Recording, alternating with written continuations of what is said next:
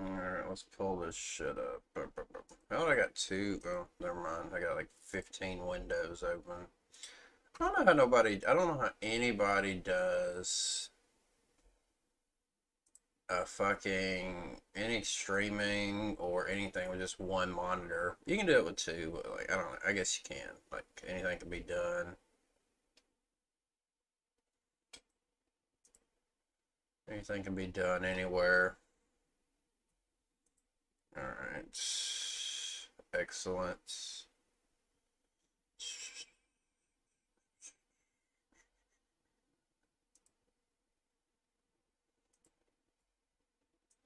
See, I just have to make sure that I get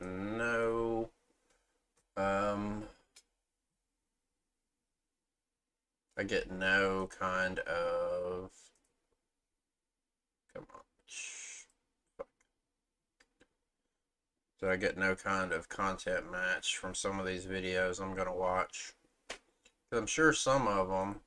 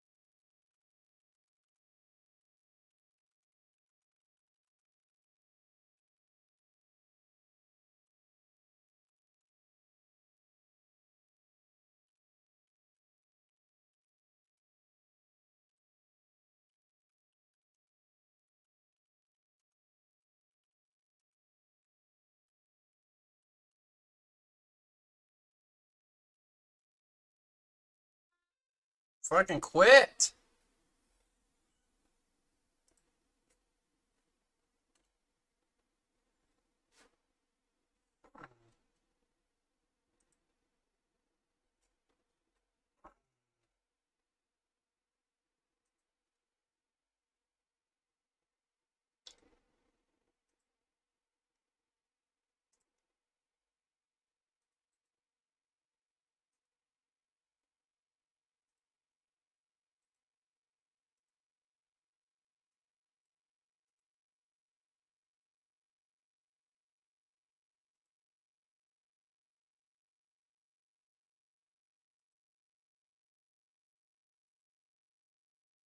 Get up with that. I don't wanna. I'm trying to watch myself. Not like for a seriousness, you know what I'm saying? Alright. Put that back up. I need that back up just so I can shit where I want. Oh my gosh. Alright, damn, I gotta pee. I should have peed before I started, but whatever, you know. So, let's just see. I just searched like One Piece on YouTube, and I saw like videos and stuff, and people they were talking about how like if we go back to on my channel when I like started doing reviews, let's see, at least in 2010. Okay, 2010. It was right around this time when I put my first One Piece review up alongside. So I'm just kind of seeing who's doing stuff and who was doing stuff back then versus now. And really just One Piece. Like, I'm not, because I don't know, I never looked into, I don't think anybody did like week to week chapter reviews. And I don't even know if any of these people are.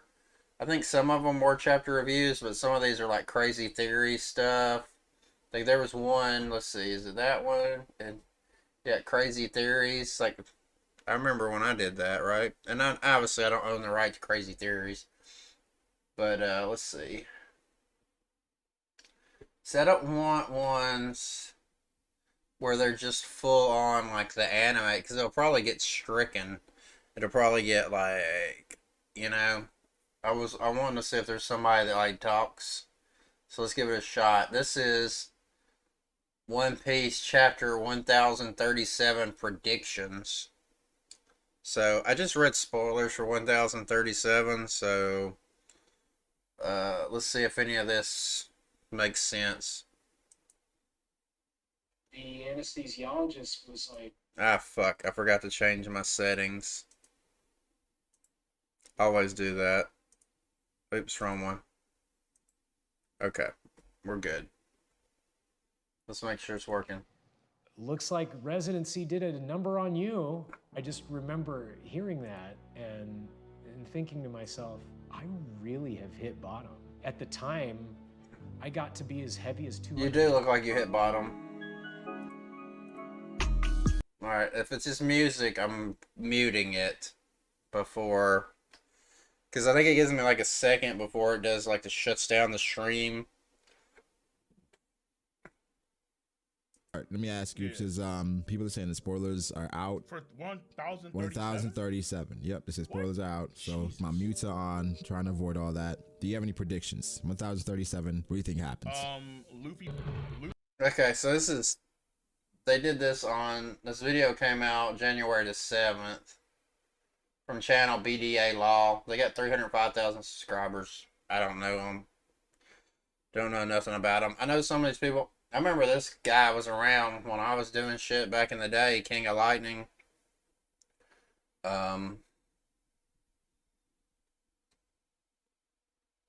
So let's see. Like now they're using like, I don't know how they're getting away with using like all this straight up from the anime, because you gotta watch on YouTube, man, and especially anime people. Beast mode. I mean, okay, look.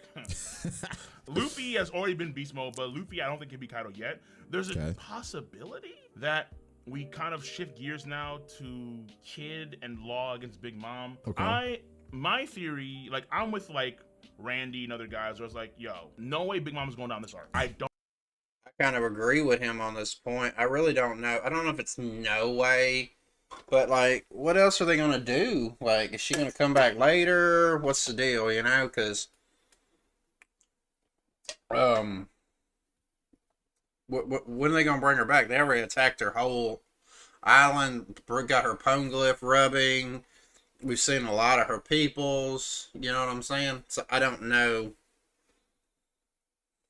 don't think Big Mom go down this arc, because I think that when Luffy said, Big Mom, after Kaido, I'm whooping your you're ass. next, Yeah. I believe that. He also said in Punk Hazard 2, I want to beat all of the Yonko. So Luffy should go through Kaido, then Big Mom, then Shanks, maybe, if they actually, well, I like Dayback, maybe a Dayback fight, maybe like a more friendly thing, and then ultimately Blackbeard, right? Like, that's what I think should be going down. Okay. Because I don't think Kid and Law, I don't think they're not those dudes. I don't see them being those dudes. Nah, no shot.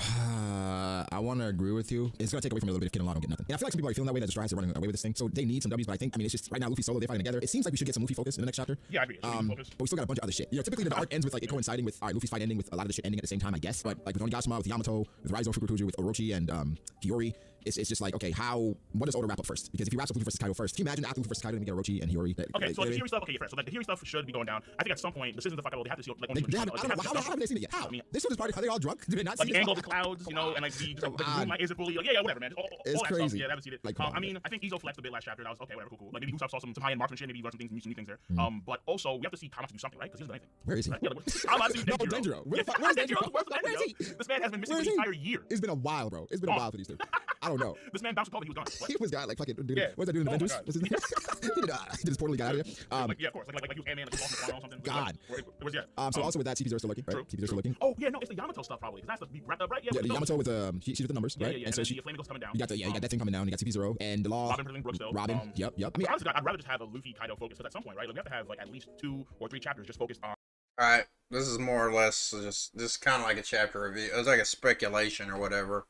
Fair enough. I don't disagree with some of the stuff that they're bringing up. I don't know whether or not Big Mom is gonna get beat now or not. But is Kaido not considered the number one, or is Big Mom or not? Well, I don't know who's considered number one Yonko, but I know they kept talking about Kaido was like strongest. So if Luffy can beat Kaido, then couldn't he beat Big Mom? So I guess everybody's a little different, because that'd be like saying, you know, like the Shichibukai back in the day were, you know, all the same or not. Right. So let's go back. That's all right. That's not. I was trying to see if there's any. Yeah, this is what the Kaido Joy Boy thing. I don't know. That didn't make no sense. Where was? Oh, I guess I didn't open it in. Let's just click back. I need to open it in another window.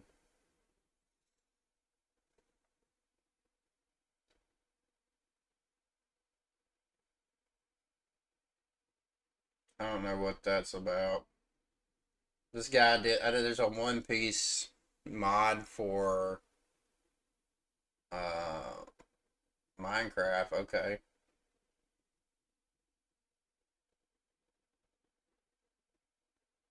Will Momo travel with the Straw Hats? Okay, let's see. Let's check it out. Looks like these people put. Maybe this is the difference. Like, I don't know. I guess they get shut down. Well, multi-plat. Oh, hi everybody. Merry Christmas. How you all doing? All right. Okay, I put this off long enough. I'm not gonna say I'll be able to do it today, but at some point during this year, I gotta learn how to do, like, a somersault or a backflip or something onto this thing without critically hurting myself. So, I don't know. I guess we'll just do, like, a teching backfall. Yeah, there we go. We'll do that today. It's not much. If anybody out there knows how to do, like, an actual, like, somersaults, you know, I mean, I have some clearance in this room. I have probably some look it up. space where I can run and do that. It's YouTube, bro. I knew a guy once You that can could do, like, a fucking- you bunch can of find out how to do backflips, anything like, on YouTube. successive backflips and handstands. He was crazy. It was awesome. But, you know, I don't know if I could get to that level, but at some point, man, that'd be cool. All right. Hi, everybody. How are you doing? Hi, buddy. How you doing? Alongside Barry. Also a dragon. Also a Christmas tree, because it's Orthodox Christmas. So Merry Christmas to everybody. Today's video, we have some alliteration going on. I love my alliteration. Also, excuse my voice. It's not up to 100% yet, but we're getting there, okay? So today's video is about Momo's Moment, which is not very specific because there's a lot of characters in anime named Momo. Are we talking about Momo from Bleach, Momo from My Hero Academia, Mo Sislak from The Simpsons, which that's an anime, sure. Actually, complete non sequitur, but I'll bring it up anyway because it's a non sequitur in The Simpsons, which is one of the funniest jokes in that show to me. And it's just one of those random little gags that last like 5 seconds and it's funny. So there's a scene when there's an episode where Homer ends up marrying 2 women. So he has Marge and he also has this other woman that he's married or whatever. Coming up with him. First chapter of the flashback that we had with Odin was the retainer of the Kozuki family. I think Bonzenburo was his name, and he was reading off all of the exploits that Odin had, you know, performed throughout his life to Sukiyake. And he's like, well, of course, you know, as soon as he was born, he threw his wet nurse across the hospital room, and then for him to live up to this, and to the point where he literally discarded his childhood. Moment where you have to, like, okay, I have to do this thing, I have to do it, and then you know, carry it out, and Denjiro is at. I keep forgetting this. Like, there was one panel, like, a few dozen chapters ago where Denjiro was, like, exact same route. Follow Momonosuke. Like, they understand he's a child. They understand he's not going to be the same as his father right away, right? Okay, nothing. I don't know. I couldn't get into that guy. Like, that's probably how people feel when they click on me. They probably hear me say some Japanese name wrong, and they're automatically like, fuck this guy. Alright, let's see this. The most incredibly absurd One Piece theory about Joy Boy. One day ago. I guess these are like recent Starting a videos business too. was never going to be easy.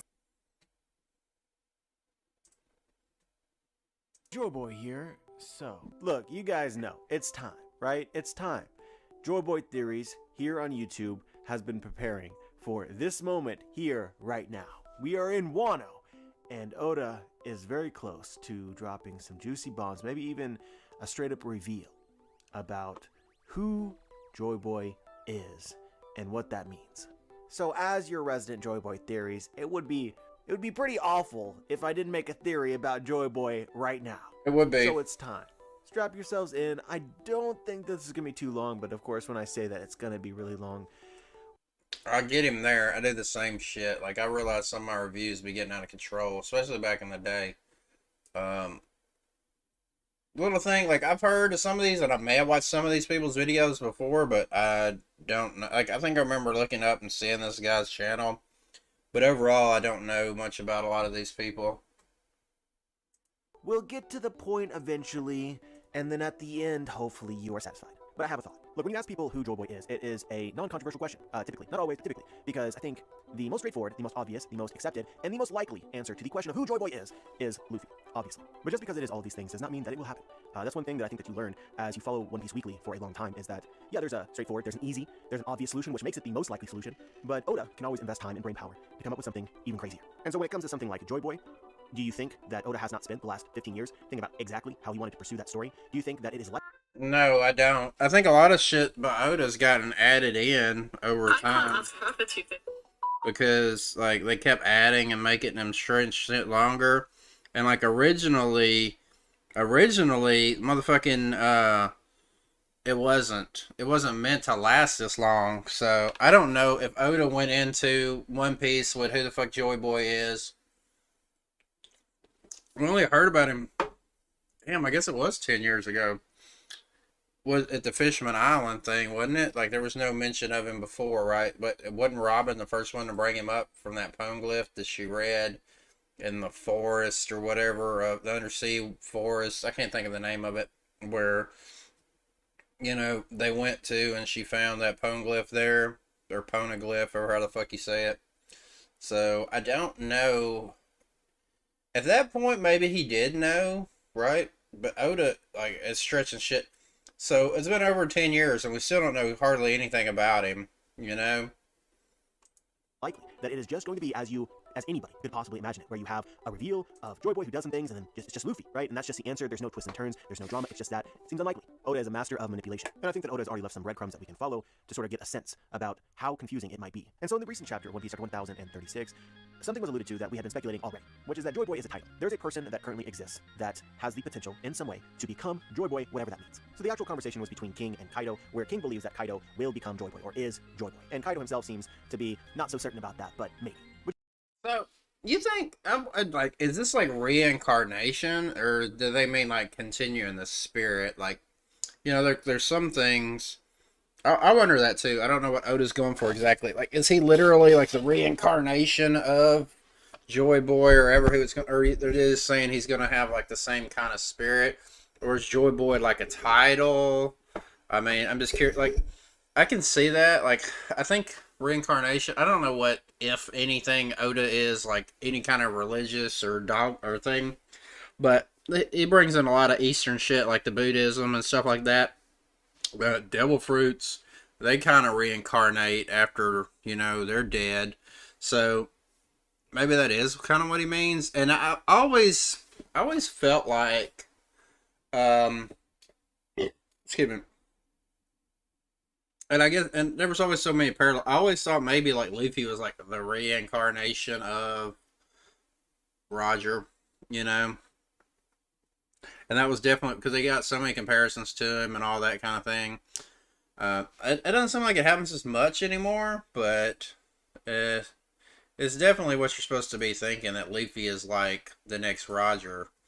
So now so we're going to think maybe Roger was like a Joy Boy too, but he just wasn't at the right time to actually do what was needed because the Mermaid Princess hadn't been reborn, you know, Neptune or whatever. No, is it Neptune? Is that what or is she Uranus? I can't remember what weapon she technically is, you know, but they're saying that she is the weapon. Pluton, whatever it is. I can't remember which ones are which, honestly. Aren't they all named after the... Like Uranus and Pluto, they're the same god. And one's just Greek and Roman. So Pluton, Uranus. What was the other one? I guess we can look that up. Ancient weapons. I mean, because I know a lot of shit, but goddamn, I forgot so much shit. And One Piece has been going on for so goddamn long. Poseidon, Pluton, Poseidon, Uranus. Okay, so Pluton. Pluton was the warship, okay? Let's see. Trivia. Pluton. It's a Roman name. Oh, okay. Pluton is the name of Hades. Okay, maybe I'm getting... It's Uranus and Poseidon that are the same. It's not Pluton. Sorry. Poseidon. Poseidon is the Greek... Yeah, okay. So, Poseidon and Neptune are the same.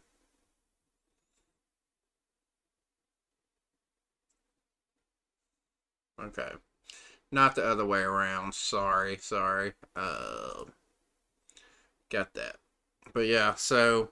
And we don't really know much about... Well, we know the other one was a ship. We know that Frankie had some blueprints to it. Was that the same one the Plumeglyph in Alabasta was referring to? Pluton. I gotta go to the bathroom. I gotta piss. Let's see. There we go.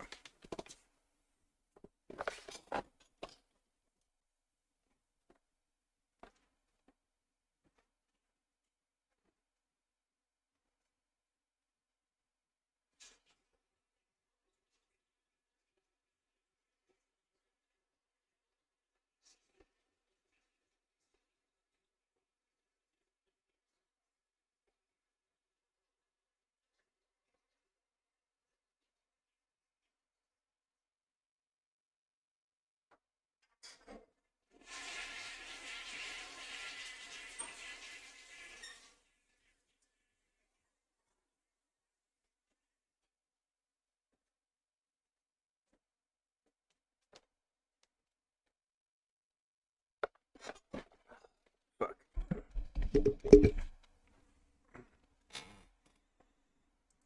Oh, wrong one. Wrong one. Wrong one. You're the wrong one, baby. You're the wrong one. Alright, goddamn, come here. Got too many. I got too many tabs open. Alright.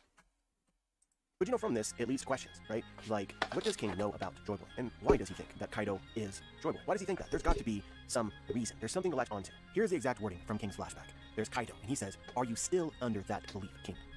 You think I'm Joy Boy. Is the world I'm creating really the one you wished for?"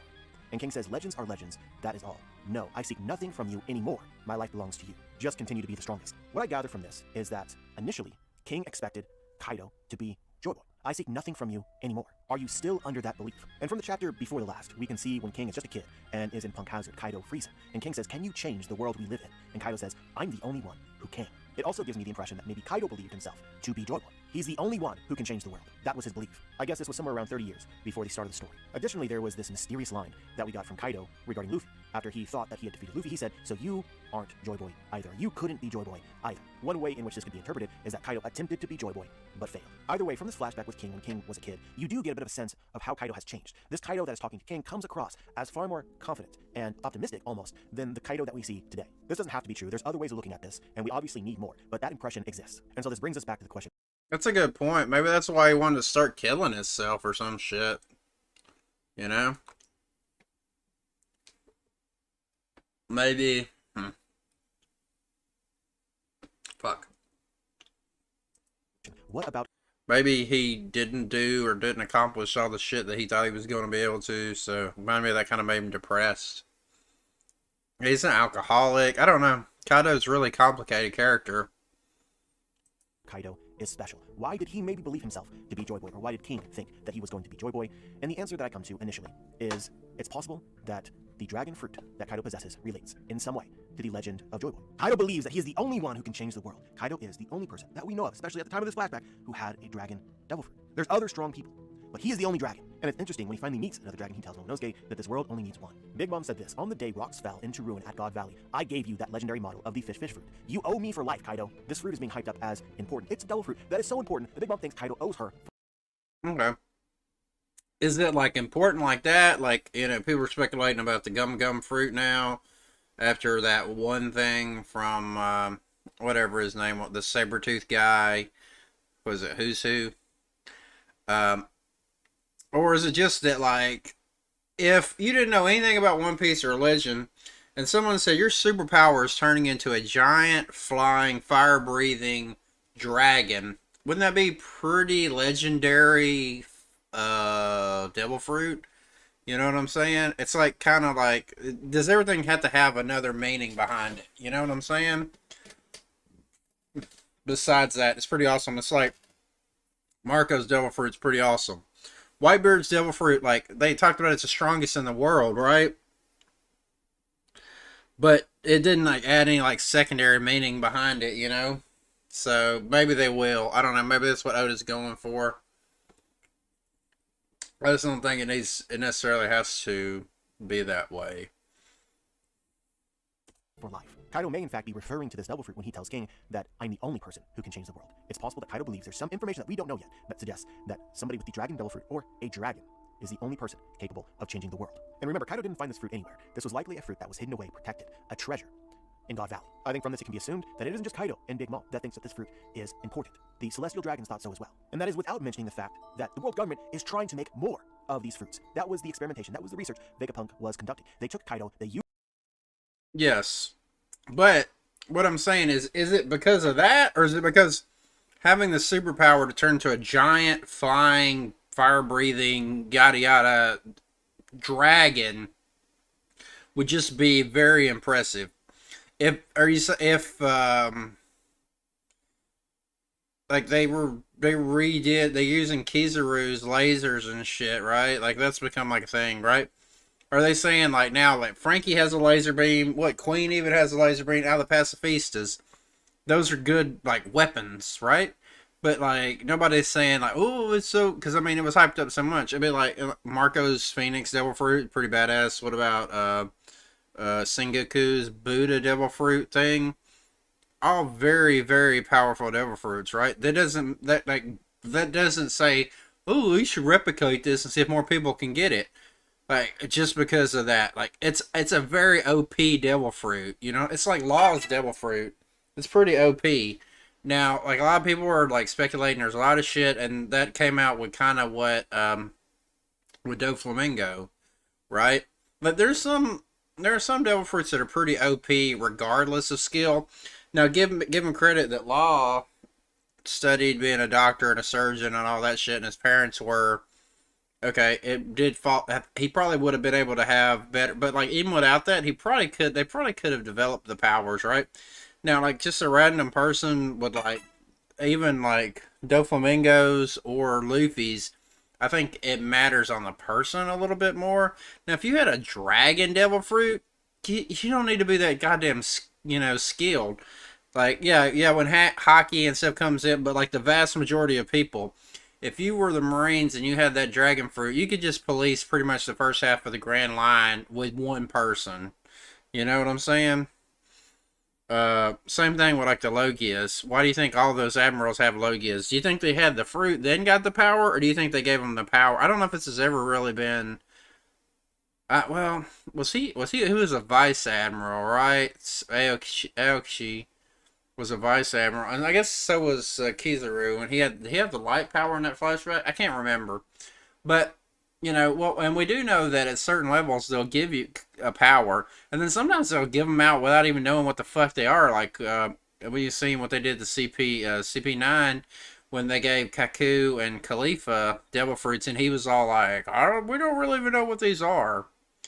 I think one of them looked like a banana, so I thought it would be like a ape fruit or monkey fruit or something like that.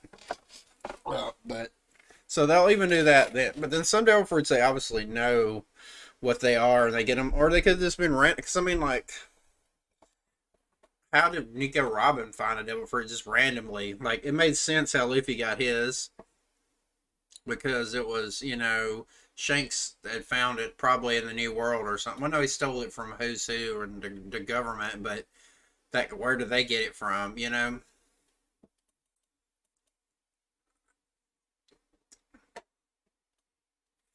So, I mean, while it does have it's a possibility that the devil fruit could mean more than what it is, but just by saying people want it, it's a pretty overpowered. It'd be different if it was like some shit devil fruit, like, I don't know, which one's what's a shit devil fruit out there that some people have? I mean, I think Oda's, it's hard because Oda's been pretty creative and with all his devil fruits. And even if you think it's not like, it turns into something. Well, let's just say it was just a regular Logia fruit. I mean, not Logia, regular zone. You know, like it turned you into a tiger. That's pretty badass. But would you say that that is like, you know what I'm saying? Like,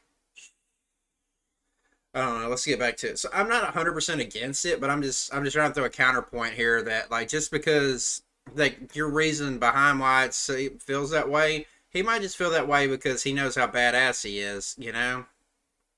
Now when you add into like the hat and all that stuff and how it's come down, it's like what comes first, the chicken or the egg? You know. Used his lineage factor in order to try and recreate that fruit. That's the only fruit that we know of that they have tried to duplicate. The only one. And then you have...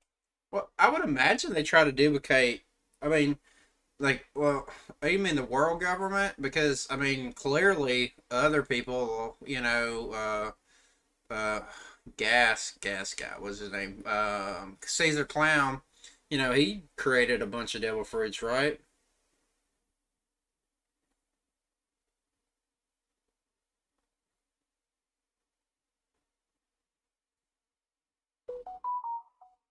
To ask yourself some other questions. Why do the celestial dragons call themselves celestial dragons, space dragons? The celestial dragons, if you recall from Clover's speech, were originally the 20 kings, kings of 20 various kingdoms spread across the Grand Line. They weren't known as celestial dragons, but once whatever happened in the Void Century and they won, they collectively decided to label themselves as dragons, space dragons. Why did they decide upon that name? Why is their symbol the hoof of a dragon? Why do celestial dragons consider themselves to not be human? Or why do they pretend? What is the importance of dragons? So let's go full conspiracy theory mode. I believe that the previous rulers, the ancient rulers, the natural rulers of the blue planet, the world of One Piece, in the distant past, were dragons. The reason why the celestial dragons decided to call themselves celestial dragons, why they took that name, is because it made sense to the people of the world at that time, because they had always been ruled by dragons. The 20 kingdoms defeated and killed the dragon rulers of the past, and then claimed their title as rulers of the world. Look, without any additional information here or arguments, do you guys see why this intuitively makes sense just as a concept to me, right? Kaido says that I'm the only person who can change the world.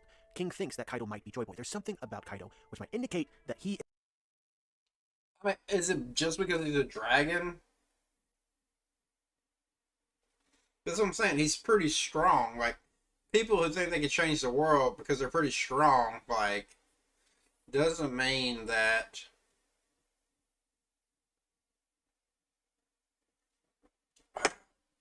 You know, it's because he's a dragon, he thinks that. I get that, and I don't know if this is like Oda's red herring thing.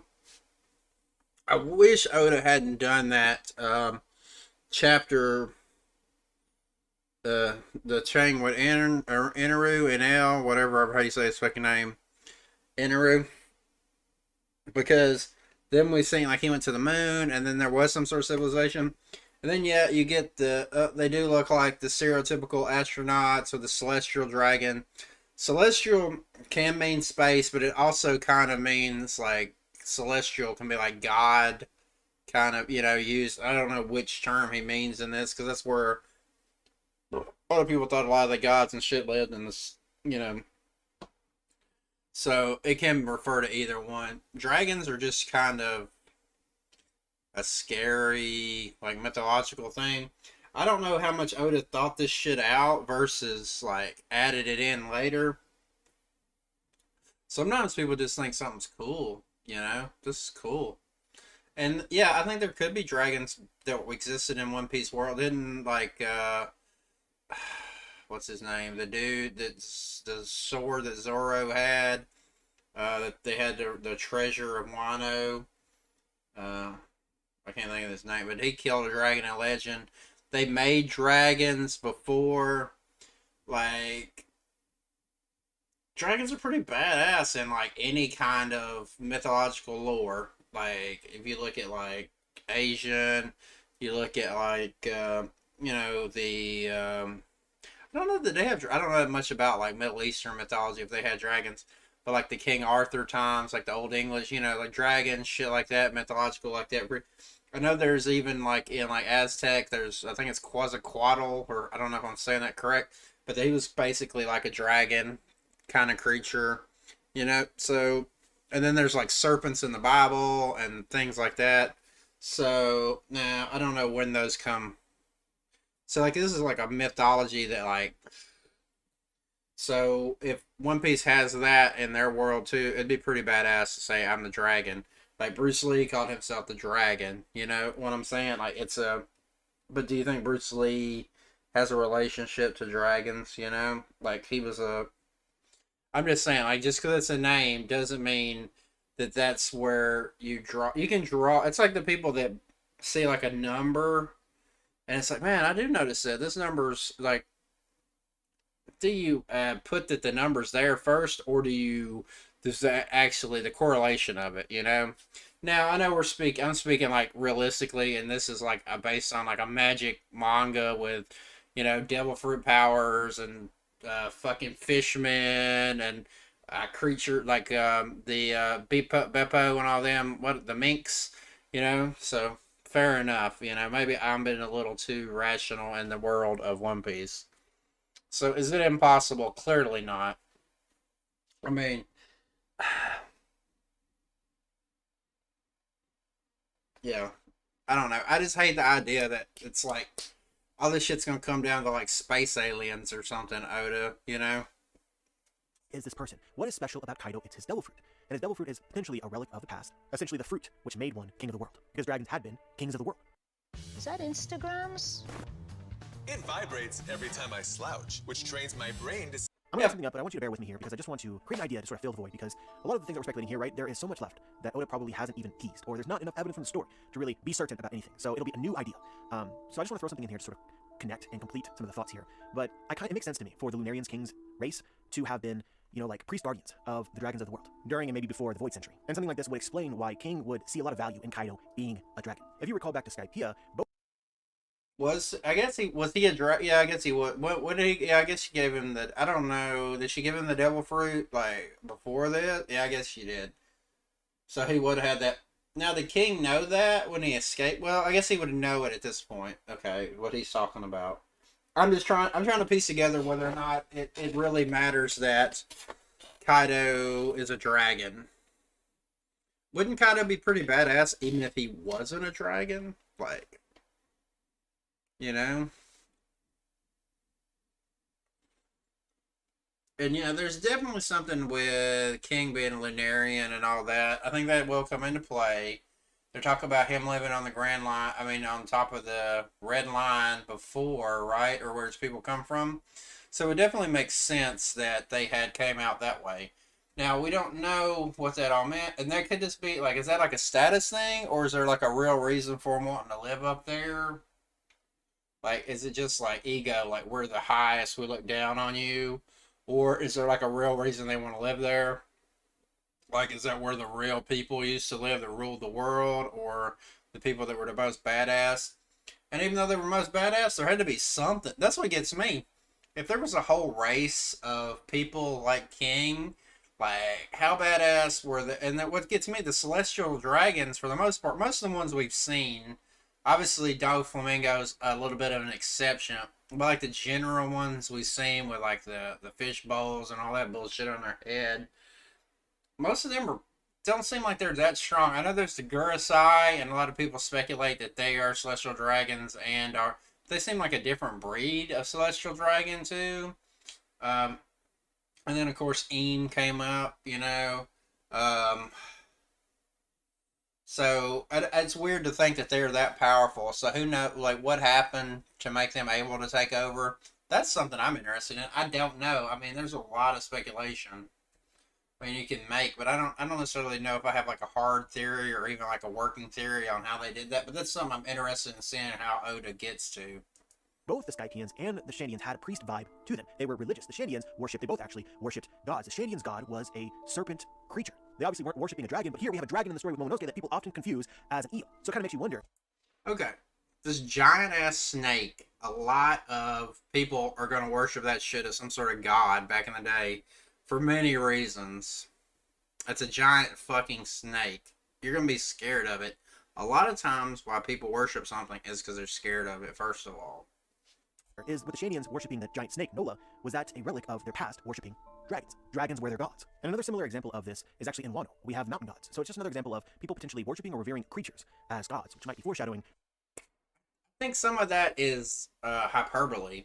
Like, I think he's talking about that big giant pig that they ended up killing, right? A lot of people hyperbole, like something is a god or whatever, but not necessarily mean they work. I don't think I can give you the Nola and the Shandians thing. I think they were just more scared of it. Why don't people worship the? You see them all the time, like what are they called? Sea Kings. They're called Sea Kings, right? Like, do the people think they're really kings? You know what I'm saying? Like, just because it's got the name doesn't mean, like, you got to conflate. People put something on it, it doesn't mean it's literal, you know? A concept. It's also interesting the ties between the Skypians and the people of Wano, both protecting polyglyphs, both worshipping creatures. But we're not done yet. There's more that I want to talk about. When you reread Fishman Island and some of the inspirations for that arc and the names of the characters, this theory becomes even more interesting.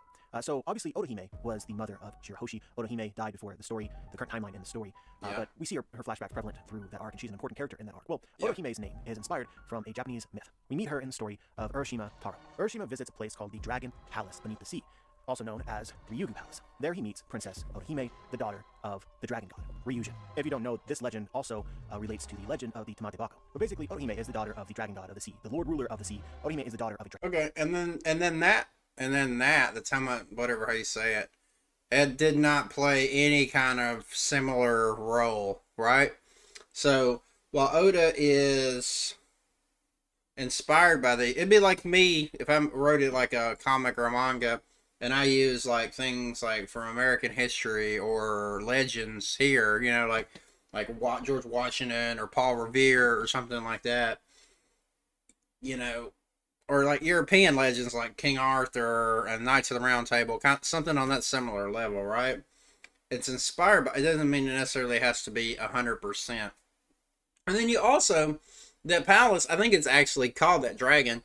Like, and then the dragon is the fish at the same time fruit. So, and then they call dinosaurs or dragon fruit or dragon, you know.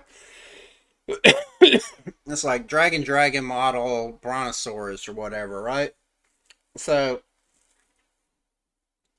does it mean like dragon? Like, we think a dragon, or can it be used interchangeably, like with some like giant lizard that's not necessarily a dragon? And I don't know the answer to that. I'm just speculating here as well as he is here. But then, so they're dragons under the sea, and then there's dragons above the sea, like. Dragon. And in Fishman Island, the actual palace's name is Ryugu Palace, which is a direct reference to Ryugu Palace from this legend, the Palace of Dragon. And it is not only a reference in name alone, because when you look at Ryugu Palace from the story of One Piece, you see a giant dragon statue wrapped around it. A dragon statue that is very similar to the dragon statue, which was relatively recently highlighted in Wano. There's another dragon statue in Onigashima. We'll get back to this in a moment. It's because it's like a Japanese thing. Like, I think it's like a, what's the word I'm trying to look for? An aesthetic. You know, I don't know. I think we place meaning on shit too much. You know, like some things are coincidence. Like, not every panel in One Piece is like leading to what the One Piece is or whatever. If it is, fucking Oda's more of a genius than we ever imagined. But of course, with folklore, there are many different variations of the story, so you can never be certain how Oda might be inspired. But there's a lot of variations of these myths. But another one, which I feel is worthy bringing up, is the story of the Lost Fishhook, which involves, once again, the dragon god of the sea, Ryugu Palace, as well as Princess Toyotama. Another name of Princess Toyotama is Otohime, the daughter of the dragon god. There's a lot of similarities between this story and the one with the Tamate Bako, but the main difference is that the hero ventures down into the underworld in the dragon god's palace, he marries Princess Toyotama or Otohime, and they have children. And it's actually plot relevant that their children are not humans. Toyotama or Otohime was actually a shapeshifter and had bamboozled the hero into believing that she was a human when she was the daughter of the dragon god, and so their child was a dragon. So in the story of One Piece, Otohime is married to King Neptune, and through their line is this legend of Poseidon, Poseidon being the god of the sea in Greek. But the power of Poseidon exists within this bloodline, reborn from time to time, skipping generations. And I'm speculating that the power of Poseidon is the power of the dragon. I'm essentially speculating that Shirahoshi is a dragon, and that is why the Sea Kings claim her as their rightful ruler, their king. Shirahoshi either is a dragon, or is the reincarnation of the spirit of the dragon. Look, I understand how crazy this all seems, but we have so much more story left, and it would not surprise me if we got some crazy reveal like this. I mean, I could give you guys an explanation, a way for this to work. All we really need to do is reveal it. But if I say anything, the chance of me being wrong is very, very high, because Oda can do Exactly. whatever he wants to. But there's something here. There's a reason why dragons, references to them, symbolism related to them, is present in so many different areas of the story. If dragons existed in the distant past, essentially the gods or kings, natural kings, or maybe unnatural, of this world, were they shapeshifters? Did their bloodlines intermingle with various tribes, such as the fishmen, maybe also with humans? You can get to crazy speculation, such as the initial D is reference to the bloodlines of dragons. D equals dragon. You can also talk about how it's mentioned that the Ds always bring storms with them. Dragon, a character in the story, also has that same thing occur. And dragons in the story of One Piece actually create storms. I think that's a big stretch. I don't. And then also, a hard thing for us, like English speakers, some of this like wordplay shit, it's very weird to translate. And, you know, there's like sayings, you know, like we have that, like, if you directly translated that, it's gonna make no fucking sense to like another person. Like, let's say, if they don't know like the cultural significance of it, you know, like in their vernacular, it's like trying to think of something. Some translate, I mean, like direct translations probably wouldn't work. I can't think of none right off the top of my head right now. Shit. But that's the thing. Like, who knows if it even said storm, and like they, you know what I'm saying? Like them, it like a tumultuous thing, and we translate it to storm, and it doesn't necessarily mean like it doesn't have the, you can't do the play on words as well. Like I remember seeing a lot of times in a translation, or like jokes in One Piece, like that make no sense. Like, say in one, I can't remember what I can't remember specific, but as an example, like say the word in it's kind of like the hentai thing, right? In Japanese, hentai can mean change or like pervert, right? Or something similar to that. So like the whole joke with Frankie transforming or changing sometimes, and hentai is in a pervert, right? Now in English, transform and pervert, they're not synonyms or homophones or homonyms or anything like that. But in Japanese, they are. So you wouldn't get that joke without knowing that. You know, like if he just wrote, if they just translated that directly to English, like transform, and then everybody's looking at him like, and nose bleeding or whatever, you wouldn't get, you're like, what the fuck does that mean? Now, if they put like a little thing down here and they said, oh, hentai and or they're homophones or homonyms or whatever, then you'd be like, oh, it's kind of like, it's like here, man, I'm glad you're two. I'm glad you're here too, you know? Or that's too fucked up, you know? Like, two, and two, they have different meanings depending on the spelling, but they all pronounce the same. Now, in Japanese, I don't know if that's the case, so you wouldn't be able to translate that pun directly like that. It wouldn't have the same gravitas, you know? It wouldn't have the same meaning. So I think that's a possibility with that. So I don't know if you can rely on that so much. Like, if this was originally wrote in English, maybe. And I know Oda pulls some of those kind of like English things and things like that too. Because he pulls from all over, because like Poseidon, that's not a Japanese thing, that's Roman, Greek. But that's also something I'm sure they know about in Japan and are taught, you know, because it's like one of the early, it's like an early culture that got big and had a lot of stuff in it. But yeah, I think there, a lot of it comes, the reason he would have a lot of dragons, like I said, it's just aesthetic. It's what he grew up on. That's what was probably cool to him, you know, as a kid. They say that D is the natural enemy of God. It's sort of interpreted as D is the natural enemy of the celestial dragons, because maybe the Ds are supposed to be the celestial dragons, and the celestial dragons have taken their place. And I always want to bring up, and it remains a mystery that I'm desperate. Okay, that's not that far-fetched. I can get on board with that. Now, I don't know if D stands for dragon. I don't know.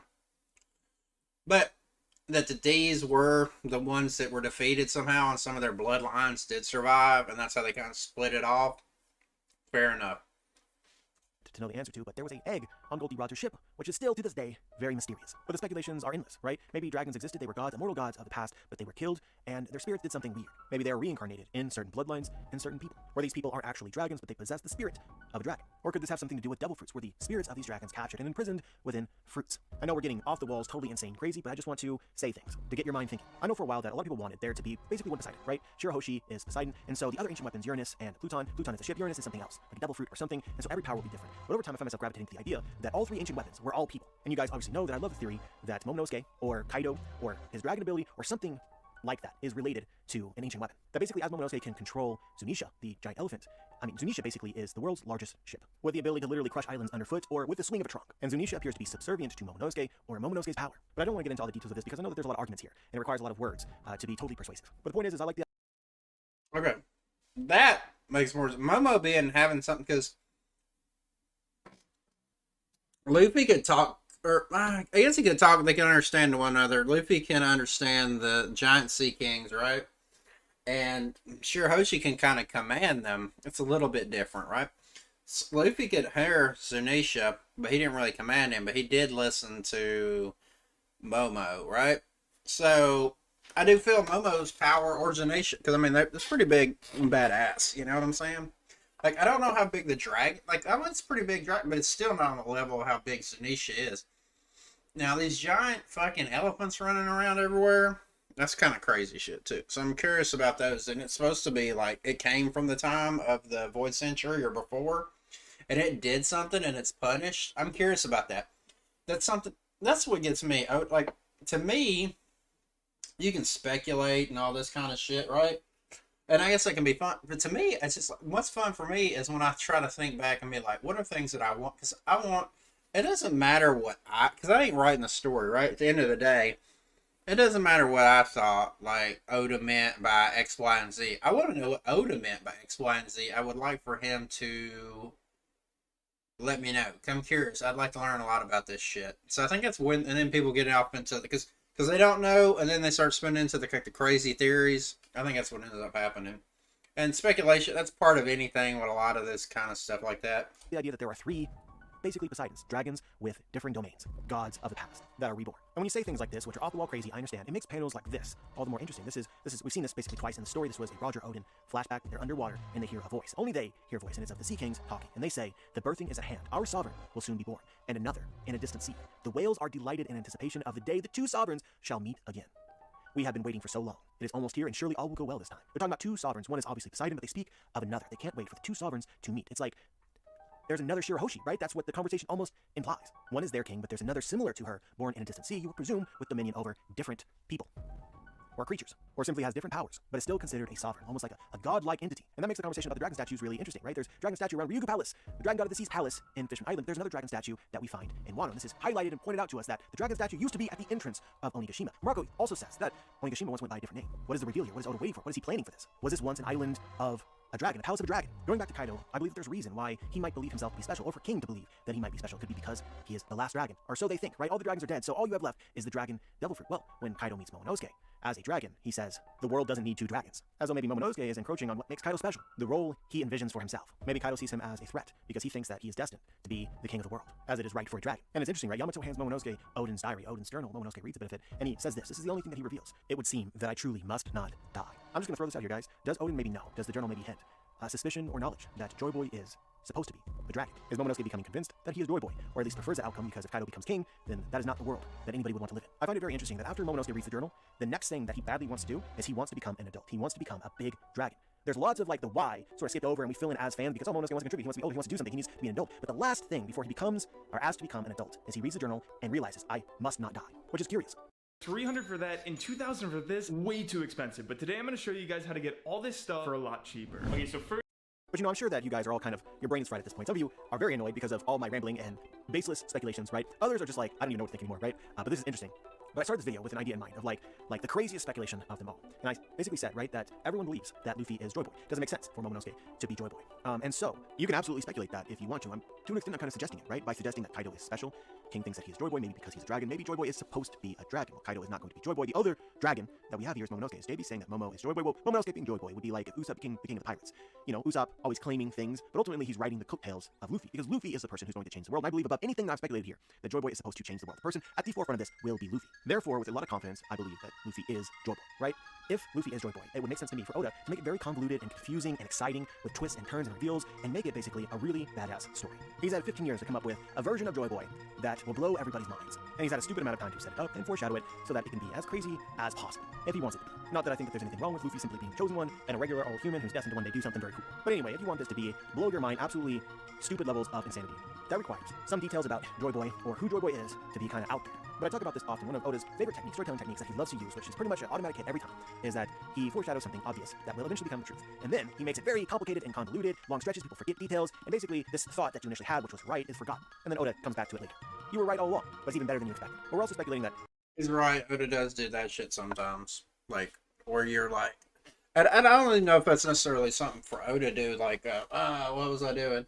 Like, there'll be something you're like, it's too obvious, so then you're like, it can't be that. So then you're like, oh, well, I was watching something, what the fuck was it? I don't want to spoil nothing, but it was a show?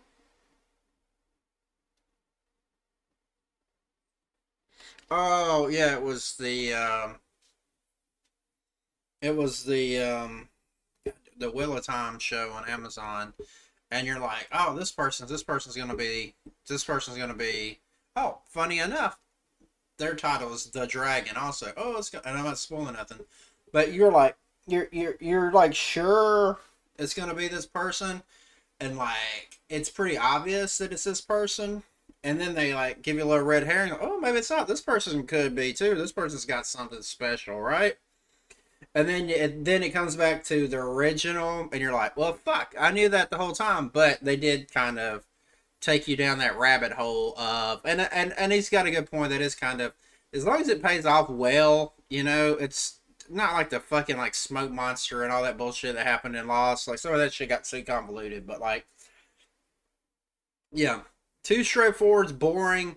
But then also, if this becomes like a too common of a thing also, where it's like everything's like, oh, blatant, this is what it is, and then we're just like faking you out too much, then that also becomes bullshit too. But I'll agree with him. Oda is pretty good with doing that kind of from time to time. Joy Boy may be a dragon. So I am in fact speculating that Luffy is a dragon.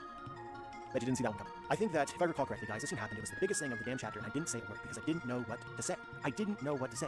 Luffy is thrown off of Onigashima. Kaido comments, well, you couldn't be Joy Boy either. He falls into the sea, right? We're all thinking, how is he going to get back up? What's going to happen? And what ultimately happens is, underwater, Luffy's voice reaches... Okay, that saying right there means that he's going to argue that it means Luffy is a dragon. I'm going to argue that it means that Joy Boy is not necessarily a dragon.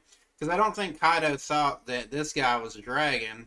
Because I think he already knew Momo had the other dragon fruit. So he knows Luffy's got this fruit. So I think that's Kaido saying that it doesn't necessarily mean that I'm a dragon. It just means like you're badass and you get all these power and you can fight somebody and stuff like this on certain levels. You know, and then when he beats him, he's like, well, you couldn't even beat me, so there's no way you can change the world, right? So that's why he says that he's not Joy Boy there. Not because he doesn't think because he's not a dragon or anything like that. Because if that was the case, he wouldn't even bring that up as an option if he knows he's not a dragon.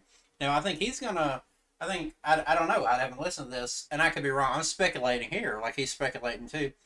I'm speculating that this guy's going to say that Luffy he's going to twist it up and something's a dragon because he's a D or whatever. And that's why Kaido assumed that he was Joy Boy. Let's see. Is Momonosuke and others. It is a scene that is very similar to the powers demonstrated by the ancient weapon Poseidon Shirahoshi. Shirahoshi is underwater. She freaks out and she calls the Sea Kings.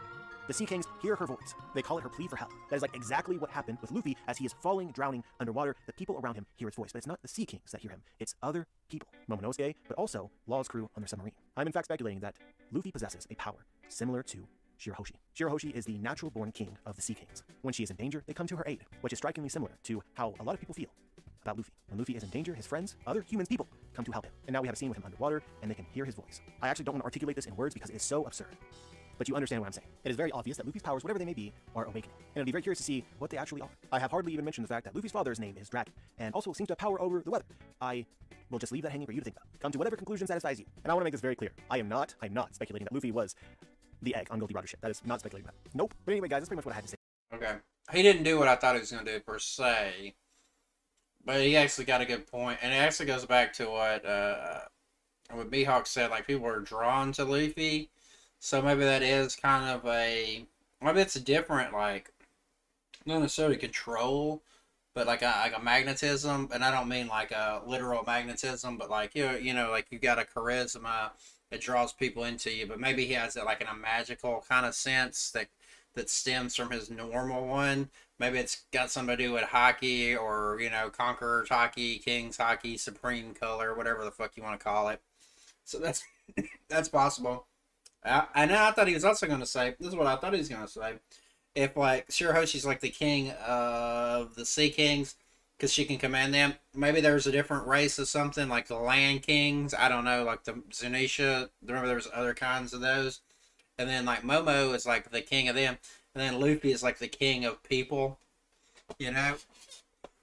But like they all heard him, you know? So I don't know, it's kind of like a psychic thing. I don't know if we've seen it used, except like he is kind of right, like where I think animals had like seen it, like when he was, what was it, that thing that the pretty Duval, his that like buffalo, he kind of stopped and intimidated, you know? So I don't know exactly, but yeah, I mean, while this theory is crazy, he's got some good reasoning behind it. I don't necessarily agree with like the whole dragon thing, and I definitely don't agree that just because he's a dragon is why he thought he was Joy Boy. I think it's more than that. I don't think that the dragon fruit is any kind of special. Aside from, and I could be wrong, don't get me wrong, because it does seem like Oda is leaning towards the Gama Gama fruit is special because of that, as opposed to just because it's a devil fruit. And that makes more sense to me, because on the surface, it doesn't seem like it's that great. I mean, would it be terrible? No, obviously not. But I think like the dragon fruit, something like that, I think that's why it's easier to go wholesale, like, let's create zone fruits.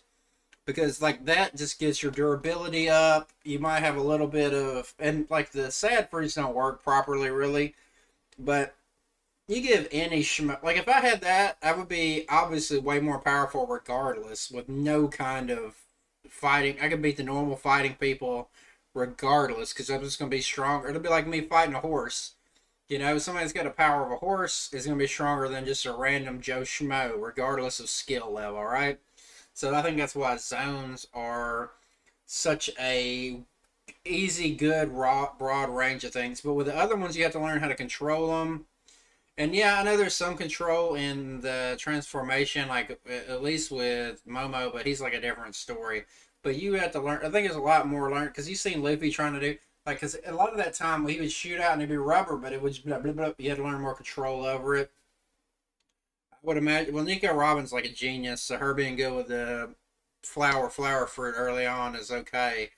But like I'd say in general, it takes some time to get some of these down more than, oh look, I can turn into a tiger, you know, and be stronger and fight, you know. Today, I understand that this is going to be a meme level worthy thing. I'm probably going to be meme for years about this, which I still don't want to articulate in words what I'm actually saying, right? I'm not trying to meme you. I don't disagree with everything. I just little small points there. It's interesting too, because it's so absurd, but there's a train of logic here. I mean, I said enough things to get your brain going. There's connections here. I will probably be wrong, but it's interesting nonetheless. But as always, guys, I'm curious as to what you guys think. Leave your thoughts in the comment section. I do appreciate him being like, yeah, I don't know for 100%. You know, it's just kind of, that's cool. Like, it's not like a firm stance, and nothing like this should be. Not something like this. You might can argue other points on a little more firm stance, but not this. Below. Like the video if you like the video, dislike the video if you dislike the video, subscribe if you want to be notified for my future content, and as always, guys. So, just to, not that it mattered because this guy's got more subscribers than me, but this guy's Joy Boy Theories if you want to check his shit out. I'm not trying to wholesale steal people's thing. I'm just kind of reacting to what they say. Excuse me. Alright. Let's see what this one is.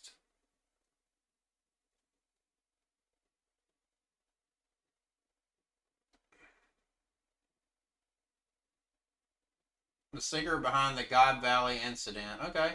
2 days ago. From somebody named... There's another one. We'll do this crazy theory one next. Alright, let's see. Welcome to the Disney Bundle, where Disney Plus, Hulu, and ESPN Plus come to life on all your screens. Hulu Original. In this video, I will explain to you everything we know about Rox, why he might still be alive, as well as a crazy theory by the best Japanese One Piece YouTuber Yuderon on what really happened at God Valley at the end. As you've probably figured out by now, I'm a gigantuous fan of all the legendary characters in One Piece we know close to nothing about. Dragon, Shanks, Emu, and recently Oda has added to that special list by introducing us to the most dangerous pirate crew of the century. Rox and their captain, Rox D. Sabak, a man so dangerous the government erased all memory of him. True. Let's see. I think I looked this up, but I forgot. Let's see. Fuck you. I think.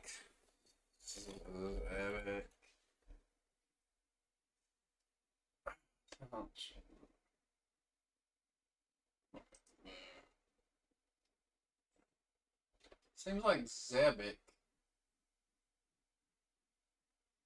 Sailing ship. So it's like a ship more. I thought it was maybe a person. Maybe there's more. He's a D also. Ah shit, I looked it up wrong. I was gonna see. Okay. I was thinking it was another one of those. Oda likes to brace people off real pirates. History, trivia. Okay, they're going the Rocks, Roche Brasiliano, Exotic. Okay, that was right.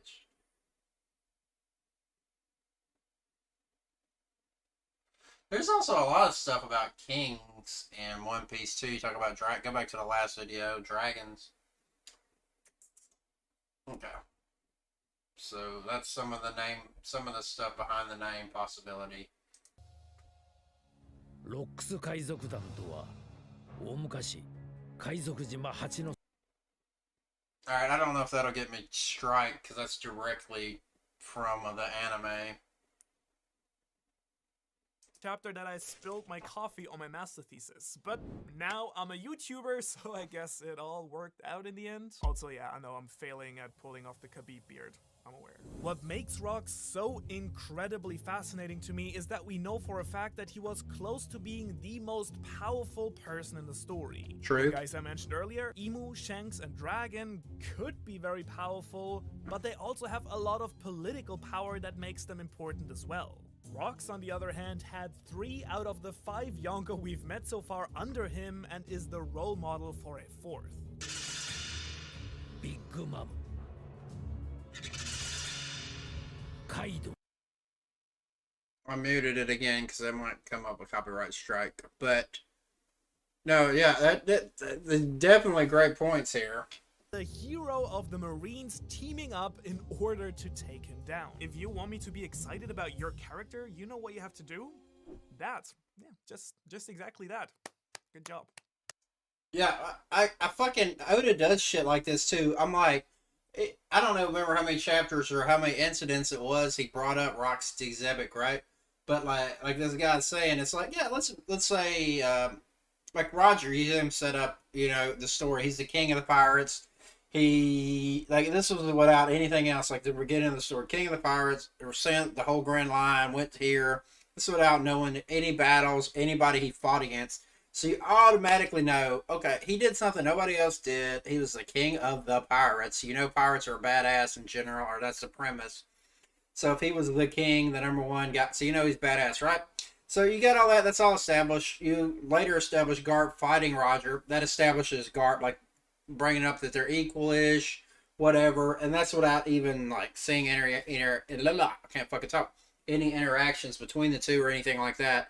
So that's how you get him over. This is kind of like wrestling 101. Like, how you get someone else over. Like, if someone is over, you get them over a certain way. Then you use that person to get somebody else over. So then at this point, I guess Kaido was already kind of over because this came up during the we know how badass Kaido is at this point. I think it's probably after he beat Luffy easily. You know, he had Kid, Drake, you know, and everybody working for him, right? You know, or fucked or beat, you know. Hawkins, all of them, you know, Kaido put them all down, and they were seen as pretty badass back in the day, right? And how they got badass, we know Luffy was badass. He's the main character of the story.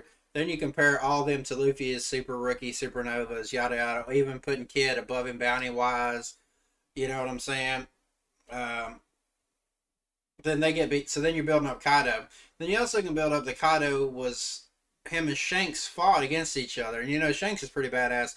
And then Kaido wasn't necessarily beat. You know, he just stopped him from showing up at the war. You know how badass Whitebeard was. You know what I'm saying?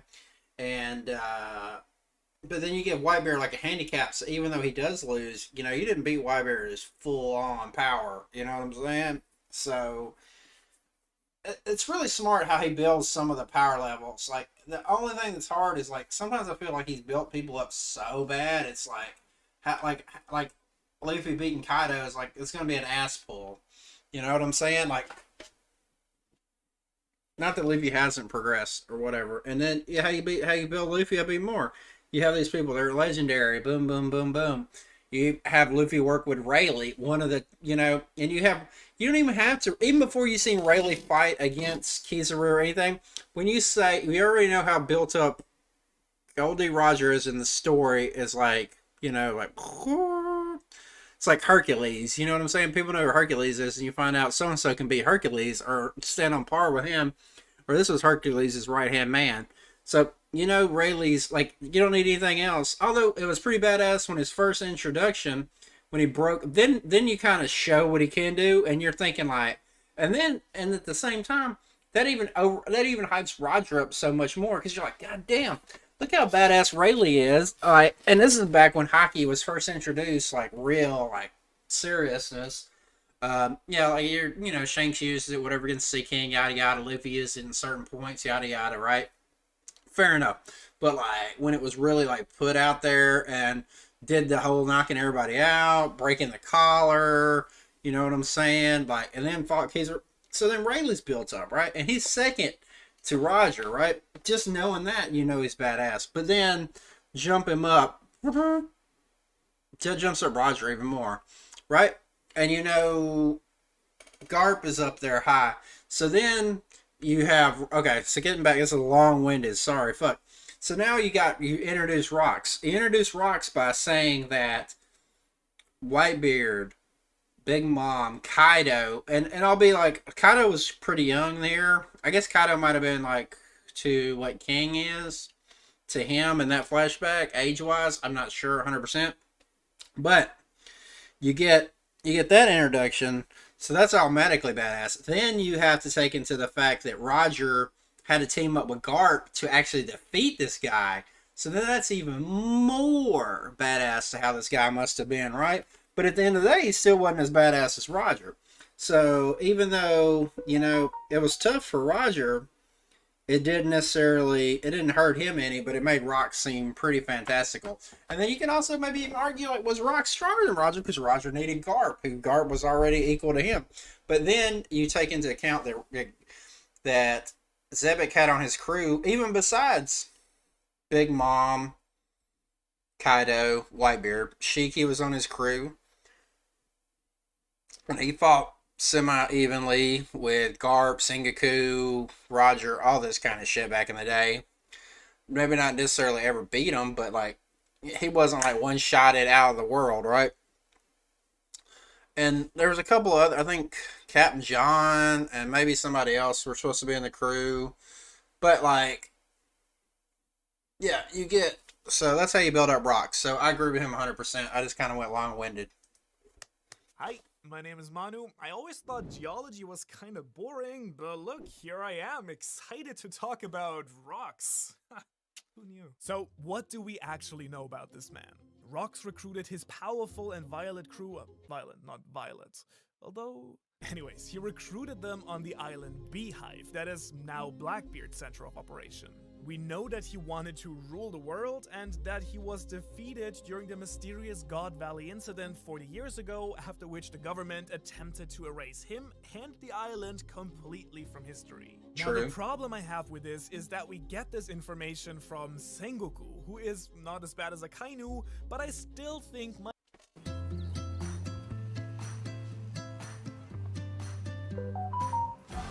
just be a teeny tiny bit biased in this regard. True. I mean, all pirates are evil in the eyes of the government, especially the ones who are a threat to them, something I discussed in my video on bounties. So while Sengoku probably tells at least some of the truth here, some of it is probably a big pile of poop. To me, Garp is I don't know if that's true. He might have left some stuff out. Like Luffy, he doesn't lie, but just shares confidential information left and right. Alright, let me mute that.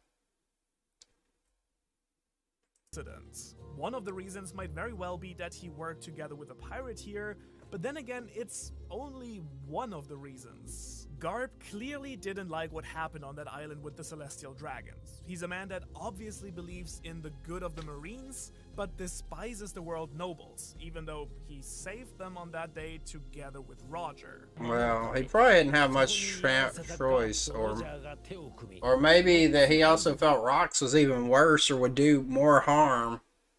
Think about that, Roger decided to seek Laugh Tale right after this incident. Okay, so Gold D. Roger had it on his fucking sail, the D, but then nobody remembers he's a D. The world government had it come to light. Something I will discuss in the Euderon theory at the... What's... Hallo? Oh, hallo. Ach, Quatsch, das mit Oma war ja nur Spaß.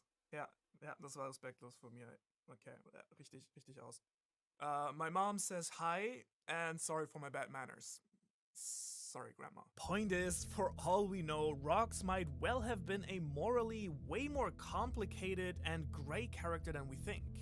He could well have had a noble ideal to free the world or expose the government, which would explain why the likes of Big Mama Whitebeard were part of his crew as well, who also believe in a better world for everyone. So who knows, maybe Rocks actually had I don't know about that. Like, you could argue Whitebeard. Whitebeard hasn't come off as like an asshole. Big Mom? Well, like it's like this people like, oh, I got into doing this for a good reason, and I turned into an asshole. That would be Big Mom, like, oh, I want to do, and like she'll eat her children or whatever, like, you know what I'm saying? Yeah, I don't know. I don't think Big Mom is. Maybe it's about going the way, like it's like, I guess a bit like a good comparison, and this isn't the only one. This is the first one that comes to my hand. You got like Dr. Martin Luther King, and you had Malcolm X. They both kind of wanted the same thing, basically. You know, it was like they wanted like black people to be treated better. Maybe a little bit. Maybe I don't know if Malcolm X.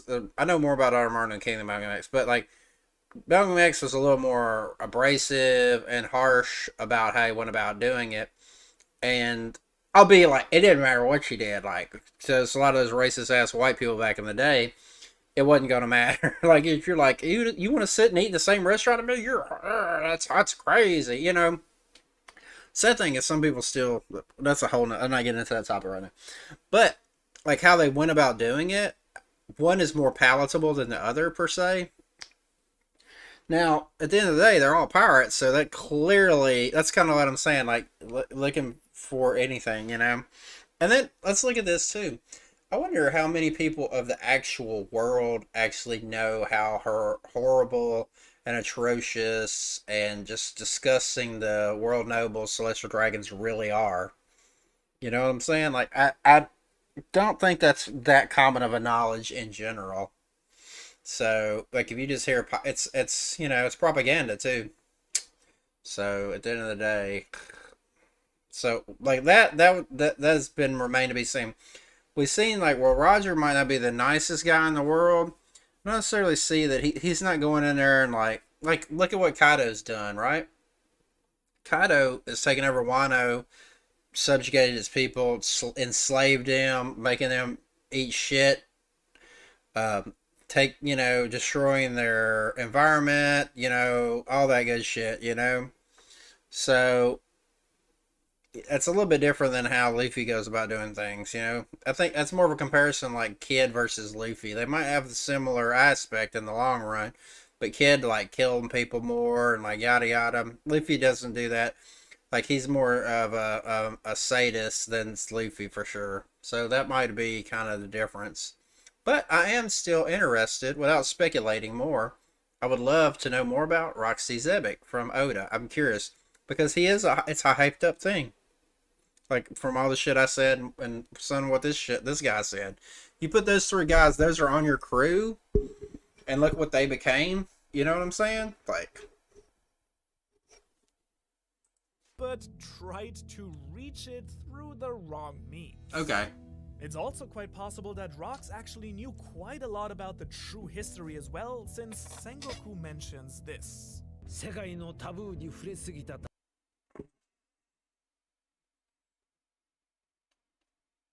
That's definitely possible. Come to a different conclusion than they did when reaching Love Tale. Maybe Rox also came to a different conclusion himself. One thing I actually really wanted to talk about is Beehive Island, which is a pretty cute name for what it actually is. And how fitting, because this video is sponsored by Ninjala. Ninjala is a free-to-play bubblegum brawler exclusively on Nintendo Switch. That's what I need. Nintendo Switch. Sponsor my video where I get 12 people watching it. Of its 8th season by Raid Shadow Legends will. They'll sponsor anybody. Henshin. The event begins on December 15th and runs through January 12th. But this collab features weapons and modes. I don't know. Are they saying that, like, are they trying to say Roxy Zebek made it to Raftel, Aftel, whatever the fuck you want to call it? Is that what that guy's saying, or is he just saying that that's possible? Does seem like he has a little more knowledge, clearly. So who knows where he got it from? Like some of the stuff in look what they did to Ohara, and they never made it to like Raft. They weren't even on the same level. So maybe Rox had deciphered Poneglyphs somehow. Also known as the Pirate Island. And funnily enough, during the Davy Backfight arc, Robin explains that the game originated on that very same islands. Now, I have to admit that the Davy Backfight on Long Island is the only part of the entire One Piece saga that I find intolerable to watch. Foxy is annoying, the entire thing is just weird, and it's just too goddamn long, no pun intended. Foxy's games are terrible. He's right. It is too long. And has this guy only watched the anime? Has he read the manga? I don't know. No, I think he put up some manga pictures, so I'm assuming he knows he's up to date on the manga as well. While he's right, it's not the greatest. The little part from like, cause it's legit canon. It happened. But the anime stretched it out, and they did make it way worse. Like, if you just take, like, the very beginning of it, like, some of the fight and whatever, not so bad. What makes it worse is the anime filler added to it. Like, I think they made, I don't know how many, let's look it up. Let's look it up. Why not?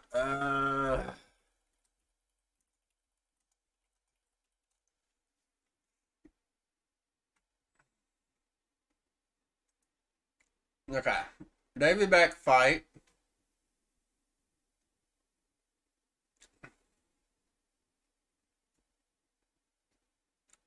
Trying to see how long does it list.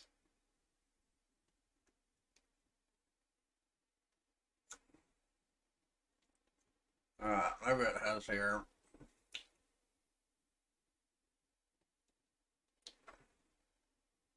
Okay. Here's like the manga and the anime difference.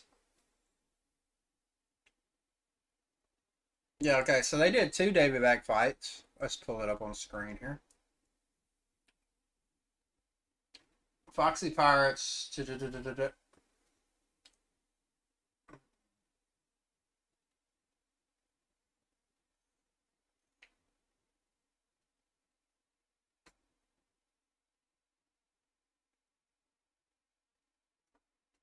There's 4 additional events, yeah, so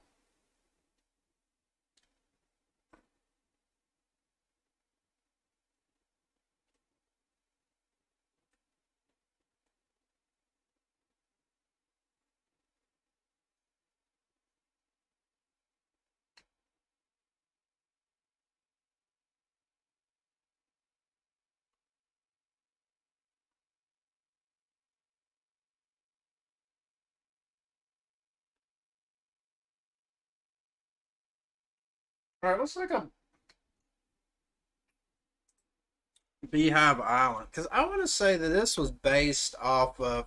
I don't know. He said the name was cute. Okay.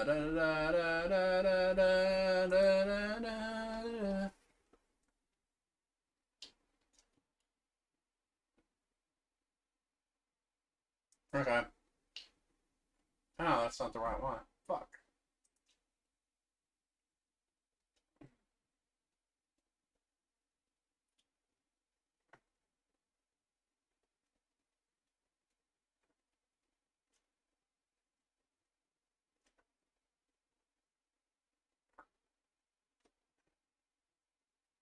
Why the fuck does it not say?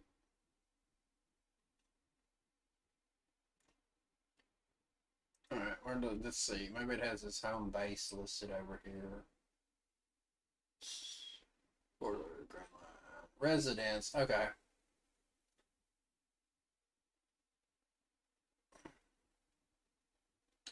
Hanshinsu. Full of lead. Like, okay, I think Beehive was a weird translation or something.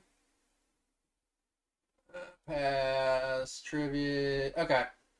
In Japanese, for beehive or honeycomb is also the colloquial term used to describe riddling someone with bullet holes. Hence the term full of lead. Okay, so this goes back to what I was talking about earlier. Nothing always translates directly into English and Japanese. Probably even more so than a lot of other languages, because I think Japanese doesn't have any history. I'm pretty sure. Like, I'm sure they borrow words, but like a lot of Germanic or Latin languages can be traced back to, like, you know, having things that are comparable to English, or you can trace back the origins, and they have similar. I don't think that Japanese or like stuff like that has that going for it. So that's why it's hard to do. So what they're doing is here is they're saying, but it's a colloquial term, riddling something with bullet holes. So they went with full of lead. So the guys like, oh, honeycomb is cute, right? So that one makes more sense. Okay, I was thinking it was like, well, there was something, somebody tried to, I think they actually did it, play on it in one of the Drake, what's it called? Fortune, what's his name? Drake, Fortune, what? I like those games, and I played them all, but I can't remember what they're called. Drake's Adventure.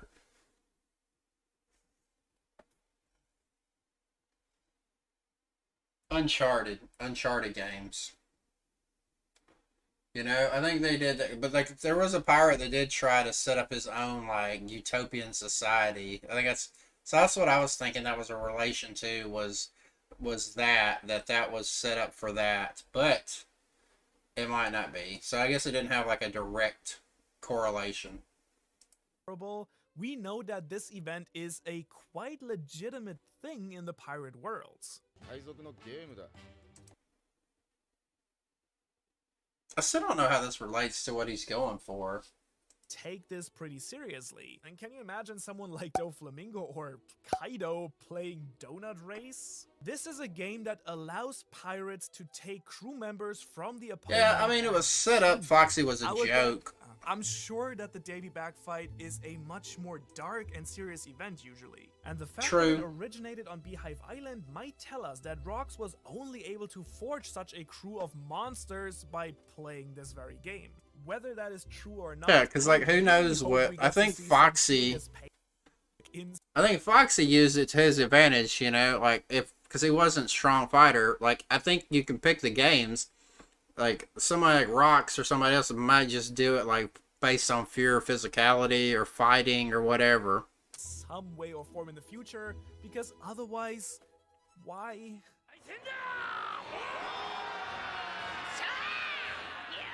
Before we get to Yuderon and his theory, I have one more thing I found really interesting to think about. What if the entire story about God Valley was false and Rox actually won that day? He then could have crowned himself king of the world, which would of course have meant the end for Rocks as a crew.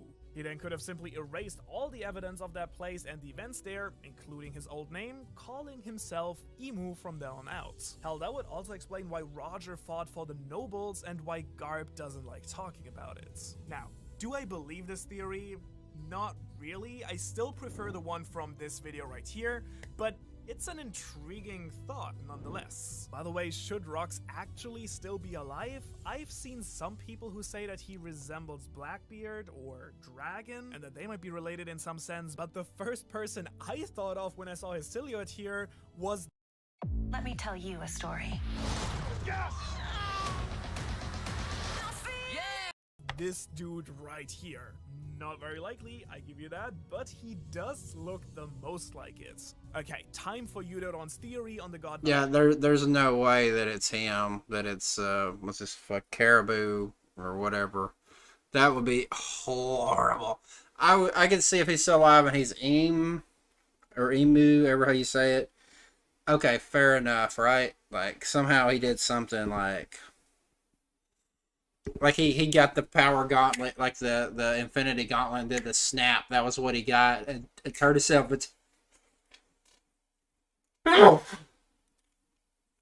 Turned himself into like the ruler of the world. Fair enough if he did that, but he's not Caribou. Now, the speculation, I didn't hear the speculation that he was Blackbeard, but that Blackbeard like might be related to him in some way. Now, that's possible. And then people think like Blackbeard's like his successor, like Leafy is Roger's successor. Incident, and a quick challenge for you. Go subscribe if you're brave enough.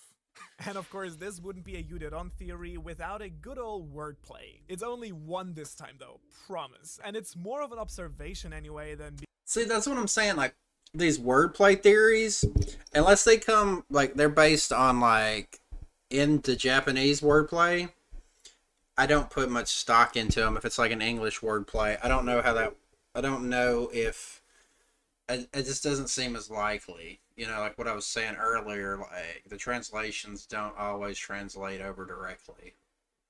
Like, it just doesn't work. And I don't think that there's enough in common. Maybe if it was like Chinese and Japanese, or kanji, you know, versus katakana, sure. And then, like, you know, like, you had to explain it usually. It's like, any of y'all watched anime, read manga, whatever. A lot of times you hear, I don't understand it, because it's like the way words are written in Japanese. If they're written in one way, it looks like this, or it looks like, oh, that's the kanji for moonbeams or something. But in translation, it just means light. You know what I'm saying? Like, it's, and there was something in that, like you have, I can't remember which manga or anime it was, but they'd have people, and they'd have these conversations. They're like, oh, your name is such and such, and it's written in, I can't remember, katakana or karangi or whatever you say it. I'm sorry. But it's written in where it means, you know, a different thing. Like, you can associate that. Like I said, like, it means moonbeam, but then that's used in, that means light. You know what I'm saying? So, I just don't, I can't put stock in, unless it comes from the original Japanese, like puns or something like that. I don't know enough about Japanese to know that's true. I'm just saying, you can't, just because something makes sense in English, translated into English, doesn't mean that that would make sense in Japanese. And since Oda is a Japanese author, he would be making these kind of correlations in Japanese words, right? Hi. So just don't know whether or not you can base Japanese, like, you can't base translated Japanese theories, like, based on the English translation, you know? Being part of the theory. The wordplay for the legendary chapter 957, where Rocks and the God Valley incidents are revealed, is Kyugochi, which in Japanese... Okay. Fair enough. He's doing wordplay based on the original Japanese. This is definitely possible, and I know that it's been, I don't want to say proven, I just know that it's been shown that Oda does do this a lot. And then and that does happen a lot with, I guess it doesn't translate well to English, but like numbers have different like values like to what they are. I don't know enough about it to know. But if he's basing it on wordplay from the literal Japanese, I will add more stock to this theory now. I just didn't know that's where he was going to go, so I give it to him there. Japanese means the rallying place where people come together. This fits because of the Marines gathering, because of Beehive where Rox gathered his crew, but especially for God Valley where all the Yonko before Blackbeard, Roger, the Marines, and the world nobles came together. Okay, I lied, they're actually two wordplays. The second one is Rock's name itself, Rokusu 694. Now, chapter 694 is titled The Most Dangerous Man. The cover page features Karibu and is the client. Oh my god, please don't go with this theory. Like, maybe Caribou's like a distant relative, but he is not Rox. If he is, Roger knocked the fuck out of him or something, and so he doesn't know what's going on. Climax of the Punk Hazard arc that ends with the appearance of Doflamingo, a former celestial dragon.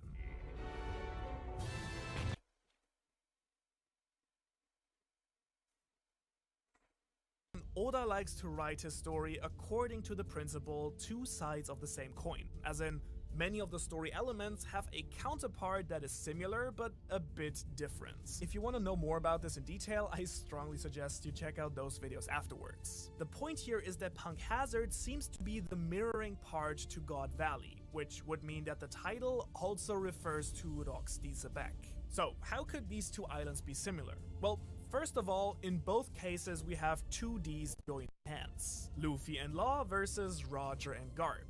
Luffy and Law save the dragon Momonosuke and the other slave kids, while Roger and Garp save the celestial dragons and their slaves. Both islands, God Valley and Punk Hazard, have been turned into a secret island by the world government. 実際跡形もなく消えているのだ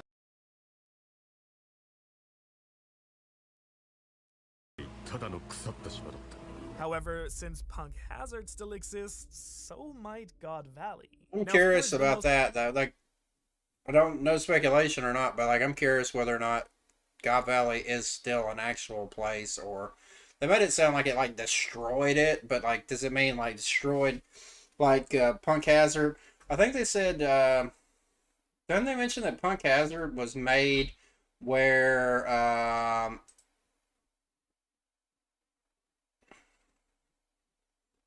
damn it, what am I doing? I thought I could. Wait, can I? No, that's not what I meant. Was that made where... Can I not put that back? I thought I could put that back.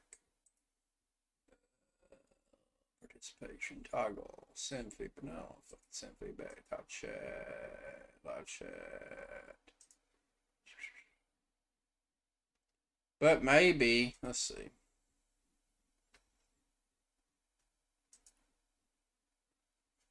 Fuck it, we're gonna do that.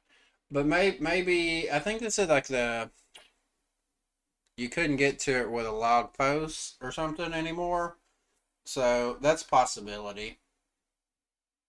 Because if Akainu and Aokishi both, they're pretty powerful, don't get me wrong, but I don't know if they're powerful as Garp, Roger, and this Rox and Big Mom. Like, so if they fucked up an island so bad you couldn't find it anymore, I can believe that they did.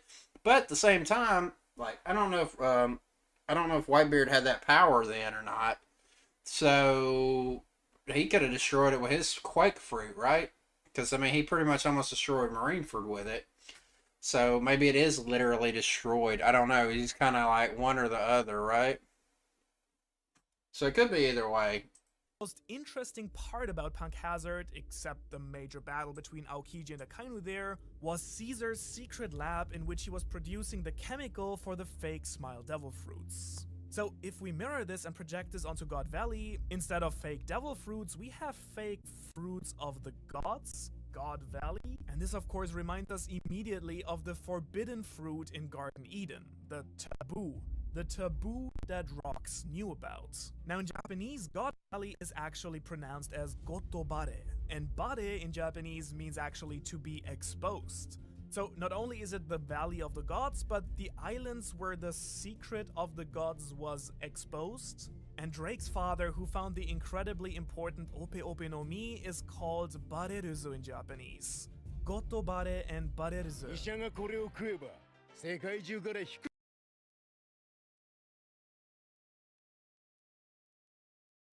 That was artificially created on God Valley to give the celestial dragons their immortality. We already talked about in detail why they could be immortal. The Ope Ope no Mi, the Fruta do Flamingo, the man with the giant complex because he was pushed out of heaven, wanted to have no matter what. To have the immortality surgery performed on him as well.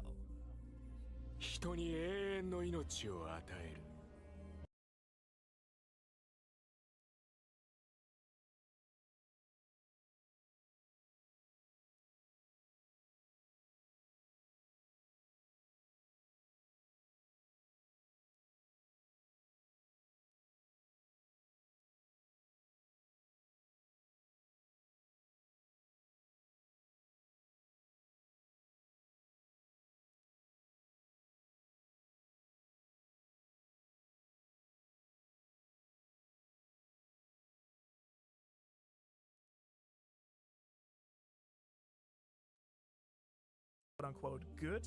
The only other example of a good Tenryubito we know is none other than Don Quixote Mjosgard, who got saved by the goldfish mermaid. I don't know if he's good per se. He kind of learned his lesson, which is nice. So maybe that means they do have a shot at, like, I don't know, say fucking redemption, but maybe some of them can be kind of swayed to, like, look, why do we have to treat these other people like complete shit? Like, yeah, it's there's a difference between being powerful, in charge, and rich, and being powerful, in charge, and rich, and being shit to people that aren't. Like, there's a totally difference, you know? Queen Otohime. All of them were saved and got their humanity back, one by Gold Roger and the other by Goldfish Otohime. So it might very well be that God Valley had its name because it was the place where gods were made. If you haven't seen the other two theories I made with Yuderon, you just have to check them out right here on my face. Okay, that wasn't super duper bad. Grab Febreze small spaces. For theories and whatnot, like, well, I didn't necessarily agree with everything. Like, it does have some sort of, it has some sort of possibility. All right, this is one I want to watch. This is fans gave insane One Piece theories. I remember when I used to do the crazy theories of the week, and that's for people to put them in the comment section. So whatever. God damn, I gotta pee again. I swear, I drink too much coffee. I'll be right back. Let's see. I can put that up here.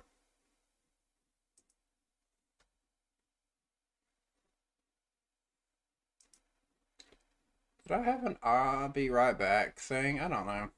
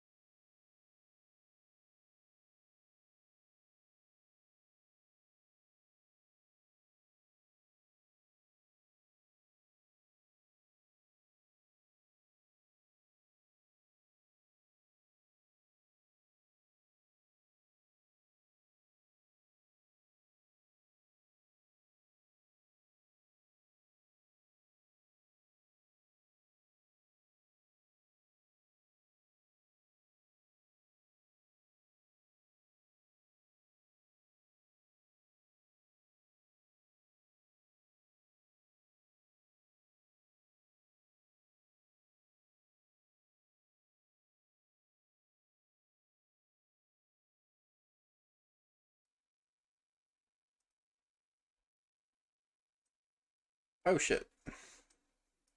Well, hell, why? I just gotta have that going just to, you know, whatever. Fuck it. I made it back from the bathroom, surprisingly. Alright, but let's see. Crazy theories. Introducing T-Mobile 5G. Crazy theories they gave. Curious. And some of these might just be like crazy, like, I know it's been a while, but I told y'all that I was gonna do part 2 of the crazy fan theories. So, I had to put this gif up, and I said, part 2 of craziest fan theories, share your theories under this tweet. We got a lot. Now, I ain't gonna lie, I'm not going all of them, but I'm gonna go through a good amount, until we get a good amount of time on the video. You feel me? So first up, we got my man Slick, never cap again. You feel me? He says, Sabo was the one that'll fight and defeat Akainu. I feel that's why Oda has only matched Sabo against Admirals, so he can level up. And speaking of leveling up, make sure that y'all level up by subscribing and turning on those post notifications. Also level up, hit that like button. You feel me? But okay, Sabo versus Akainu. That was a good transition to subscribing, I don't know if anybody's watching this, but if you do, why don't you listen to this guy and do it for me also, Because why the fuck not? I feel like it's not a bad take. I honestly feel like that's not a bad take at all. I do want to see Sabo fight Akainu. Now, I know a lot of people want to see Luffy fight him, and that's cool, but Luffy can't do everything. Like, he can't do everything. So I feel like Sabo having the mirror, being in this situation in which he kind of is getting revenge indirectly for Ace, as Ace kind of with the mirror, like, that makes sense. I like that. Slick also says Smoker has been modified and made a part of SSG. A lot of people have the Smoker theories. I do know that Smoker knows he's not strong enough. Like, he knows, like, hey, man, like, look, man, I need to get stronger if I want to, rank up and do what I want to do in the Marines. So he made a part of SSG. Oh, that was crazy. Why did I moan that? I ain't gonna lie. Me and my brother laughing right now. My brother in the background, you feel me? Why does it say my bit rate's low? What the fuck are you on? Is it because I'm not talking? Oh, yeah. Shit, I'm a little close. Maybe I'm a little loud here. Fuck, let me turn my shit down. That's better. But see, I tried to turn my shit down one video, and I turned it down, like, way too fucking much. So, I try to watch how far I turn it down. Okay, let's just talk about some of those theories. I don't know about if Smoker's been modified. He's got a point. Smoker's gonna have to do something to level up. Maybe his haki will get a little stronger, because he did get his ass whooped by. Because I originally assumed that Smoker would be Luffy's Garp. If you're paralleling Luffy to Roger, so you would parallel Smoker to Garp. But it seems like Garp is not that... it seems like Smoker's nowhere near as strong as Luffy is at this point, honestly. You know what I'm saying? Because Luffy beat Doflamingo, and Doflamingo just whopped fucking Smoker. Law whopped fucking Smoker. Yeah, I know he used his Hack's Fruit, where he fucking stole his heart and transferred him into Shigi and all that. So, he's got a good point there. Sabo might fight Akainu, but I just don't know if he's gonna beat him. Wouldn't it be fucked if Oda has Akainu?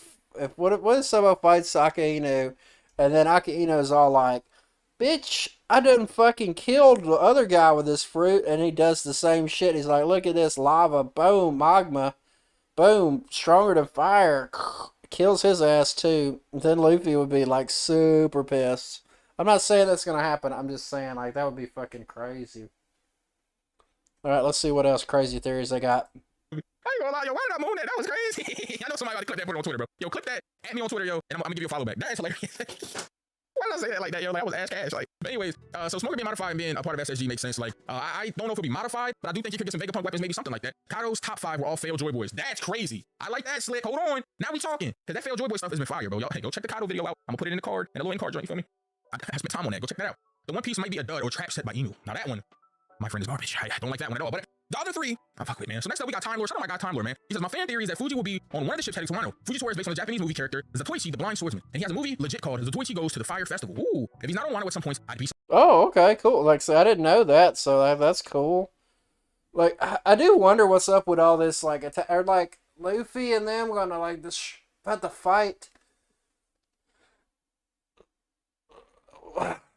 I don't know. I don't know how that's all going to play out. I did post a tweet the other day. Oda had, I guess it was an interview or something that he did, where he said that he couldn't wait to get to the end of Wano. And I'm like, Oda, guess what? We all feel the same fucking way. Quit stretching this shit out. Please. For the fucking love of fucking devil fruits and fucking mermaid pussy, please get there. We want you to get there. Like, Wano's not bad, like, but Wano has just been like, because even after like all the fighting's done and everything, like, there's so much shit we need to get done after this. So I think Wano's still got a lot to go even after the fighting, like. Because, okay, you still got CP0. They're still trying to get Robin, right? you got these other like Marines are coming for Wano, right? Then that's got to be like taken care of somehow, right? Then you're gonna have to have like the whole party and wrap up shit, and like a lot. I think a lot of shit is gonna finally be revealed, like lore and like some of the theories and some of that shit. Like some of that's gonna have to get revealed here. You know, we're gonna learn a little bit more about things, right? And then there's also like, what about some of the other shit that happened outside of it, like at the Reverie or Leverly or how the fuck you say it. So we need to find out what did happen to Sabo, and then it's been hinted at like, oh, this is gonna play an important role to shit that's going on outside of fucking outside of Wano too. So I think Oda's gonna have to wrap that shit up also. So we're gonna have to find out about that.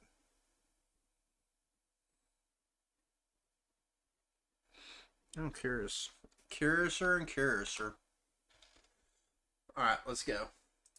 Surprised. Man, the only reason I don't want this to happen is because I want to hit the pull up on Boba with Kobe, but maybe not, man. But I didn't know about the Fire Festival movie. Like, first off, yo, Time Lord, where you be learning these random facts at? This guy, Time Lord, for y'all that don't know him, be on like a lot of my streams, or he's like in the chat, and he always comes with random facts about whatever we're talking about. Like, I don't know if this dude just looks up random facts or if he's like on some Wikipedia type time. Like, I don't know what's up with him, but hey, I had no idea about this. This is Twitch, you go to the Fire Festival, though. That's fire. Fujitora coming to Wano. I'm not mad at it. I really do hope that there's some other appearances from, you know, admirals. But it's like, I know that Akainu said that they didn't have any forces for it because they were dealing with the warlord stuff. So I'd be surprised if he shows up, but it would be cool to. He started calling. Yeah, there's all that shit too. We don't know what happened with that. We have a dimmer so we can. A lot of that shit got set up for like they were going to try to take out the Shibukai people and all that, the warlords. So we don't know how that ended up wrapping up. So that's another thing Oda's got to wrap up and kind of explain. Gotta. I would think he would. You know what I'm saying? What else? Pop. Oh shit. What's that? No, nothing. So I definitely that shit like it. I don't mind that. That's not insane, and that's kind of cool what he said. Going like what basically what he said, I agree with. That is a very cool fact that you had. I didn't know. So Mr. Mister's up next, man. Mr. Treefall says, since Luffy doesn't kill anyone after he defeats Blackbeard, him and the D-Clan will help take down Emu and the 5 Elders. Now, I don't know what the first part has to do with the second part. Him and the D-Clan will help. Oh, maybe he means Blackbeard's going to help Luffy? Like they're going to team up? I hope that's not what you meant, because that's bad. That's bad. I don't like that one. The Gore saying Emu. I think that's going to be like the revolutionary's job, but I don't know. Maybe Luffy will be involved in the fight with Emu if Emu is powerful, but I'm not sure. So Marcos MC says, I don't know if this counts as a theory, more like a prediction, LOL. Luffy is going to be way stronger than Roger in the series, or going to be way stronger than Rayleigh, in my opinion. I've also always said that Luffy and Zoro will be top 1 and 2 end of series. I'm kind of sticking to that. But I mean, that's just headcanon. That's not really a theory. This guy is Erzi, sorry. Damn, that motherfucker wrote out some shit. Yeah, I think you might be right. Like, I think because of but god damn, Luffy pulls in a lot of these people that shouldn't have anything, that shouldn't fuck with him. Crocodile, stuff like that. It's like some of these people have done such horrendous shit, but then Luffy still pulls them into his side. So while I kind of agree with shit, I don't know whose video I'm watching, I apologize. But while I agree on principle, I don't want to see Luffy team up with fucking Blackbeard, right? Is it impossible? No. Does it make sense though that like the D's that are around might have to go hard and fight off like Emu? Like that has been kind of speculated at. They have some sort of something, if it's a power, it's an innate thing, whatever. They are the enemies of the Celestial Dragons or whatever, and God's natural enemy or whatever the fuck they were labeled. So not hard to believe that he might have to get more D's behind him. Now, would his dad finally show up and fight with him here? Yeah, probably. Well, who else is a D? Law, he's a D, yes. Garp, would he turn eventually? Maybe. I don't know what other Ds exist besides Blackbeard at this point. Like, there's been other Ds revealed, but I don't know which ones. Hancock's not a D, right? No, it's just Boa Hancock.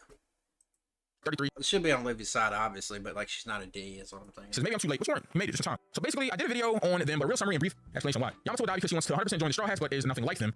Okay. Has no dream except freeing Wano, which will happen after Wano, so she... That's the thing. I don't know. Like, I don't know. Is Yamato gonna join or not? I'm curious. I don't know. I don't. It's not impossible. I don't hate the idea, but at the same time, I'm like, I don't know. I think she might just have to stay in Wano and help Momosuke And maybe he has to stay there to help protect against if the Marines are trying to come in. You know what I'm saying? I don't know. She could sacrifice herself for that. Introducing a completely new Straw Hat after 1,000 chapters would be weird. I think someone pre-time skip would rather join, will rather join. And since she 100% wants to join but doesn't fit in, I think she dies. Okay, you said that twice, but okay. Kaido won't die. Yes, he's effed up the whole island, but so did Dolphy and Croc, and also CP0 won't let that happen. Why won't end like the Labark? All sides will be KO'd and CP0 will barge in like Kuma and someone will stop them like Zoro did. Maybe Yamato by sacrificing herself and they will retreat. And 4, Big Mom won't be defeated in Wano. We already know that. Luffy wants to be off. Alright, let's see. Kaido, let's see. I don't know if Yamato's gonna die.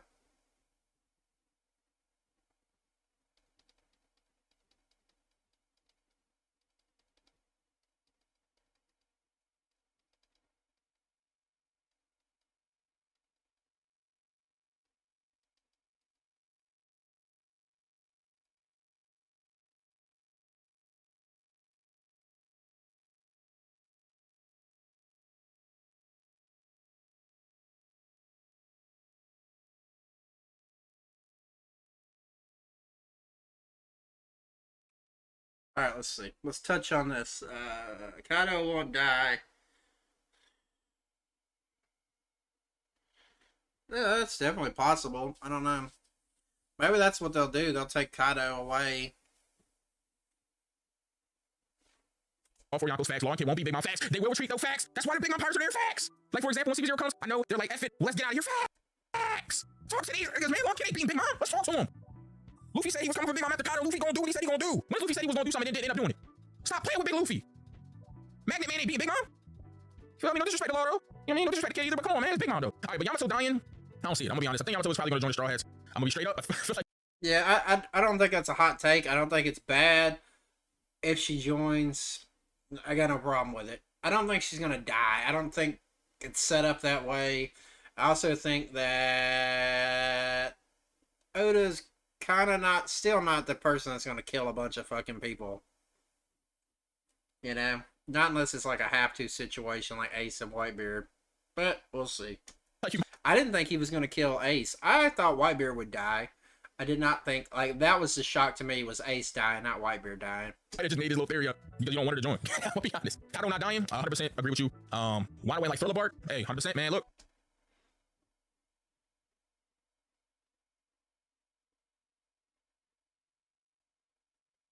That's a possible. Like, maybe they will be fucked and somebody else will have to save them. I know there's theories that Shanks might show up. Maybe Shanks will stop CP0. I don't know. That'd be my crazy theory on that. But I could see that. Maybe no, man, all the top samurais gonna be fucked. I don't know about none of them. If Drake couldn't fight with that guy, I don't know, unless it was like Denjiro or some of those top-ass samurais are gonna stop him. Who else? Who else could fly in? Save him. I don't know. You spinning on, except for the Yamato one. So next up we got Johnny Blaze. KC says John go hypnotize Cobra to accept his role Celestial Dragon. Then Kuma is giving to him as a slave. Sabo sees and tries to rescue Kuma, but Cobra kills Kuma to make. Whoa. This one's like out of the blue fucking crazy shit right here. Wait. Shit.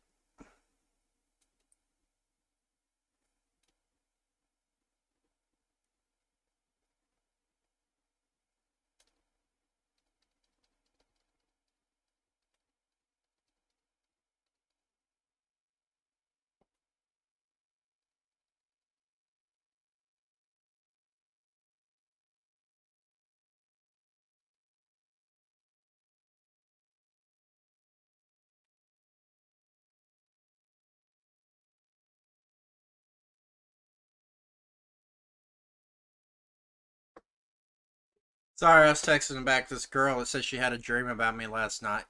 Just kid. Well, no, that's what she said, but it's definitely not like that. It's just a friend.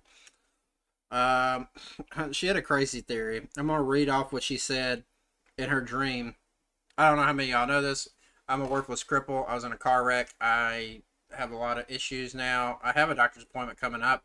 She said she had a dream. She had to give me a ride to my doctor's appointment. I can drive. I'm not that fucked, but one of my legs doesn't work really.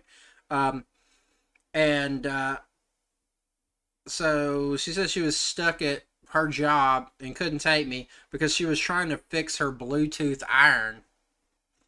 So that's what the fuck? What? First of all, is that a thing? Is there a Bluetooth iron? Second of all, why would your iron need Bluetooth? I don't fucking get it. Like, is it like Alexa? Like, iron now, turn on. You know, I don't know. I don't get it. So yeah, so that's fun. I had a dream last night too, and for some reason it was like I had a goddamn person I've been watching lately on Twitch. God damn, what the fuck? I remembered it this morning. I just remember he was in it. But what was going on? I was like, shit. Oh yeah, it's fucking weird. It was Destiny, and I was like, and I'm not trying to name drop. It's just I've been watching some of his shit, and I was watching his stream last night, and so. Nothing like that. Some reason we were I don't know where this even came from. This is all I remember about it. Like, I have a lot of scars from my wreck, right? For some reason, so he was like, I don't know, we were talking, like, I think it was in person. It wasn't even like on like a new Twitch or stream or anything. I think it was in real life somehow, which, whatever, dreams are fucking crazy, right? So, for some reason he was talking about, oh, I got this scar from something, and he showed me a scar. I was like, shit. Then I'm like, I got this scar where I had to cut my goddamn arm up all the way up here. And then I'm like, I got a scar on my knee. I think maybe we were either on Twitch, like talking back and forth, like you know, in like a panel, or I was at his house and we were doing a Twitch stream. I don't know, because I have a real bad scar on my hip. They had to cut my hip open and like put it back together. And, you know, I'm showing my knee. I didn't take my shoe off. I have a scar on my knee. I have a scar on my arm here. Some of them are surgical. Some of them are just from the wreck, right? And I was like, I can show you. Then I'm like, I don't think I can show the scar on my hip because it would be TOS. And I'm like, is it TOS? Because I'd have to pull out like half of my ass. But, like, if we were at the pool, I guess I could. Because, like, this ain't no hate on none of those, you know, the hot tub streamers or nothing like that. It's like, you know, they can show their ass all they want. Could I not show my ass? Like, I know YouTube's got some different rules too. Like, if it's like, if it's educational, like you can show nudity. So, like, if I'm showing my scar, is that educational? And so part of my ass is shown, or is that like something else? And it's not even meant in a sexual way. Would that be TOS? I don't know. And we were having that discussion. Why? I don't know. The only reason I imagine I was dreaming about Destiny, aside because he's such a dreamboat. No, I'm just fucking kidding. I was watching his videos lately, so I'm guessing that was it. And then, like, I do have dreams about my accident sometimes because it's pretty fucked up. But yeah, so yeah, I had a weird dream last night too. All right, back on to okay, wait.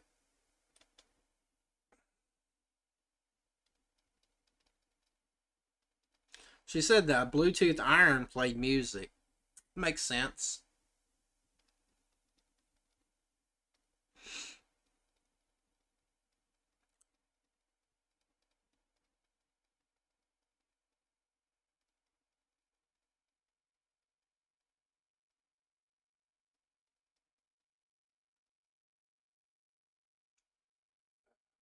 Don't tell her.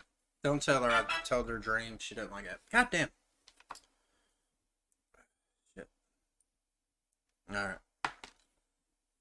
Okay, let's read this out. Like, he read it real quick, but I paused it. I didn't get stun locked. Django hypnotized Cobra to accept his role as Celestial Dragon. Then Kuma is given to him as a slave. Sabo sees and tries to rescue Kuma, but Cobra kills Kuma to make Sabo give up. But in retaliation, Sabo killed Cobra. Wow, that's definitely far out there. Like, I don't know. That one I'd say has a 0.000000001% chance of happening. That is the epitome of crazy fucking theory.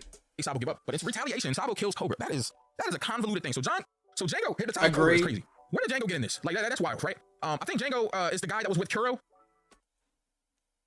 He's right, and he works with Hina and what Full Body, like they're Hina's simps. Yeah, that's definitely they're simping for Hina.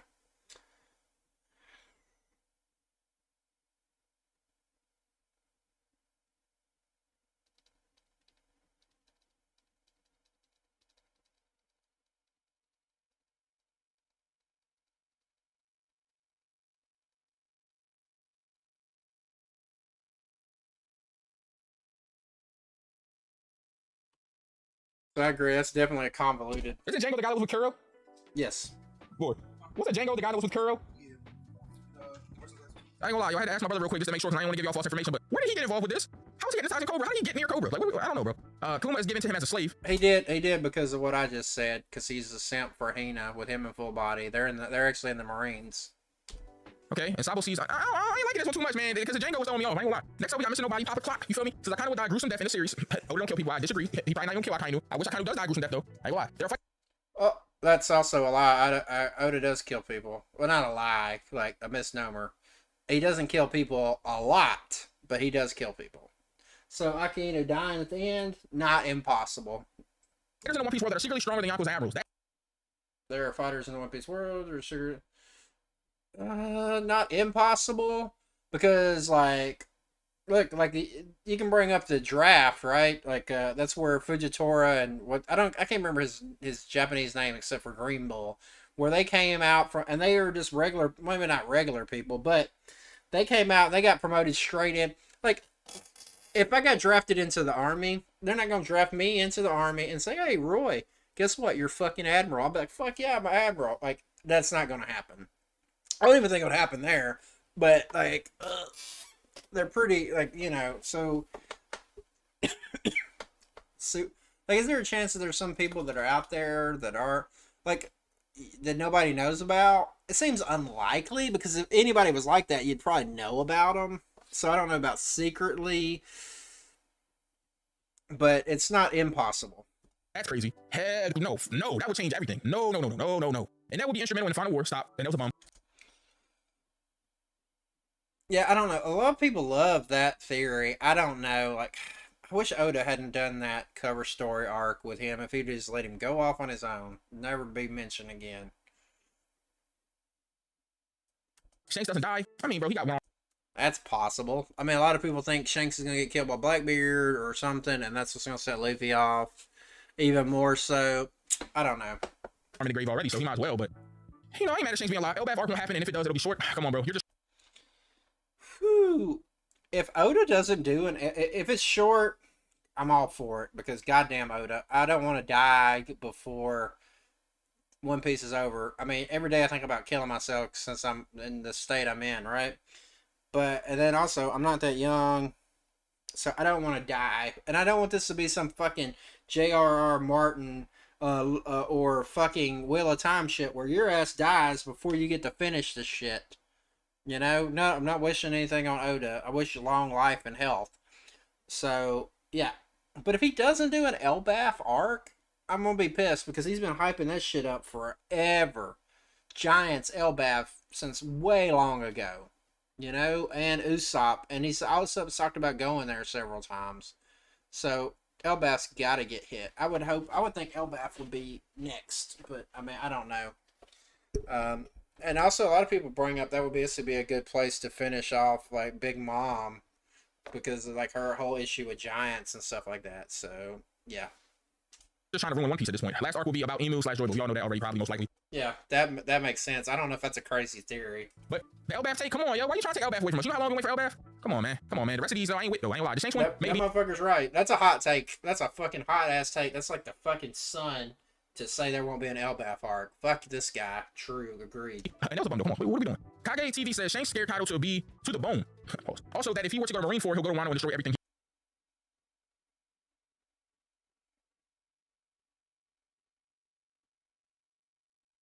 He created there. I'm a certified Shanks fanboy. I mean, I can tell. Shanks scaring Kaido literally makes no sense. How did a nigga with one arm scare the King of the Beast? He went over there and talked to him, had some drinks with him, and convinced him not to go. That's what happened, bro. He did not scare Kaido, bro. There's no way. I'm not buying it. I'm not listening to it. Don't care. Ratio plus YB better. Queen Solar says, okay.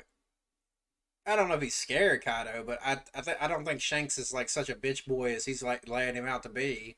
Shanks is a pretty badass motherfucker. And I'm not a Shanks fanboy per se, but he's pretty badass. So I don't know. Like, maybe he was right. Maybe he did do it diplomatically, but who knows? I'll be in Luffy's mind. Will never stop being my favorite crazy. Oh yeah, I've heard this shit for the longest. This all came up when we found out that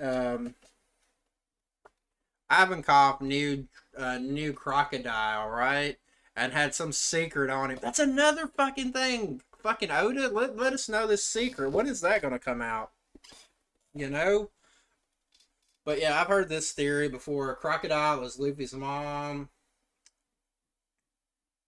Now, do I believe maybe Crocodile used to be a female pirate and Ivankov changed him to a male pirate? You know, not impossible. That believable. But he's Luffy's mom. I think that's like hot take, fucking meteor hot take.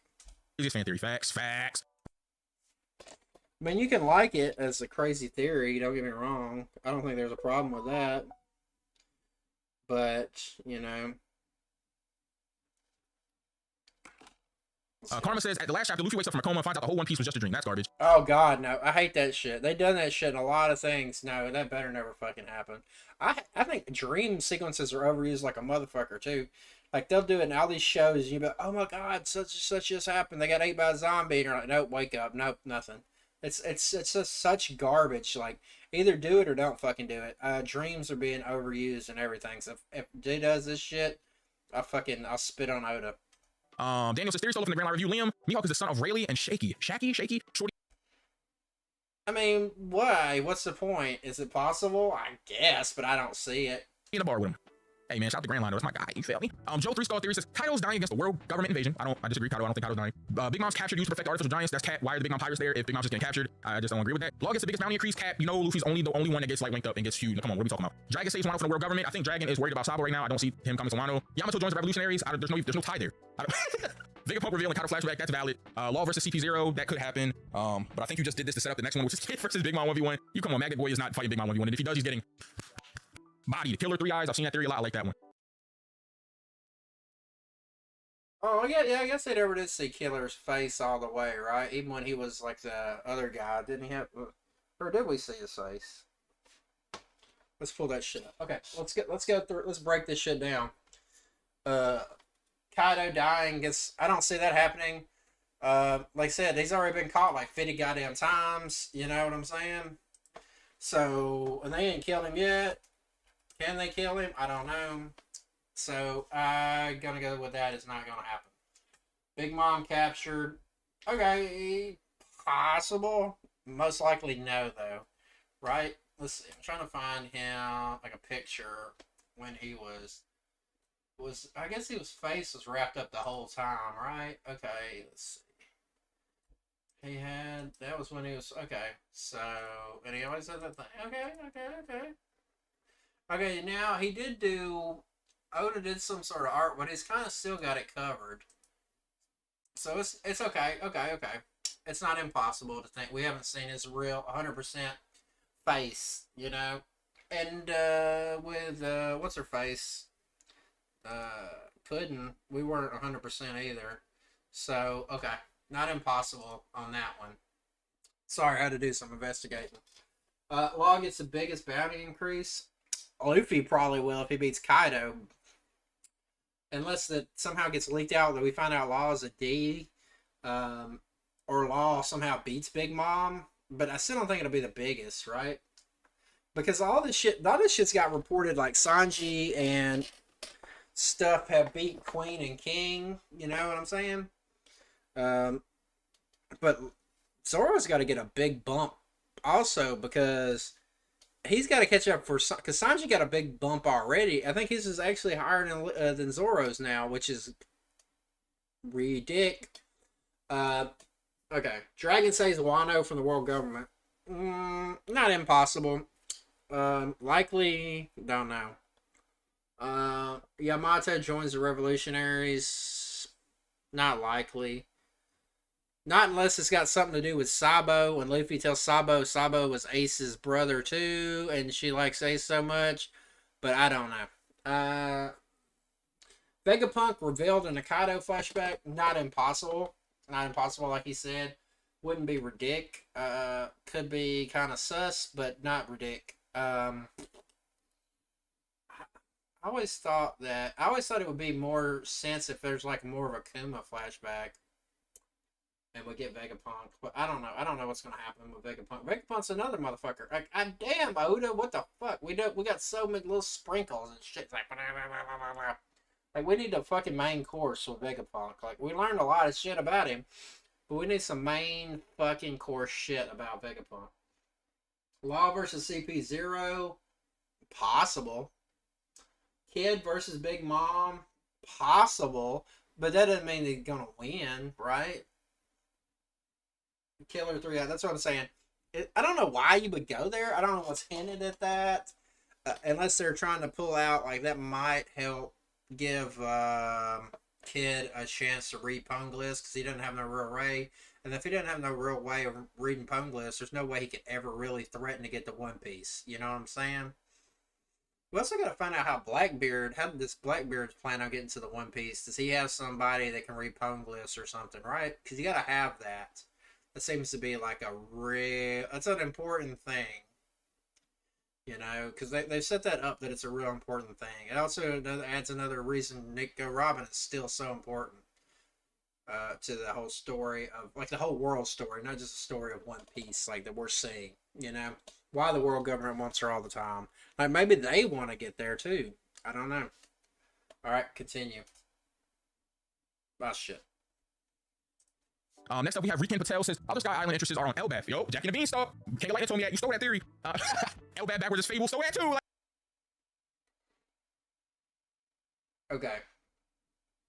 But I can see that. I can see Oda incorporating some shit like that, right? And there would be, and we know there's, like, got to be other ways to get up to Skypiea, or, like, Sky Islands, because Uro's was on one in the New World, and Nami found the weather theory, like, theirs went up and down, like, they could, like, lower themselves or something. I can't remember. It's been a while.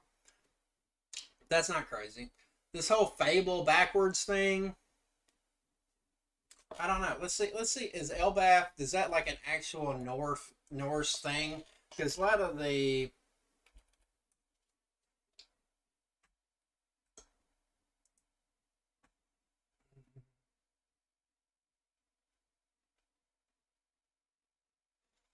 Alright, they got that written on. And then I guess Oda does use English terms.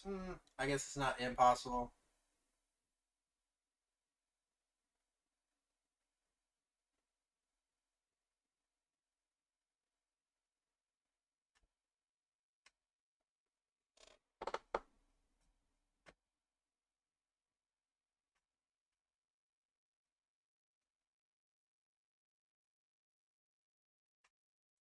Like, bro, come on, bro. Y'all gotta come up with your own theories, man. Since Oda doesn't kill villains, Big Mom's defeat will have her permanently revert to Olin form, removing her from the story for good. I 100% could see that happen.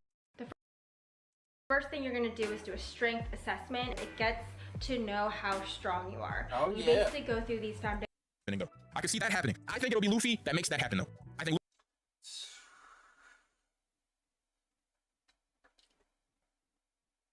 I don't know. Is it Oda just, like, is he foreshadowing something, or is it just like, this is just like his way of getting around, like, Big Mom destroying everybody like that?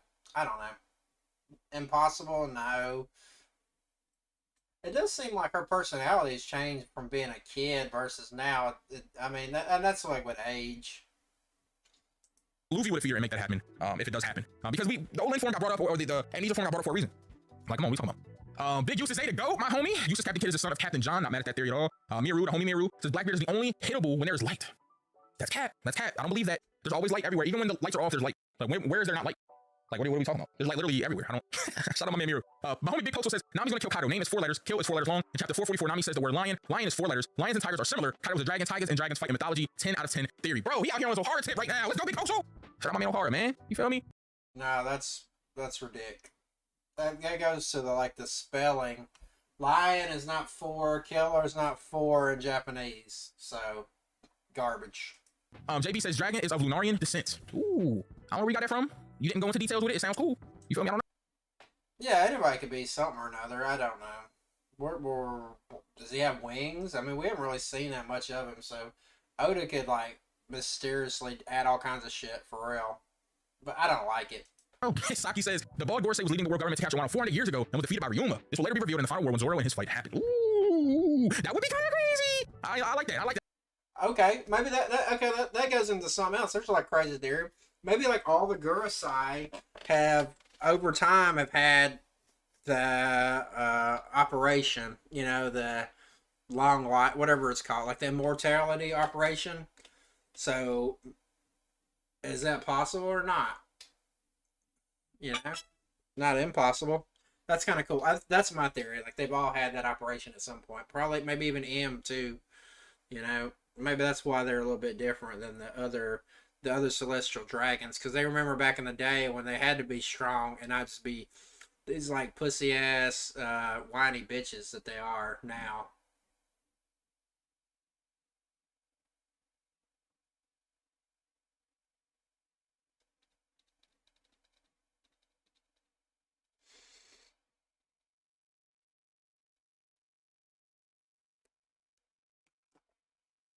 I don't know if you made that up, but I like it. Yo, I'll let my man Cat real quick, my bad. Big Mom betrays Kaido and backstabs him after a tough fight with Luffy. Straw Hats versus Big Mom until Luffy gets his hockey back. So you think Luffy is beating Big Mom this arc? I don't think so. Ain't no way he fighting Kaido and fighting Big Mom. Yo, I gotta ask my brother a question too. I keep asking him questions, but this is crazy. Yo, Vor, what would you do if Luffy beat Kaido, then the Straw Hats fought Big Mom until he regained his hockey, and then he fought Big Mom and then beat her too in the same arc? That's trash, bro. That's garbage. There's no way, bro. What? Oh man, shout out to Spencer, man. Blackbeard's third devil fruit will be Marco. Yeah, I just don't. I kind of agree with him. It seems kind of like. His healing covers. I ain't reading the rest of this, Spencer. I've seen this already a million times. Yo, Kev Dog YouTube says, I know what Activate Punk will be based on. Yo, I'm not clicking on your video, but go check this video out. Supernova Ken says, Momo Devil Fruit failed. Yo, I'm not reading ones with like 48 theories. I'm tired of that. Lioness says, Doflamingo will somehow, some way escape Impel Down and team up with Crocodile through some sort of events, but 1v1 against Emu during the final war. Now, him getting out of Impel Down, I think, will be possible if Kaido loses, gets captured, goes to Impel Down on purpose so he can escape, just like he did the Vegapunk research facility where he found King, and then he gets Impel, and then he gets Dorothy out like that. Come on, man, that's gonna be hard. Like, come on, I'm spitting for real. Diallo Jr. says, so basically the Celestial Dragons pick their leader is by dick size, and Emu has the pack fruit. For real? Oh, Lord. I guess a lot of us want that devil fruit then, don't they?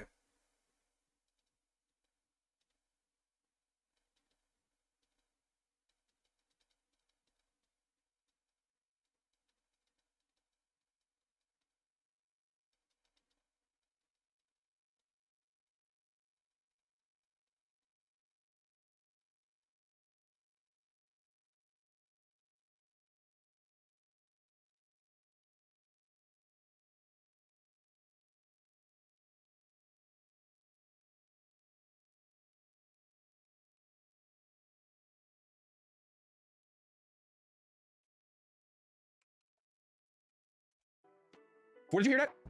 This man said, so basically, the Celestial Dragons pick their picks their leader by dick size, and Emu has the pack fruit. I ain't gonna lie, bro. This is funny, bro. Yo, Dom says Emu was Joy Boy's rival. Okay, I've heard that a billion times. He had the immortal surgery. Heard that too. He's the reason Joy Boy couldn't. Hey, man, y'all gotta stop getting y'all theories off Reddit. Yeah, that's probably a pretty commentary. Yo, Will says Usopp is secretly top 10 in verse. Let's go. No. No. No. No. No. No. No. No. No. No. Not legit. Maybe people will think that. You know, maybe he'll be one of these people that gets like this legendary shit about him, but he can't really back it up. But it's kind of like what happened with Buggy. I could see that, but like being legit, no. No way in hell. Koyoku Sugetsu says, Shanks secretly poisoned Roger on purpose and accidentally poisoned Bucky and Toki, and that's why they got sick before last. Yo! That's crazy.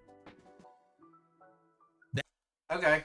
I don't think that's true, but that also goes to like there's this whole like crazy ass theory that like Shanks is like the most evil character in One Piece. Like there's motherfuckers that's got these theories that Shanks is like racist against like fishermen and all kinds of shit and like hates them and hates all this shit and is like really working with the world government and everything like that. So who knows? But I don't know if that's true. That's crazy. What? Nah, that would be OD. Yo, if we find out that Shanks is the reason why this man Roger died, yo, nah, that's too crazy. That's too crazy. Burning says Dragon used to be part of CP0 before he turned against the world government. I've heard that. Garp tried to stop him from going down the wrong path. Heard that. They bet everything on one fight. If Dragon lost, he would go back. If Garp lost, he would let Dragon go. I haven't seen that part though. Dragon won and became. I don't know about that. My crazy theory with Dragon involves Aki Inu, and I know I said it back in the day when I was doing my One Piece reviews. Man, Aki Inu had this hard on for Luffy being Dragon's son. And he was always like, Dragon's son, Dragon's son.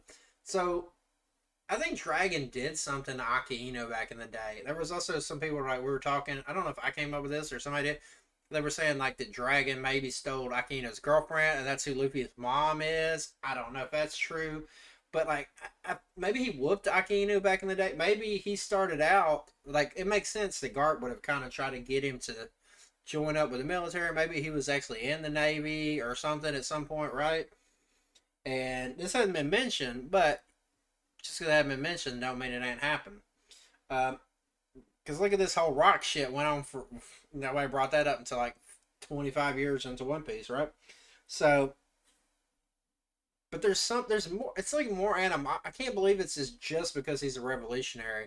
Like, it's like he hurt his feelings when he was a little kid, and he just didn't ever let that shit go. Like, you know what I'm saying? Like, that's my crazy theory. A revolutionary. Remember in Marineford, where Garp forced Luffy to punch him to save Ace. Like that, but more serious with Garp not holding back. Ooh, okay. Yo, we got Eddie in the building. Said he says whole year. Been One Piece after reading manga 3 times over. Allow me to contribute a theory. Emerald City and Pluton. All right, make sure y'all go check this out. I'm not reading the whole thread though. Ain't no way, boy. We already have 17 minutes. Suspicious motherfucker says Commander-in-Chief Kong has a mythical zone Son Wukong fruit, and Admiral Green Bull has a mythical zone Minotaur fruit. Okay. Like that's cool. I like that. Son Wukong and all that. Monkey says Sanji gets lung cancer. I think they're saying Green Bull has like some sort of like plant devil fruit, which makes sense because talked about he had 8 and 10 years or some shit. So they thinking he's using photosynthesis. Green, we see him in kind of shadow, but we don't know exactly. That's also something else. Oda, you got to reveal this shit. God damn, when are we gonna find out about him? What was the other part of that? Somebody else. Oh, Kong. Yeah, I don't know. Maybe we'll find out something about Kong. He has some sort of mythical fruit. Would it be impossible to believe? No, he was like the admiral of admirals of the Navy, so it's not impossible to believe. Answer him smoking cigarettes, but Chopper cures him. Wow, can't wait to see myself get roasted in the new video, bro. I'm not even gonna roast you. That would be funny. That would actually be funny. Like I would just be like, yo, it's kind of funny. Like this man got cured. This man crazy. But Joe Candace says Luffy won't fight world government. I agree. Sabo versus Akainu and Dragon versus Emu. Luffy won't fight world government. Sabo, Akainu, and Dragon versus Sabo will get some power up. For them, Blue Flames are hotter. Dragon and Emu may not physically fight, but fight with their troops like a chess match. Regard. Sabo will get some power up. For example, Blue Flames are hotter. Dragon and Emo may not physically fight, but fight with their troops like a chess match. Ooh! Dragon not being strong? Nah, I can't believe that. Don't feel me, but Emu, maybe though. Sanji will be the most feared man in the world, like Dragon style. I still think Luffy's gonna have to fight the world government. I don't think it's gonna be possible. I don't think it's gonna be possible for that not to happen. I'm not reading that. Chase knows the location of the last Roppongi I could agree with that. Luffy gets the location from him by challenging him to a. Okay, goddamn, with the Davy back fights. No, fuck. Like that other dude said. I mean, I guess Oda could redeem Davy back fight if he made it like a serious thing, not taking Foxy into account. But and Shanks knowing where it is, sure, no problem. That's not sus at all. But how it would get done for a Davy back fight? Nah, that's bullshit. That I don't see that happening. That'd be lame. That'd be lame AF. Davy back fight? I like that. Shanks over Mihawk. These are just takes. My man Yosef said these are more takes than theories. Facts. Zoro gets his own sword made by Tengoyama Hitetsu when they leave Wano. Final War Luffy versus Blackbeard, Whole Zoro, or Sabo handles Akainu. Oh, wow. Zoro gets his own sword. Oh, he edited it. Okay. That's Zoro versus Akainu would be crazy, but I don't see that. Yeah, I don't know about that either. I don't think he's going to get his own sword because I think he's taking Enma. So I think that's his power upgrade there. Unless some like later he builds him one or like he makes a new one for him. But he even said that he is not as good of a swordsmith as like his ancestors. So it wouldn't be that much of a power up. That happened. I think Sabo or Luffy. Gianni says, but you'll be the final person to sit on the throne at Mary's choice. I can see Oda doing some shit like that though, Gianni. I ain't even gonna lie to you. I know I flamed you in the top 30, but I ain't gonna flame you on this one, yo. You spitting, yo. I can see Oda doing that. Cash. What did he say?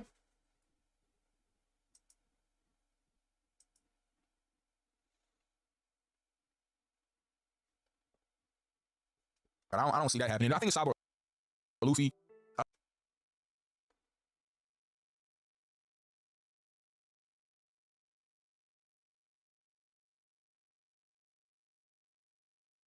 Gianni says, but you'll be the final person to sit on the throne at Mary's choice. I can see Oda doing some shit like that.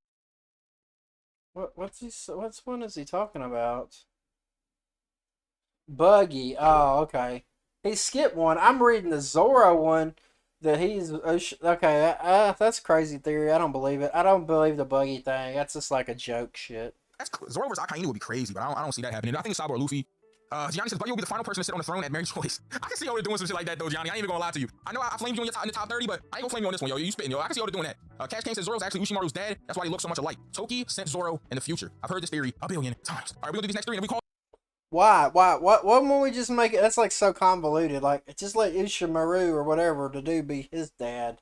Makes more sense. We got 20 minutes. Dusty says Kobe and Luffy will fight Blackbeard for the freedom of the people because Garp and Roger fought rocks for the noble protection. The parallel is there, but the twist is to free the people of Noble's powers. Ooh. Kobe and Luffy versus Blackbeard? Just like Garp and Roger versus rocks? I'm not gonna lie.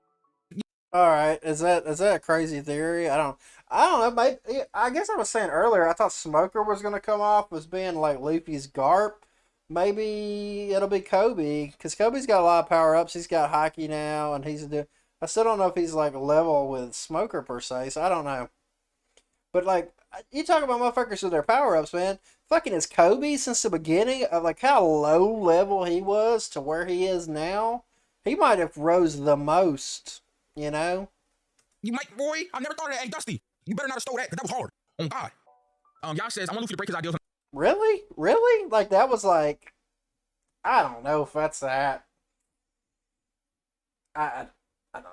Not killing his enemies. Me too, bro. Smoke something. His first kill will be Blackbeard or perhaps Akainu after he killed Shanks. Luffy will go berserk mode instead of last time he just broke down when Akainu killed Ace. I want Luffy to struggle keeping his ideals. Me too, bro. Smoke something. Put something in the pack. And then Darian Brown says, Blackbeard It's not impossible that Luffy might do that. is working with Inu/Rocks. Blackbeard is working with Eam. Hell no, his flag should be in the Saber. He will eventually betray Rocks to become king of the world. By his flagship being the Saber of Zebek, he will eventually betray Rocks to become king of the world. Hey, man. So Rocks is Emu? Percocets. Fentanyl. Alright, man, this is been the Crazy Theories Part 2, man. If y'all want me to keep going with this series every so often, get this to 1,500 likes. Get 1,500 likes, we'll move on to a part 3. I really like making these videos. I like interacting with the community. In my pinned comment is my Twitter link, so make sure that y'all can do that. You feel me? Go follow me so y'all can be a part of these videos. I love these videos, man. Shout out. Alright, this is Guy's channel. I'm not doing links and shit, but you can read it. Fuck. Alright, some of those was alright. Some of his takes, I agree with most of his takes on a lot of it, but a couple of them I wasn't fond of. Oh shit, I didn't. God damn motherfucker, I didn't fucking. God, son of a bitch and ass motherfucker. YouTube. Yeah, I can't. Oh, amazing YouTube videos. That seems like that's a. Shit. Like Google, like, why would you let a fucking fake website, like, you own this? Alright, that's what I searched last time. Okay, let's see. Ultimate One Piece Theory. 4 days ago. God, this shit's an hour. We're not watching that. End of one. Okay, 40 fucking minutes. That's the same guy. Okay. I'm not hating on these videos. I was just like, for being long, because guess what? My shit's long. It's not my dick, but, you know, my videos. So, Luffy's terrifying new level. 16 minutes. That's not him. Luffy's Devil Fruit Awakening in a... Okay, alright. Let's watch that. Kroger Delivery is always fresh because we check Fuck yeah, our produce Kroger at every Delivery. stop. They fucked me one time. Fuck 'em. Welcome to the Disney Bundle, where Disney Plus, Hulu, and ESPN Plus come to life on all your screens. Hulu Originals, Disney Hits. Okay. The thumbnail you just clicked on may look like clickbait, but it's actually a legitimate part of this video in which we will be exploring what Luffy's awakening and possible Gear 5 will look like, and why the Gomu Gomu no Mi might already have woken up. Ooh. Hi, my name is Manu. I'm not a rubber man, but according to my doctor, I have a serious caffeine addiction, and for the past 2 weeks, I've become obsessed with learning the secret behind devil fruits and finding out Luffy's awakened form, because how the hell did Law and Kid do it before him? In the last video, I made my case that there are actual devils in devil fruits, whose soul merge with that of the user, not only granting them their powers, but even inheriting the will of past users of the fruit. I also explained all the fundamentals about how devil fruits in general, as well as each of their individual categories. Okay. I agree So I with, totally like, check that one out you right would after this, think I think. Luffy would have The awakened first his thing I wanna devil discuss is whether fruit Luffy actually before beat an awakening Law in or the first place. Kid, My but who short answer knows? is- Luffy might have been focused. He's focused so much on like hockey lately. You know what I'm saying? So maybe that's gone to the wayside, and we don't know exactly what causes an awakening. Like maybe it has to be like a specific incident that causes it. You know, and maybe it hasn't happened to Luffy. Yes, duh, the more badass the better. But I'm aware that many people actually don't feel that way, and I guess you could fairly enough argue that Luffy didn't need to rely on his own awakening to take down the likes of Doflamingo, Katakuri, or the guards in Impel Down. I gotta mute it when they put like actual sound and shit. I haven't, none of this got struck down yet, but relying only on his fruit, he's combining it with his hockey as no other character in the story has done so far. And in the end, seeing him being creative with his fruit is much, much more important. Did Doflamingo use hockey on like his strings that he sent out? I want to say he did. I don't know. You would think he would have also had to imbue a little bit in like the bird cage, because it was pretty fucking strong. Like Fujitora couldn't cut through it. You know, some of the strongest people that we know of in One Piece couldn't cut through it. And unlocking new powers, I think. But I think if you argue like this, you probably have misunderstood what awakening truly is. Now, awakening a fruit doesn't mean flipping on a switch and automatically getting a bunch of new powers flowing in. Minor spoiler alert, as Lost and Kid's Awakening shows us, it seems to be much more of a process that requires a lot of energy, and that increasingly gives the user additional reach and effectiveness on their powers, allowing them to break the rules a little bit. But the main prerequisite for awakening is true mastery over one's devil fruit, something that only very few people are able to do. And I think suggesting that Luffy hasn't, or maybe never will, truly master the Gomu Gomu no Mi is something that I just can't ever see happening, like, ever. True, like, because he's definitely, like, a lot of people has always come down, like, I don't know how much other, like, there's a lot of kind of stretchy superheroes and, like, American literature, American comics and shit all the time. You know, you got Mr. Fantastic, Plastic Man. There's another one, too. There's other ones, and a lot of people, like, what's Elastigirl? Like, that's a newer one for that Disney movie, The Incredibles, right? But I've never seen anyone use it quite like Luffy does.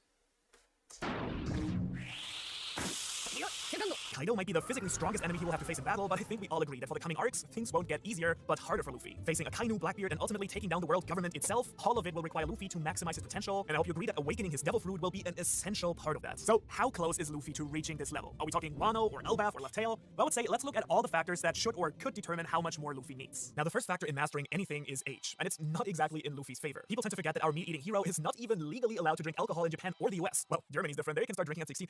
Where was I? Oh yeah. Luffy is extremely young, while Doflamingo and Katakuri are 41 and 48 years old respectively, more than twice his own age. They had a lot of time to figure out their powers and use them on countless enemies and in many different situations. However, we also know that Luffy, just like Law and probably Kid, have had their devil fruits from when they were kids, basically doing nothing but honing their skills for years.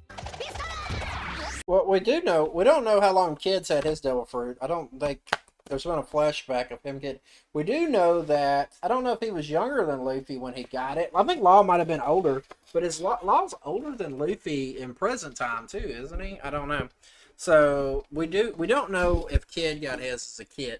Kid got his as a kid. Okay, let's see. I really feel bad. I think Oda gave Kid a killer a very big handicap.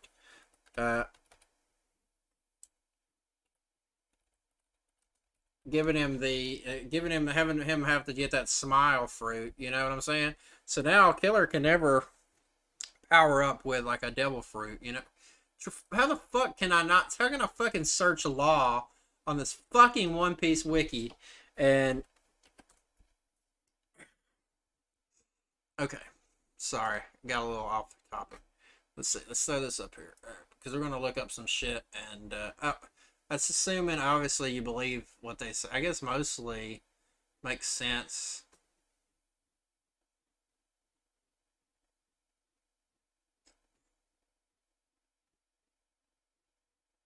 God, I fucking hate the heat.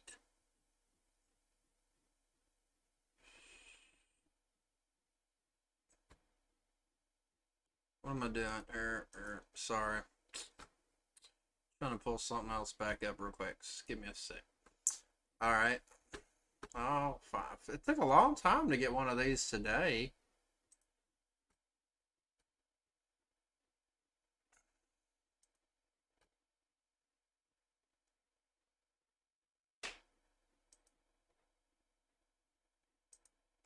Okay.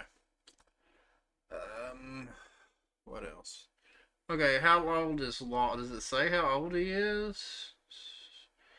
Okay, he's 26, right? What's Luffy? Luffy is...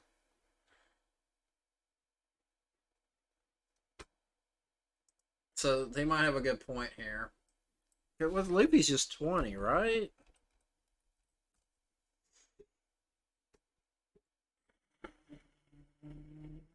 Just Monkey D. Okay, Monkey D. Why the fuck was Luffy? When I type in Luffy, why is this not? Was that? I don't fucking know. Luffy is.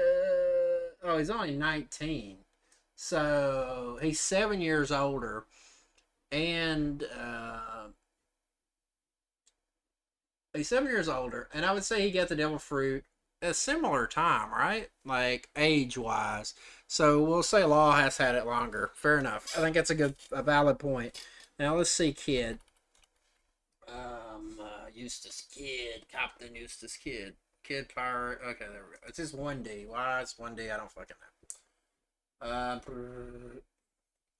Okay, he is 23, and we're going on time skip after time skip. So he's 23. I don't know. It doesn't really say when he got it. I don't think. I don't remember anyway. He was eating 23. Strengths and weaknesses.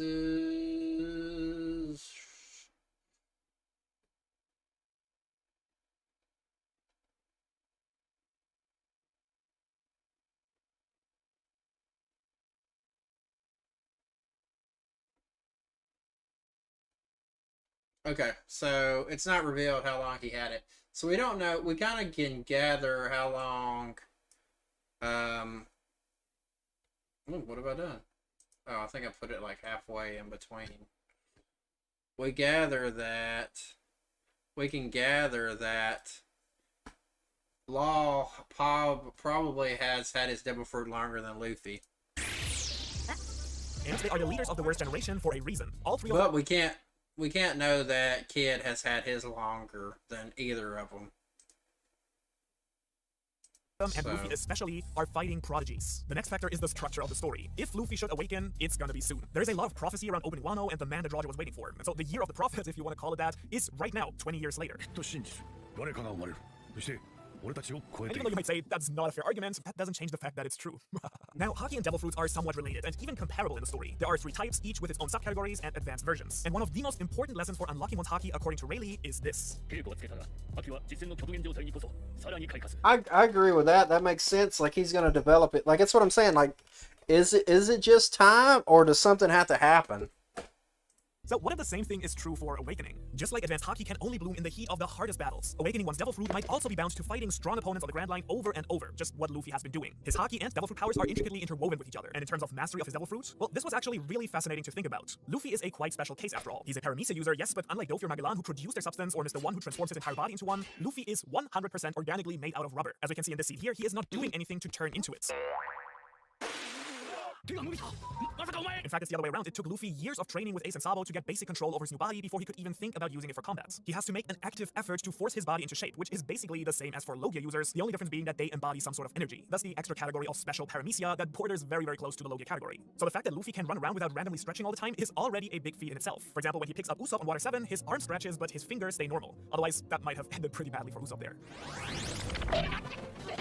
In his base form, Luffy uses his muscle power to stretch. In Gear 2nd, he expands on this by using his rubber body to pump blood and thus increase his power and speed. And pumping your own blood faster seems like a pretty fantastic control over his fruit to me. Gear 3rd is the same, using the rubber properties of his bones to expand his entire body, stretching and then forcing it into a gigantic shape. And with Gear 4th, it really gets interesting. Yeah, how hard does he have to bite himself that he, like, opens up his bones and blows air into him? That's pretty impressive. So he's got to have some pretty choppers, too, like... Yeah, I don't disagree with any of this. I think it's pretty much on point. Because here he uses the internal expansion of his 3rd gear, but limits it with Haki, compressing his body, which allows him to use the properties of this hardened rubber. As a result, his movements are so fast that the air has no time to go anywhere, allowing him to fly, while he can even charge up his punches, releasing them with even more power and speed. Just imagine taking a really hard and thick spring and compressing it flat before unleashing it. That's Luffy's entire body in Gear 4th. So while he does use Haki as a crutch here, he... The whole turning people to stone thing killed Medusa's social life. So she ordered sunglasses with Prime. Is able to control his powers even more harshly and precisely with this technique. The point I'm trying to make here is that Luffy has already taken his rubber body to the extreme. Could you creatively come up with a completely different use of his power? Probably, but the way he masters his body and uses it freely is pretty masterful in my books at least. So based on this, I would argue that Luffy has actually already been ready for his awakening during the time skip similar. He's right. I don't know about the awakening yet. I don't know if it's like he does it and hasn't revealed it yet.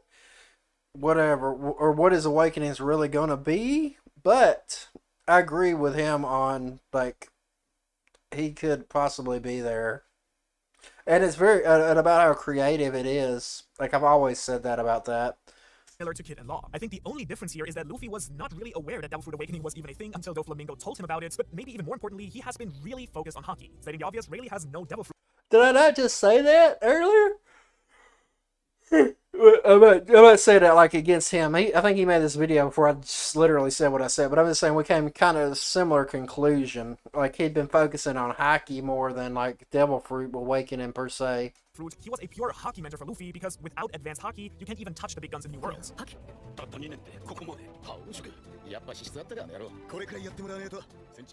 And so I'm pretty sure that Luffy's awakening will come to him pretty swiftly should he ever feel like his Haki had reached its limits. So let's say it happens in the fight against Kaido, who might have his own awakening, or even a bit later. But what will Luffy's awakening actually look like? For Logia users, we suspect they can turn the matter around them into their respective elements. For Zone Fruits, it means a larger monster-like version of themselves that has increased stats across the board.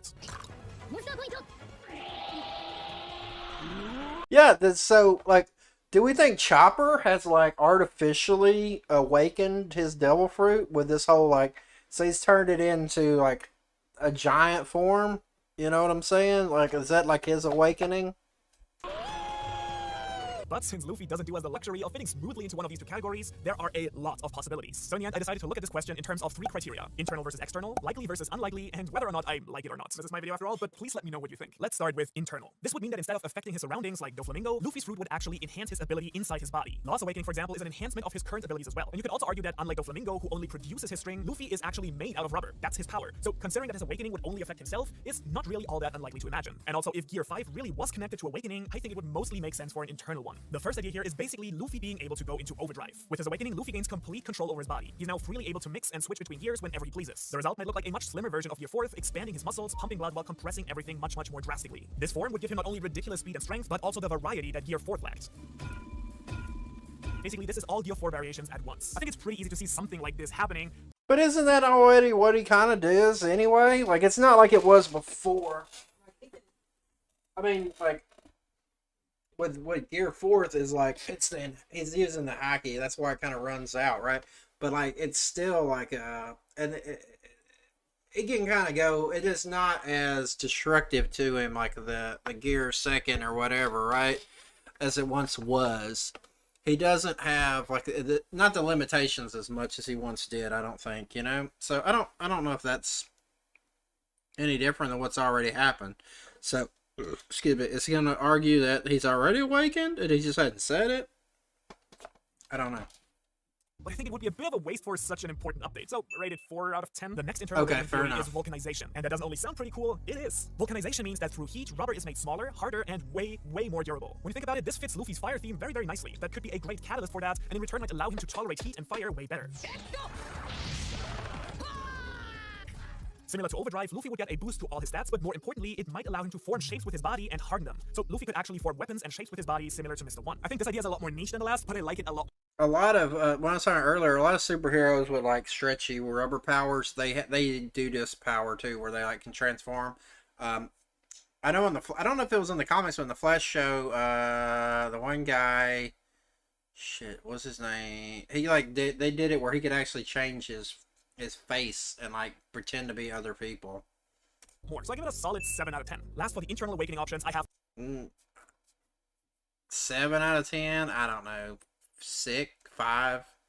Better than the other one, but not that great. A really cool one. You know how Luffy can make a body part giant in Gear 3rd? Well, what if his awakening enhances his abilities in a way that allow Luffy's entire body to stretch like this, giving him a true giant form? First of all, I love that idea just aesthetically, but there is more to it. You might remember from my emo video that there already is a connection between Luffy and giants. Ors was basically a giant with Luffy's personality trying to use his abilities. And then there is the really big straw hat on Marijoa. Assuming that it's Joy Boys, Luffy could literally wear that big straw hat if he had a giant form. Heck, who knows, maybe there's even something on Laugh Tale that requires a giant to work it. Remember, the world government and also Kaido are trying to create giants at any cost. The only thing that is preventing them from being successful right now is that they are not yet subscribed to my channel for next generation anime content. So, Good segue, I give you that, buddy. Could he get a giant form? Would that be awakening his whole body could be? I don't know. That's possible, right? I don't have a problem with that per se. Now, that's why they're like, doesn't matter why the world government, why would the world government be trying to create, I know why Big Mom is, but the world government has giants like that are part of them, you know, they had a whole giant squad, so that doesn't make sense. I think this is likely? Probably not. But if it's true, oh boy, I would be on board for the ride. 9 out of 10. Okay, so now let's talk about external awakening options. External meaning pretty much exactly how Doflamingo described it. This would be, not necessarily his specific, but that it would be like if he put it in a category, I think the external, because I think Luffy has already done the internal with like Gear Second, pumping his blood, doping, putting that in to like, you know, blowing in that his fist, using his hockey to do Gear Fourth, all that stuff. I believe that all that's already been accomplished without necessarily being awakening. Those just more techniques, and Luffy being very creative with how he uses his fruit. So I don't see that. I think if he does have an awaken, it will be more on the line of this. Because he doesn't have, like, Law's power, like, what could Law power been, like, you know what I'm saying? So his makes more sense, because he has, like, a natural thing. Same thing with, like, String. Well, String's not natural, but you know what I'm saying. The power of the fruit starts affecting the world around the user. Doflamingo was able to turn things around him into string, and Kid is able to magnetize other objects. Not sure if magnetize is the scientifically correct term here, though. The biggest argument for this over an internal awakening is Katakuri, I think. His abilities are the closest to Luffy in the entire story, and his awakening is clearly portrayed as turning the things around him into mochi, amongst other things. So, theory number 1, Luffy's awakening turns the world into a bouncy castle. Probability, not 0. Bouncy castle, I don't know. Popularity, thanks, I hate it, 0 out of 10. Next. The way more tolerable version of this is that Luffy can turn things around him into rubber, but in a unique and more creative way. So instead of turning his hand into a sword... Agree. He would definitely be creative. Luffy is a very creative fighter. I agree 100%. How about turning a house into another Luffy, basically creating clones? Or imagine him spraying arms and legs out of the ground and having his enemy barraged by an all-round Gatling gun. I do like this a lot more than... I like that. That makes sense. That does seem like something Luffy would come up with. And it would be like, you know... only downside to that, and he kind of even hinted at it, was showing it, it's almost a little too much like Robin. The bouncy castle, but the problem is that this would basically be a Naruto x Robin love child shadow clone fist attack that doesn't really matter against a real opponent. So I rate this as very possible, but I'm not the biggest fan, so I don't know, 4 out of 10. So for the last one, I have a super crazy one for you. If your favorite wasn't in this, by the way, let me know what it is. The most out there crazy external awakening theory for the Gomu Gomu no Mi I've come across is that Luffy, as a rubberman, is not only going to be able to stretch his body, or even matter itself, the idea is that Luffy will be able to literally stretch time and space to distort the entire world around him. This would truly be a game changer and put him on an entirely new... Yeah, I've heard that one. That's like super duper duper crazy, but like cool. He's right. That's kind of a cool as fuck idea. Like he could stretch and things could bounce. You know, that's more than just a physical thing. That's definitely cool. Don't get me wrong. I think it'd be more along... I think it'd be like he could make stuff... Not necessarily like bouncy castle, like how he put it. But like he can make things more rubber. You know what I'm saying? Maybe imbue them with like rubber abilities or something like that. I don't know how he would use that per se. But it might also be good for like adding it to help other people. Or stop other people. I think the possibility of this is like 1%, but I love it. 10 out of 10. And now make sure to watch the other Devil Fruit video here. What are you doing? Go watch it. What are you still doing here? No, he's cool. He's right. That's cool. That's a cool aspect idea. Chances of it happening, I don't know, but like it's a cooler idea. Get the hell out of here. I agree. This guy's pretty on point. O'Hara is his name on here, so if you want to do some of his theories or whatever, cool. Like I don't have a problem with most. He has good takes on everything. I don't think I disagree with him like super much. Like I don't always like not everything's gonna agree, but like his shit's not ridiculous. It's not ridiculous. And it's not like out there. It's not like crazy hot takes. I think, you know, it's within its realm. All right, let's see. Do we need a full manga recap? Hopefully not. How Bink Saki reveals the location of Laugh Tale. Huh.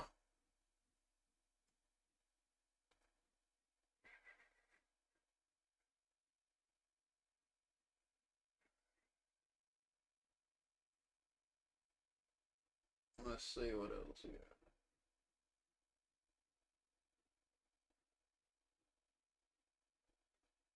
Alright, this is like 1 minute or 2 minutes. Let's check it out.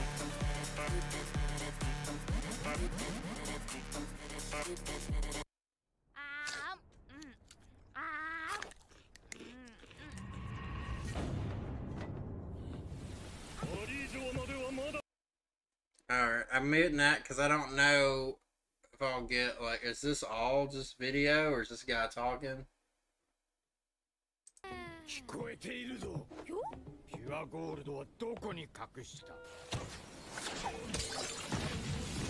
Was that fucking Hawkeye? こりゃ逃げ出すチャンスだね。聞こえているぞ。どこから攻撃している？何者だ？最高！ Oh, I don't remember what is this like a filler arc or just a movie? I don't know what that's from. Sorry.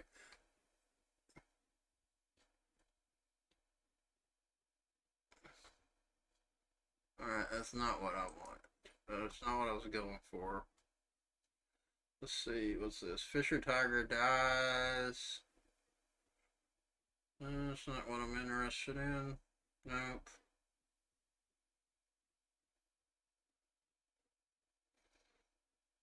I don't know how everybody's caught up with. I don't want to put like 136, 137 out there because I know they haven't been officially released. All right, here's a theory with Zoro and Hiyori.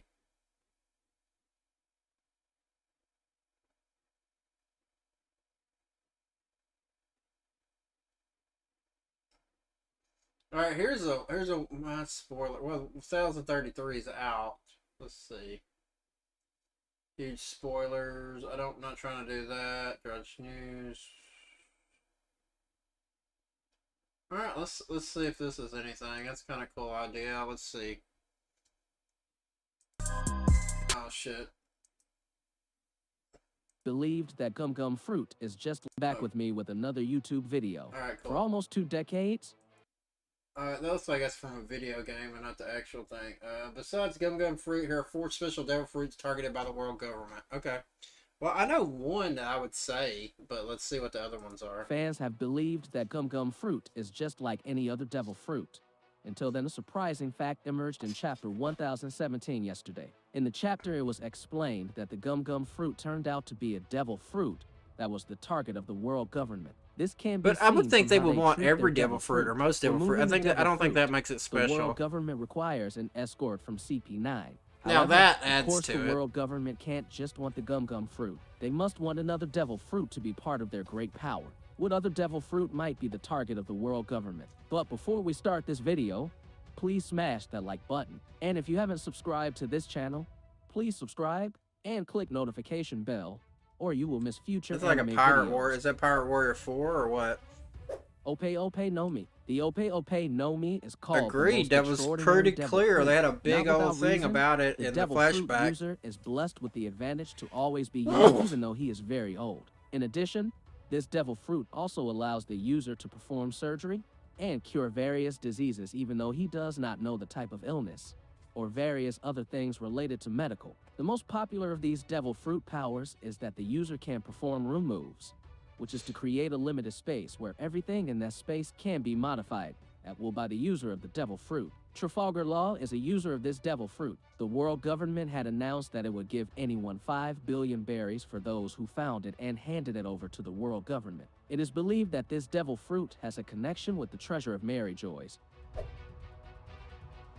Fish fruit, model, Azure Dragon. It seems that for this devil fruit you all know it clearly. The reason is, CP0 itself has provided evidence that the world government made various efforts they could do to capture Kaido, and then made I don't disagree with that one either.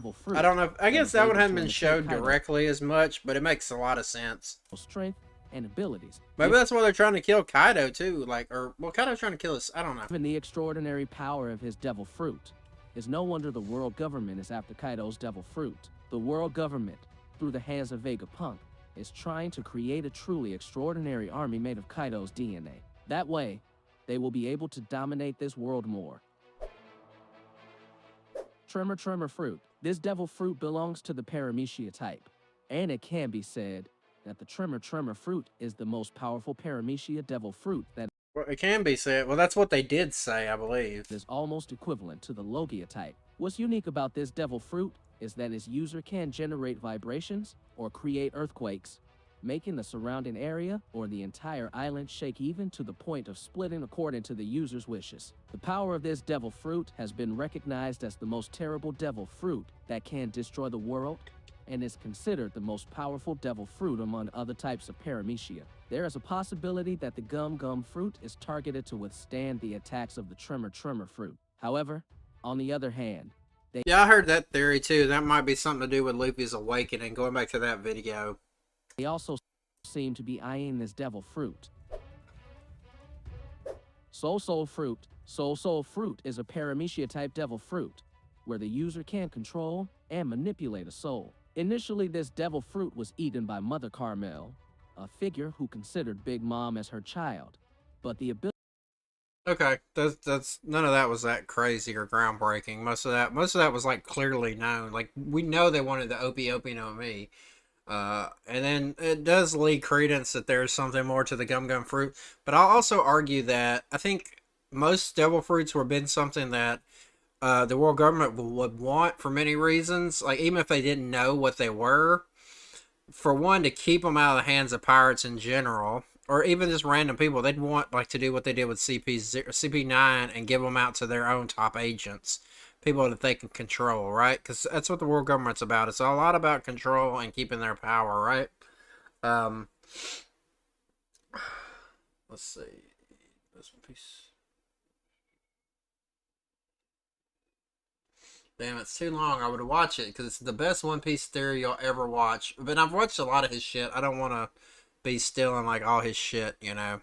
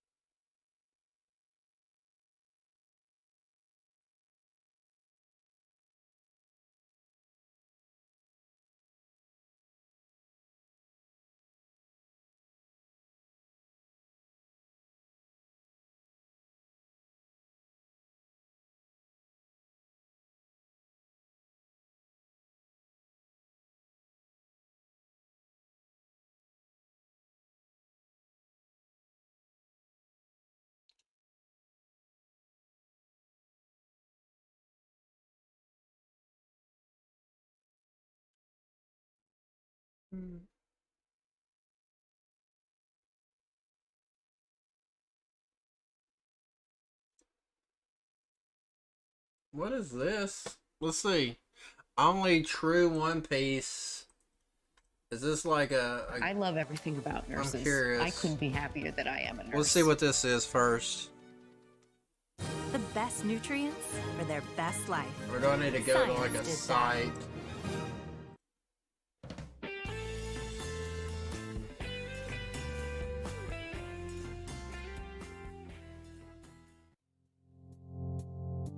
Okay. 10 questions, okay. Well, we're gonna pause it. Yeah, I'm ready. Number 10. 10. Who's the fourth member of the Straw Hat Pirates? Like, it depends on how you count it, right? Is it gonna be, are you gonna count that Nami was like first or is like second? Or do you not count that Nami is until after Sanji and Usopp? So, you know what I'm saying? That's when she officially joins, is then, right? So, it would have to be Nami. In my opinion.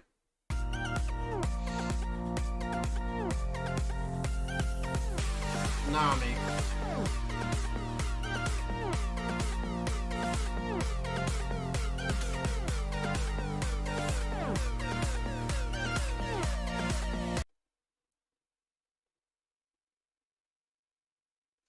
See, like that's what I don't agree with.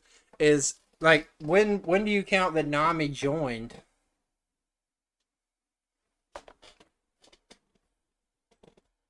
You know? Like I that's kind of bullshit.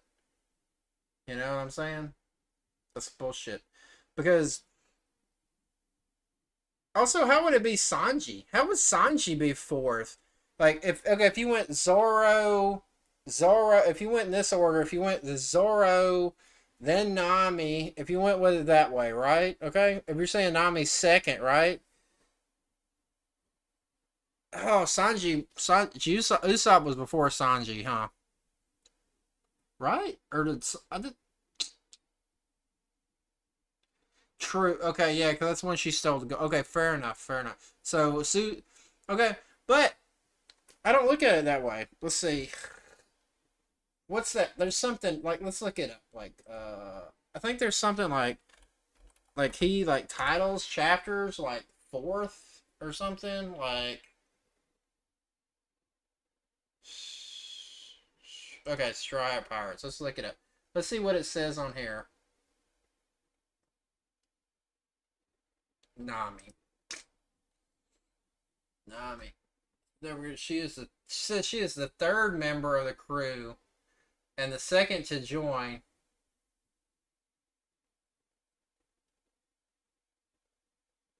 See, I will argue that Nami was not an official member of the Straw Hat crew until after Arlong Park, right?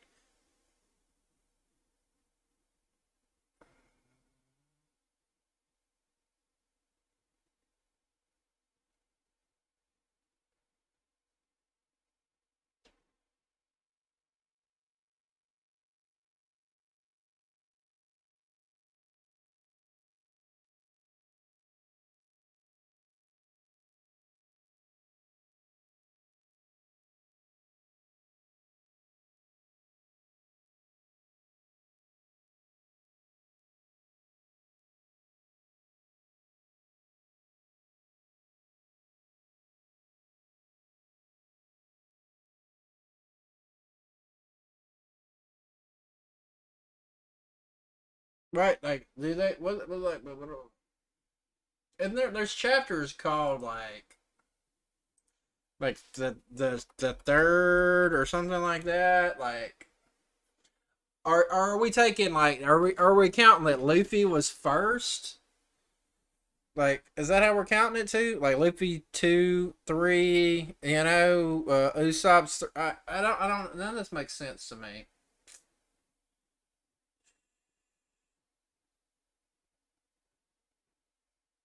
No, this makes sense. Okay, let's see.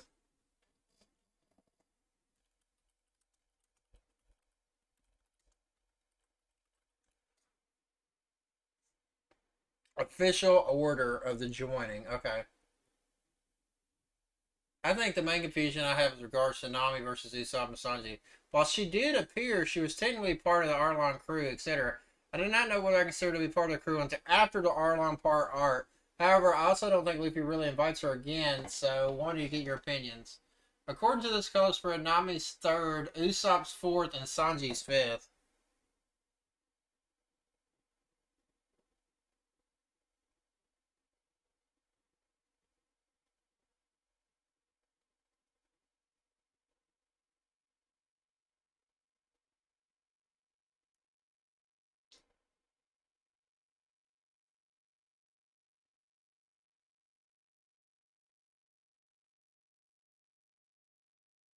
Okay, I will go to this as being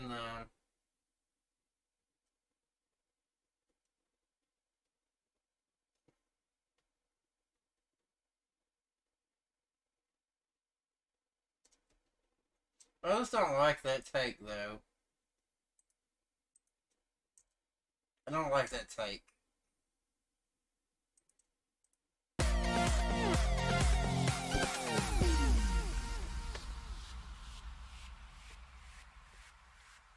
All right. Number 9. How old is Goldie Roger when he died? Fuck, I don't know. I'm being real. I like. Really?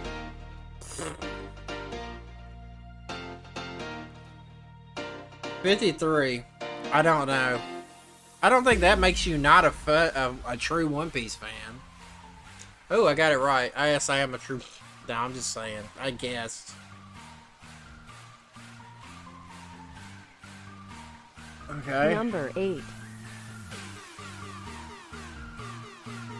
Technically, it's Blackbeard, right? Mihawk was already one. Yeah, so Blackbeard. That one's easy. Blackbeard. Final answer. I don't know if this music is copyright or they'll strike me, so we're gonna mute the music. Sorry. Oh wait, did it tell me? Wait. I wasn't paying attention.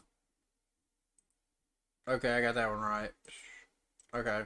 What is the name of Smoker's Devil Fruit? Ooh, English or... Nope. Nope. A, right? I don't know. I'm not Googling or nothing. I think it's A, right?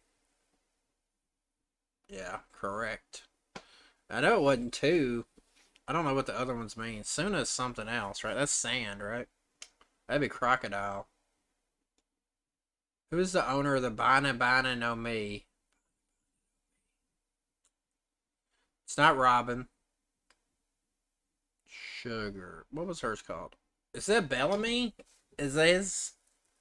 I don't know their names in Japanese that well, honestly, with you. Bellamy. Okay, I thought so. I knew it wasn't Robin's. Hers is Hana Hana no Mi. Okay. Akachi and battled on Punk Hazard. How long was their battle? That was my first thought. Was it 2 weeks or 10 days? I'm gonna go with 10 days. I can't remember 100%. I'm either say I either think I remember it being 10 days or 2 weeks. Okay, I was right. Cool. Cool. So I technically only missed one, and on a technicality, and I guessed on Roger's age. Okay. Zoro has 3 swords. Which one is Wado Ichimonji? Shit.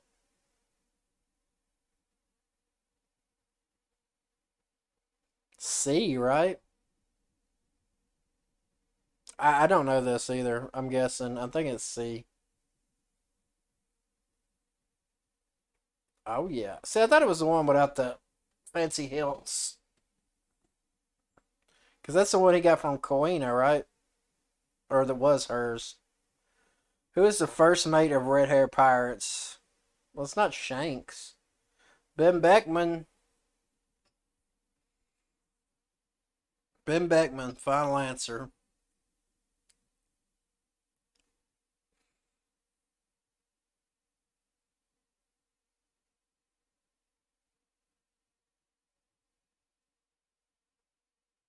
God, it's 1:30. Fuck. What's the name of Mihawk's sword? Saru, right? Saru. Yoru, D. D.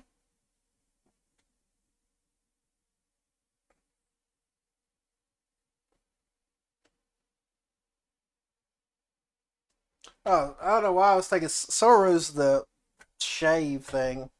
One more. Maxham Morgan. Lowe. It means lion in German. Löwe. Oh, I guess it's B. I thought it was L-O. I think it's M-O. What?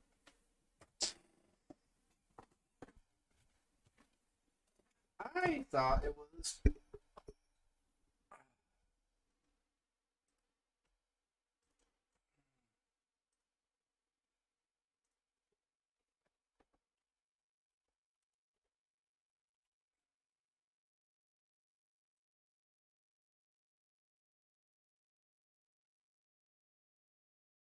Fuck, whatever. It should probably bring him up right.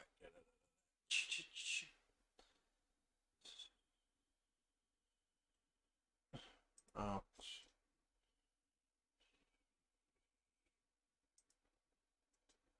Oh, okay, I guess it is that M-O-W-E. I thought it was... Son of a bitch. I thought it had the umlaut, too.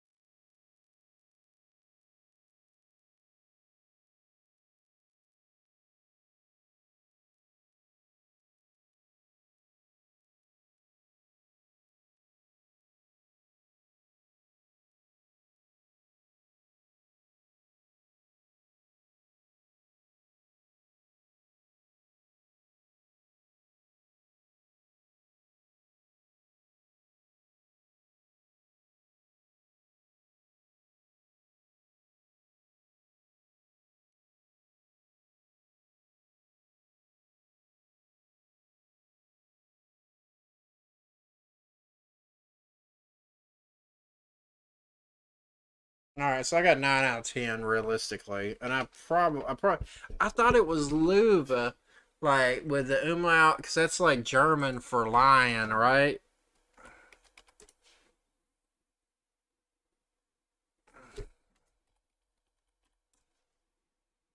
Oh, motherfucker!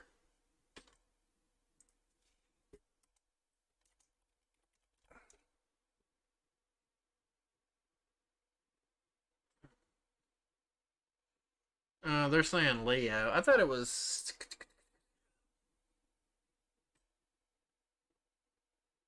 Okay.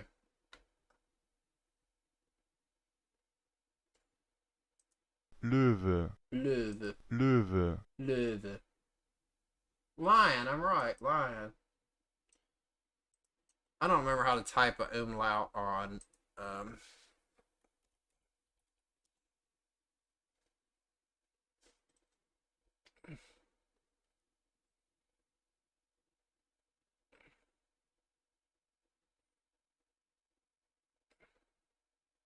No, apparently that's a person. Seagull. Okay, makes sense since he was in the Navy. Seagull. Move. Move. Move. Move. Move. I guess I just remember because I took German, so I knew it was something. So I was thinking it was lion, so I thought that's what it was. Okay.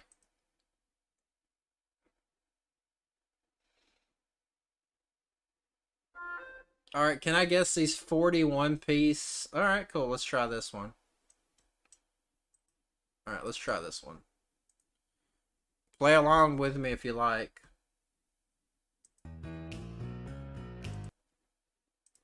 Okay, wait.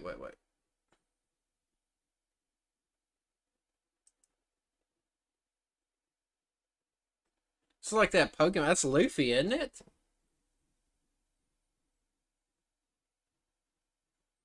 That was real shady, because, like... Oh, that's Arlong. Keep track, somebody. There's nobody to keep tracks. That's 2. I'm 2 for 2. That's Arlong.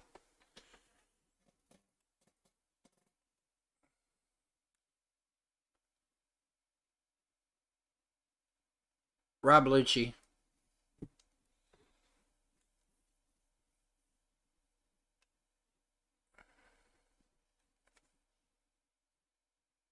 What's this Pokemon? Frankie.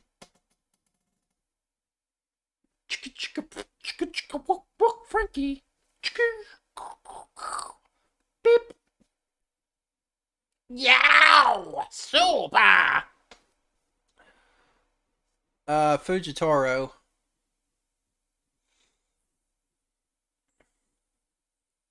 Pronunciation doesn't count.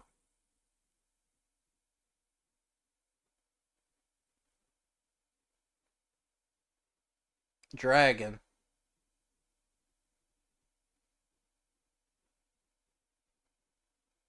Monkey D. Dragon.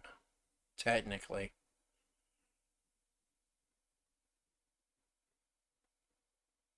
Oh, that's Kinemon. I don't know how many there's been, but I haven't missed any yet.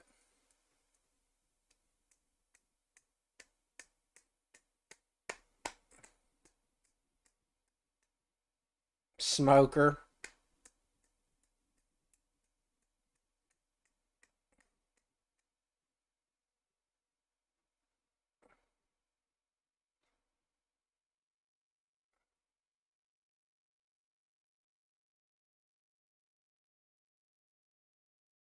Nami. Took me a second, but I was like, that's Nami, right? Oh, no, it's not. Oh, shit.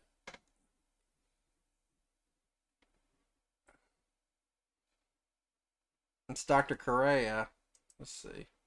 Does that not look like Nami's hair right here? The jacket. That's what I was... But she wears shorts, and I was thinking. Alright, so I missed one. Let's see. Let's see if we can speed this shit up.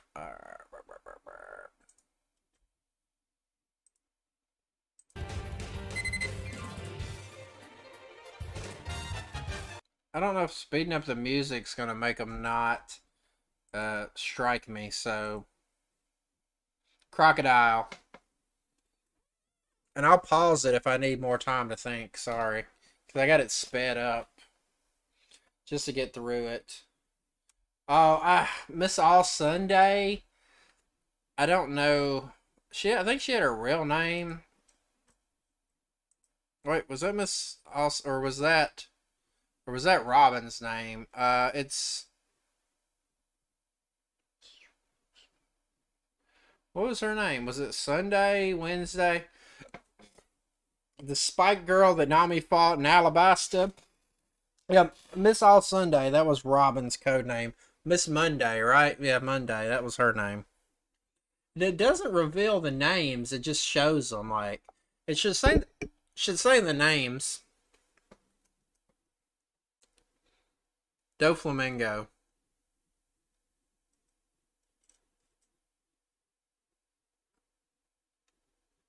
Bellamy.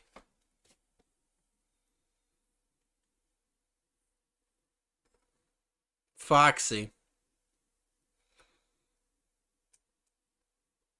I got it on 2 times speed. What's his name? Papa Guy? I don't know how you say his name. The starfish that was Kami's friend.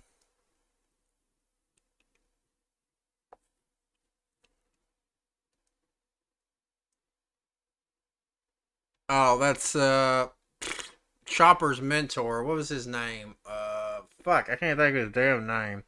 I know who he is, but I can't think of his fucking name. What is his damn name? Hillalook. Dr. Hillalook.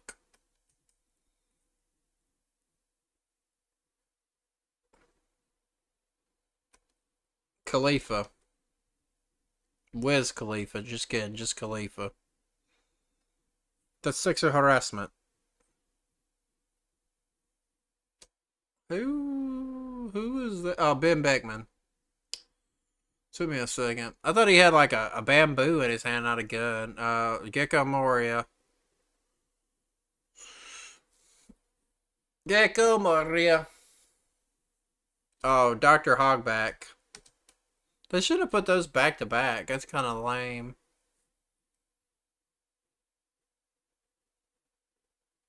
Oh, Gas. It's Caesar Clown.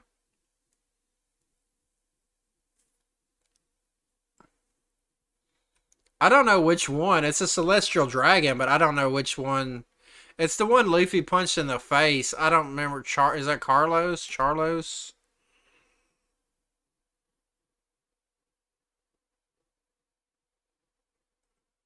Ace.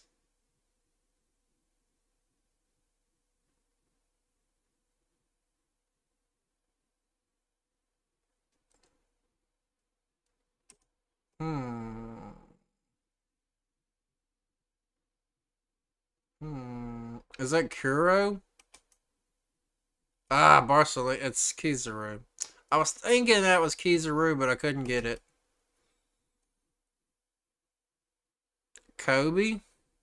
Is that a Kobe or is that young Sanji? I think it's Kobe though. Kaido.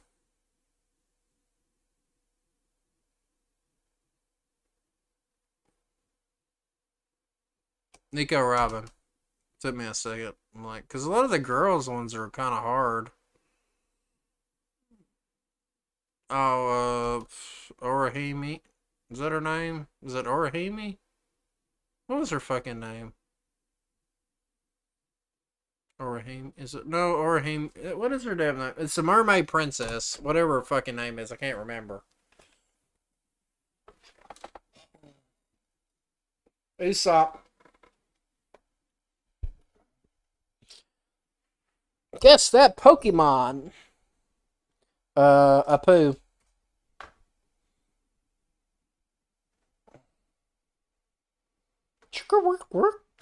Buggy. But oh fuck. I was seeing it totally different. A Goldie Roger, crazy. Sabo. I think I missed 3 so far.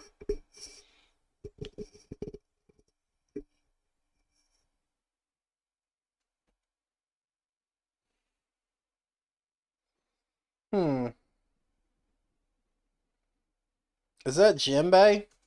Jinbei.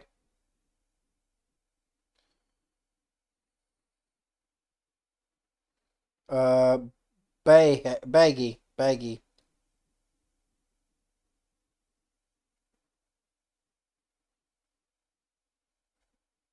Who the fuck is that?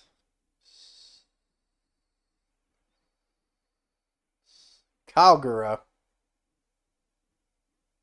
Oh, it's killer. Sometimes it's the poses, man. It's like, fuck, I couldn't. Boa Hancock. Some of them are too easy, and then some of them are like, eh. Now that's a Buggy. Buggy the Clown. I don't know how I missed that other one. I thought that was Goldie Roger. I thought it was Buggy. I think they got another one, so I missed like 5. Let's see. Let's check this one out.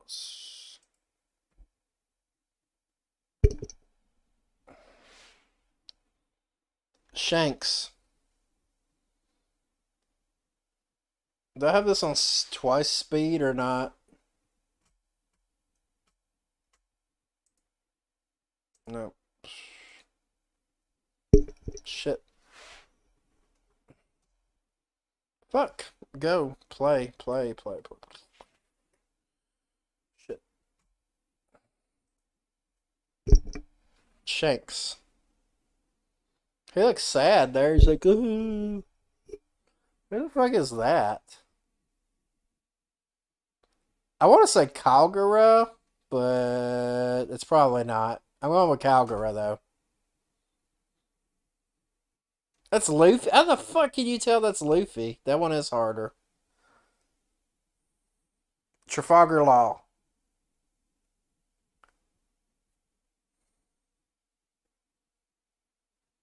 Like, when they're, like, all up in your face, is that Zoro?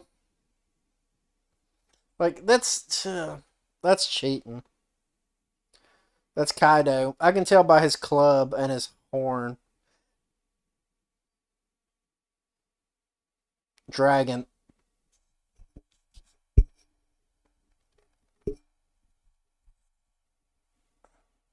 Kinemon.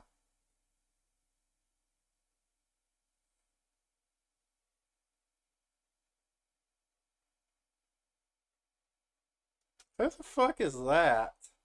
That looks like a fucking Naruto character. Who is that? Trying to think.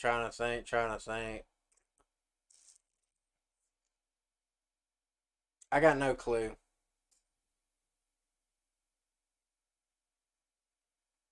Mihawk.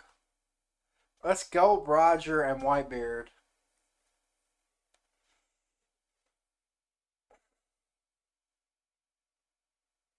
Capone, Baggy.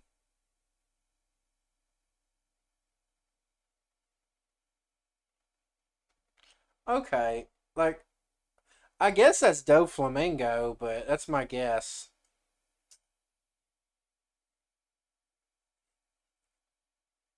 Oh my god, really? I don't even remember his damn name.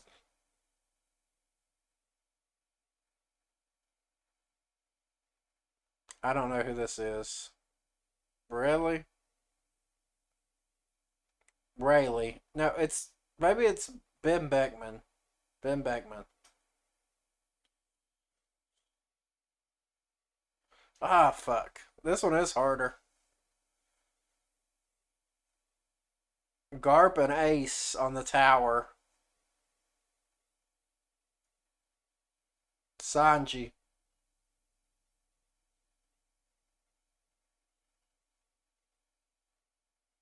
Nami.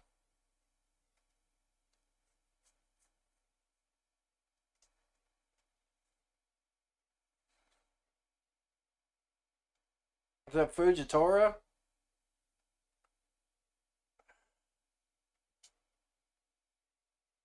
Sabo versus what's his damn name? He's in Blackbeards. He's the champion.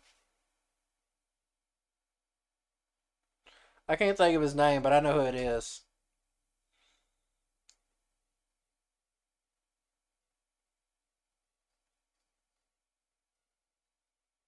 Who the fuck is that?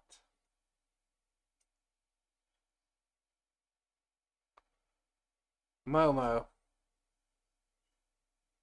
Oh my god. That's a devil fruit. Gum fruit, I think. Really? The fuck am I supposed to get that? Kagura. Luffy again. Dragon.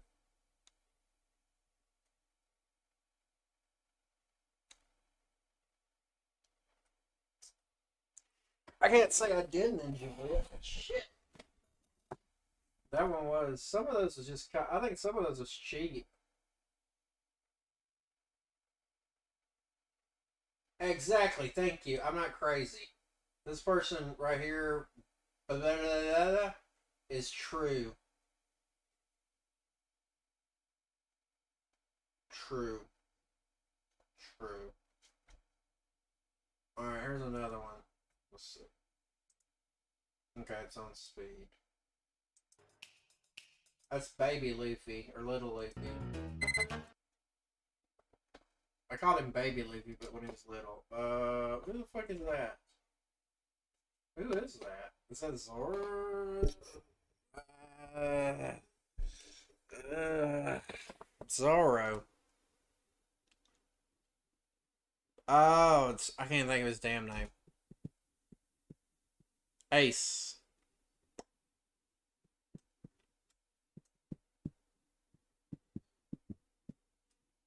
Nico Robin.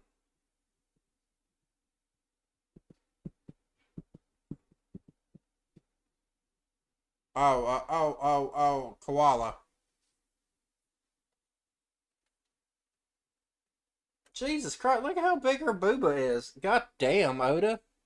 Like, if you're a girl in One Piece and you don't grow up to have giant booba, you just ain't doing it right, I swear. Or do they get, like, Trafalgar Law could be a motherfucking zillionaire if he just used his power for boob jobs in fucking One Piece. Just goes around and like, boop, boop. That's Garp holding Baby Luffy. I call him Baby Luffy. Kid Luffy. Jesus Christ. Kaido.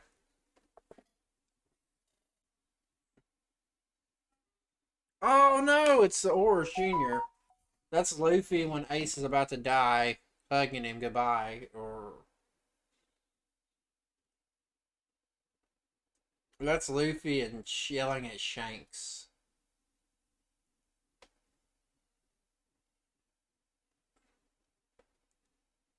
Oh, I don't remember, what is his fucking name? He's the Minister of Candy or whatever in Big Mom's thing. I can't remember his name.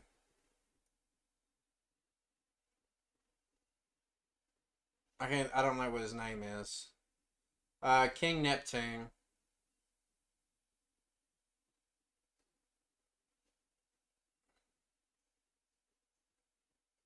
What is that? Is that Crocodile kicking somebody? I don't know. Oh. Kizaru kicking Drake. Fuck if I know. 2 hit. That's Whitebeard Jr., whatever his damn name is, and his mama. But I can't remember what his name is. Should have put names in here, motherfucker. Kaku.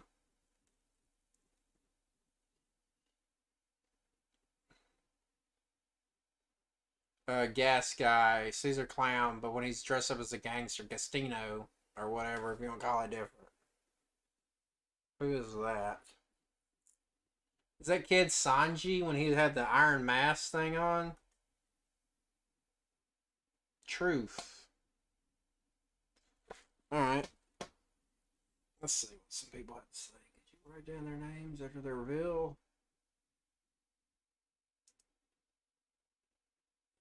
But he never did.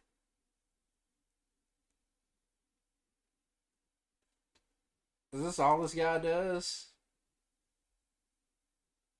Let's go to his channel. Is there more videos? Which ones didn't I watch? These two?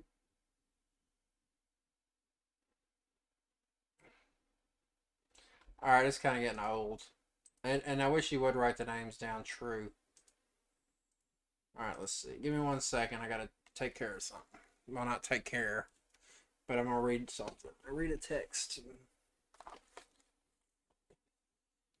I'm curious. I wonder if there's like fans. Give me where's for that 1036, 36. Let's see. I'm trying to. Oda drops new Devil Fruits and Shocking Chapter 1000 Secrets. One Piece Magazine. Lippy versus all planes. 136. Damn, there's people doing it in Spanish. I can't watch those because I don't know enough. Oh, I don't know any Spanish really. That's like German. Maybe I could do some of that, but I don't. Ow, ow, ow. I'm trying to. I was going to find to see if there was like a review, like actually like a chapter review. What is this? People versus food. Okay. If mom's not functioning, Let's see about nothing's this. gonna function. Is this a We're channel? not a pillar of strength. Then they got 12 then million. everything Okay, around they're us gonna is do concerned. One Piece foods. Okay, So it's kind of related. Hi, Alright. ladies. Today we're going on a seafaring journey. Are you a fan of the anime One Piece? Oh, hell yes. I am the biggest fan of One Piece. Everybody says that Food in shit. Anime, cartoons, like movies, and any kind of animation series. Looks so good. I want to try it. Today is a try not to eat challenge with One Piece foods.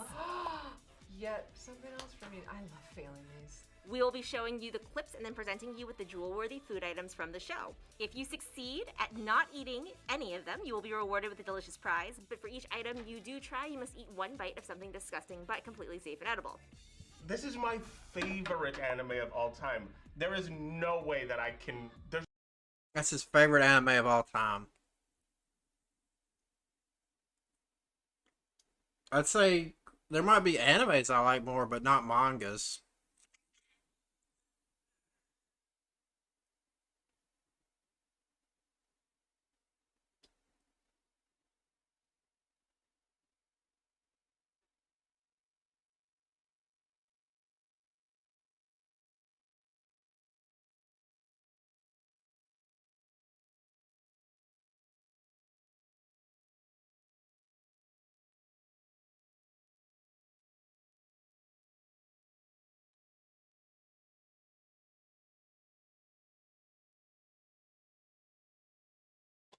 Jesus Christ. There's no way I can win. Alright, are you winning this or are you losing this? I'm quitting the show. Okay? Octopus. Yeah. Mess me up, Sanji. What's You're up, baby? Let's go starting me right off with now. the fried rice. Oh my god. He's like... I want to try it now. Not him crying. Dude, It's so delicious. good. He's it's crying. too delicious. Oh, yo. Oh my god.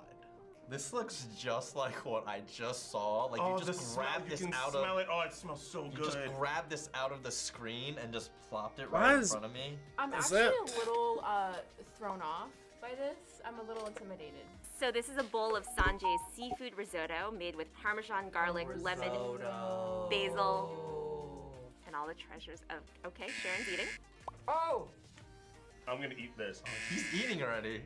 Is these people from like that? One lady was on like the React things. Is this still run by like those guys that try to copyright React and everything? Are they gonna lawsuit me over this?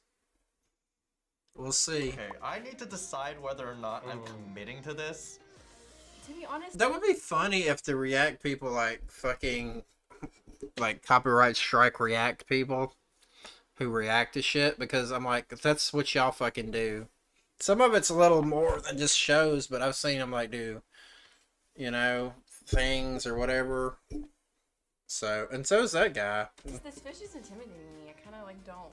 I would not be interested. I don't like seafood.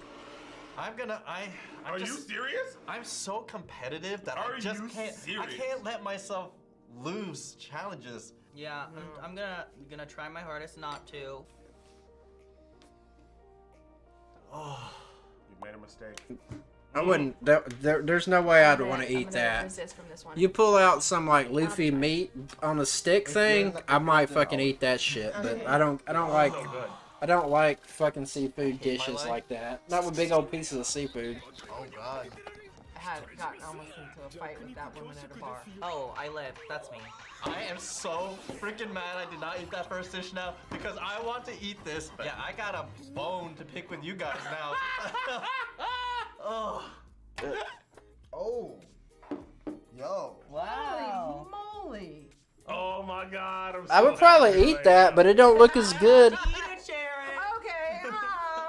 It doesn't look as good as. Straw Hat Luffy has a true obsession with meat on the bone, and today we've made it just for you. Is it chicken? It kind of looks like chicken. I think it's chicken. Yeah. It's probably like a It's actually turkey. ground chicken and turkey with panko and heavy cream, so that's what's giving it like its richness. It is a bird fest over here.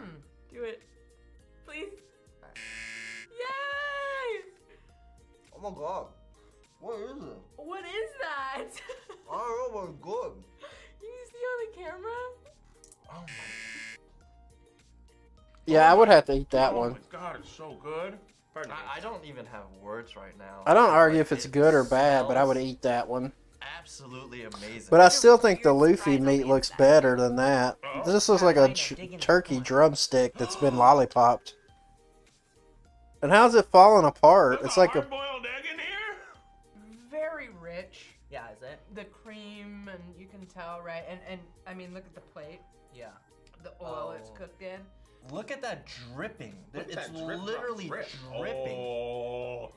I can't eat it. I already missed out on the risotto. You know, I have a feeling that there might be something better ahead. That is the stupidest logic that I have ever heard. I hate my life. Here, you get 2 servings of this. I get to watch you eat, but I also get to watch you eat the gross thing. I mean, you don't. I mean. What? I don't know what we're Why gonna do be they make eating. it look so good? Right? Look at them munching down. What? Oh, look at her dress. Look at how cute these girls look. Gorgonzola? Yeah. I don't know what that was. I want to eat some Sea King meat. Where the fuck are they going to get some Sea King meat? Like, y'all are just making this worse. Yum! It's sea pasta. It's sea pasta. Look at the lobster. Specialty from the Isle of Woman, we have a beautiful and dreamy penne gorgonzola made with hunks of sea king. The Pokemon? So what do you think a sea king would taste like? I don't know. How do I taste? Oh man. Oh. I don't know if I would go for that one. I don't like seafood. I am so like this looks good, and I love pasta. It does Before I look cooked the pasta good. I saw it, but I'm actually trying to hold myself back right now. But like you're gonna. And I usually don't do that. I usually give in really fast. But I'm curious. That says a lot about her. This will never be put in front of me again to try. I'd be a fool not to try it. You never know. Stop. It's pasta. It is They'll pasta. never know. I know, but it's Maybe pasta with pasta. lobster and fish cake. I don't like fish cake. I didn't even know that they made pasta this big. On the Isle of Women, they do. Well, apparently so. I won't eat this, so you have to experience it for me. Nope. Yeah, why not? Nope. I don't know. I forgot. I haven't watched one of these. Do they get something if they don't eat it or something? Should we show them how we do it every day? I am good here. God, can I just like stab myself with a fork right now? You could. I love Shanks. He's one of my Yeah. favorite. Oh. I've been there before. Oh my God. Wait, Oh, this is when when they fucking find thing out. for his arm to stretch. Like, Yeah, he's a like, stretchable guy. yeah. The gum gum fruit. Yep. Yep. I was like, You is gotta it the tell me fruit? that the fruit isn't Or the is it- special thing I get after It's- not eating everything. I love that you think you've been robbed, but no, dude, you did this to yourself, homeboy. Robbed. Oh. Interesting. Are you sure this Is it a cake or something? I've seen somebody make a cake, so it might be good. But if it's real One Piece world, I'm not eating a fucking devil fruit like for taste, you know. Maybe for the powers. Guess what? I can't swim already, so no big loss. But yeah, I'm not fucking I'm not eating it because they are historically taste like shit.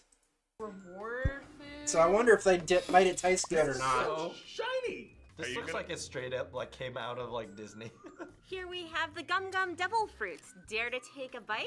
Oh, I think I know what you did. It's like a caramel apple, didn't you? I'm gonna let you again just continue to admire it whilst I pick this up and put it in my face. Eat it. Tell me what's in it. This is the best like dessert apple I've ever eaten. So like, it's an apple like in there. Okay. candy apples, caramel apples, like anything like that. That one lady was Just right. It was and kind of like a chocolate candied syrup. apple thing. Oh, if you don't eat this, this is rude. I know. I've been really rude to Nicole a lot. Isn't it good? It's good. Is it an apple? Can you try it? You already took a bite. Yeah, I'm try it? probably gonna try it, but you should try it. I'll live vicariously through you. How do I- Oh, it's an apple. Yeah. They should do like that. What's that show? Like I've never watched it, but I've seen it. Like Food Wars. That would be crazy because they did. That's like that show is like all about like anime food. That'd be crazy. And I think they did like did they do like one where Sanji was on it or something like that? Powers, but kind of unexpected superpower. Like a crossover? What superpower do you think you're gonna inherit? I feel like just being more me. Where are my superpowers? I'm mad. I know. Where are my superpowers? Sorry, that was a letdown for sure. I can't possess this much power. I'm already so powerful. This would be a crime against humanity, and I don't even consider myself human, so... What? Your willpower. I don't consider myself higher than human. mine, man. Fair enough. This is the one thing that you wanted. Expected this was gonna be my prize. Yeah. And now I'm not that impressed. I mean, it might be all right, but if it was like one of them cakes I've seen, Unfortunately, I would you rather attempted have by that the than a delicious candied One Piece apple. Kitchen, and for that, you must suffer the consequences. Oh, there's consequences. 100% worth I forgot. 100% worth it. Oh my god. Fishbone curry. Yeah, this one's gonna be rough. Uncooked rice. I had so much confidence that this would be this gross. and it is. Should have made him eat some of what's Why his is there jam? There's what's his face? Oh, I can't think of his goddamn name. The poison fruit, the jailer. What's his fucking name? What is his name? Like the shit he ate, he would eat poison, right?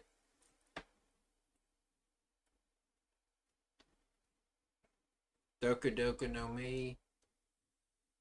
What's his fucking name? What? It's not even got.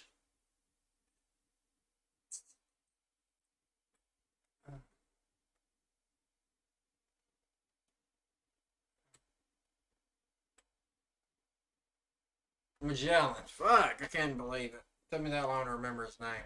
And it wouldn't even come out. Yeah, have some of Magellan's food. For safety, maybe not fishbone, but Congratulations, you were able to avoid some of Straw Hat's favorite dishes, and for that, you've earned yourself a beautiful reward. Ooh. Oh, a cheeseburger. It's the fish. It's the fish eye. Spaghetti. Right? Just the eye. Rice, little curry? rice and curry. I love curry.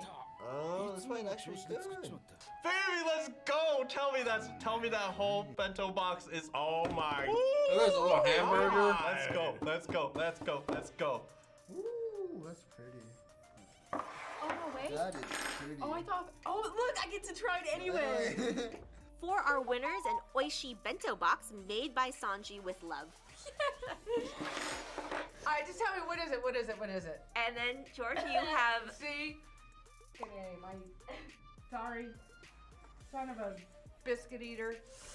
Seasoned with raw rice, bitter purple goo, fish bones, slimy vegetables, and lots of jam, here's a bowl of Luffy's original curry.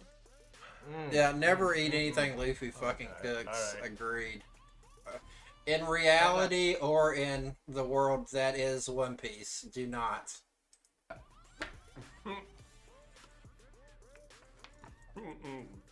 What am I gonna try first?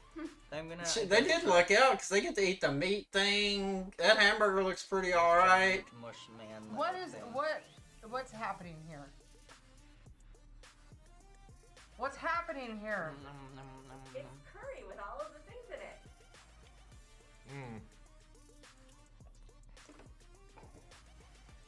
He looks like I'm so happy right now. I'm so glad I won this. This is really good, Nicole. I approve of this message. How you doing, Sharon? I'm not great. I'm not great. I'm not great. Cheers. Dessert. And to trash can next to you. Is it that bad? I wonder. It can't be as bad as Luffy's was in the anime, I don't think. Oh, it's like a broccoli. Because I think they would kill somebody. Like if you ate Luffy's cooking in real life. Because if she goes through it, I go through it. Are you sure? Oh god. Oh, Damn, that must be some shit, man. I will say, this is the first one that I thoroughly regretted losing. Now, would I do it again? You're goddamn right I would. Oh, God. Executive producer Nicole here. Thank you guys so much for watching this episode of Try Not to Eat. I'm One executive Piece. producer I hope you Roy enjoyed it. here. I know a lot of you were really looking forward to seeing Big Mom's wedding cake. Well, I have a challenge for you. If this video reaches 5 million views in the first 30 days, then I will come back myself and make the giant wedding cake for our biggest One Piece. Unfortunately, that did not happen. It didn't even have 5 million now. And that's September, so they have 12 million subscribers. See, it's the whole thing. The amount of subscribers you have don't mean jack shit no more. It's like clout, if that. Now, there's a general anime food. It's like Food Wars is in that, but see, that one got 13 million views. That's 3 years ago. I was trying to see if there was another or something like this.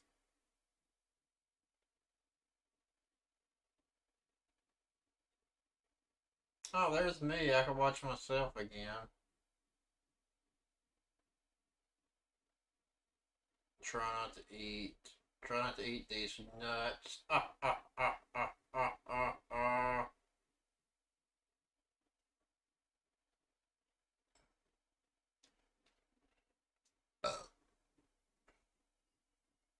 $113 tacos? God damn.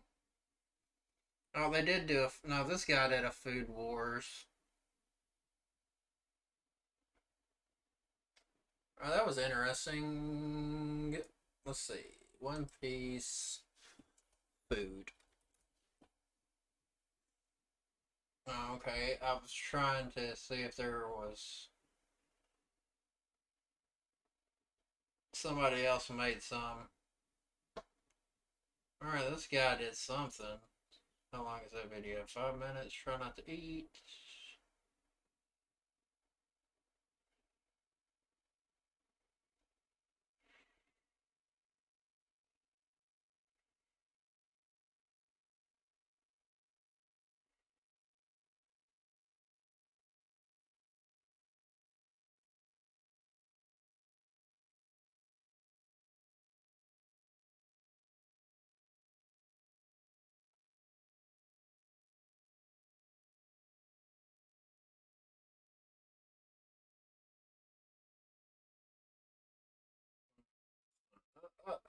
Let's see.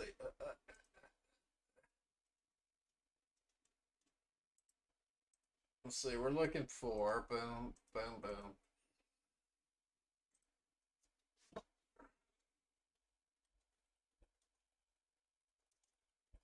Wait, we're gonna search one. We're not gonna get one of the newer ones. I want to see Chaka Chaka something older. 37, 34. 34, that's a month ago. 34.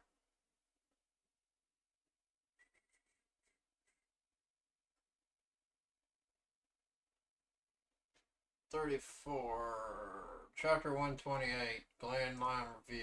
Okay, let's check this shit out.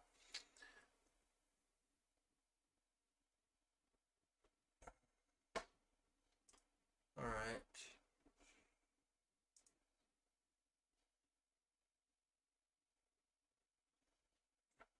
Right, did I not?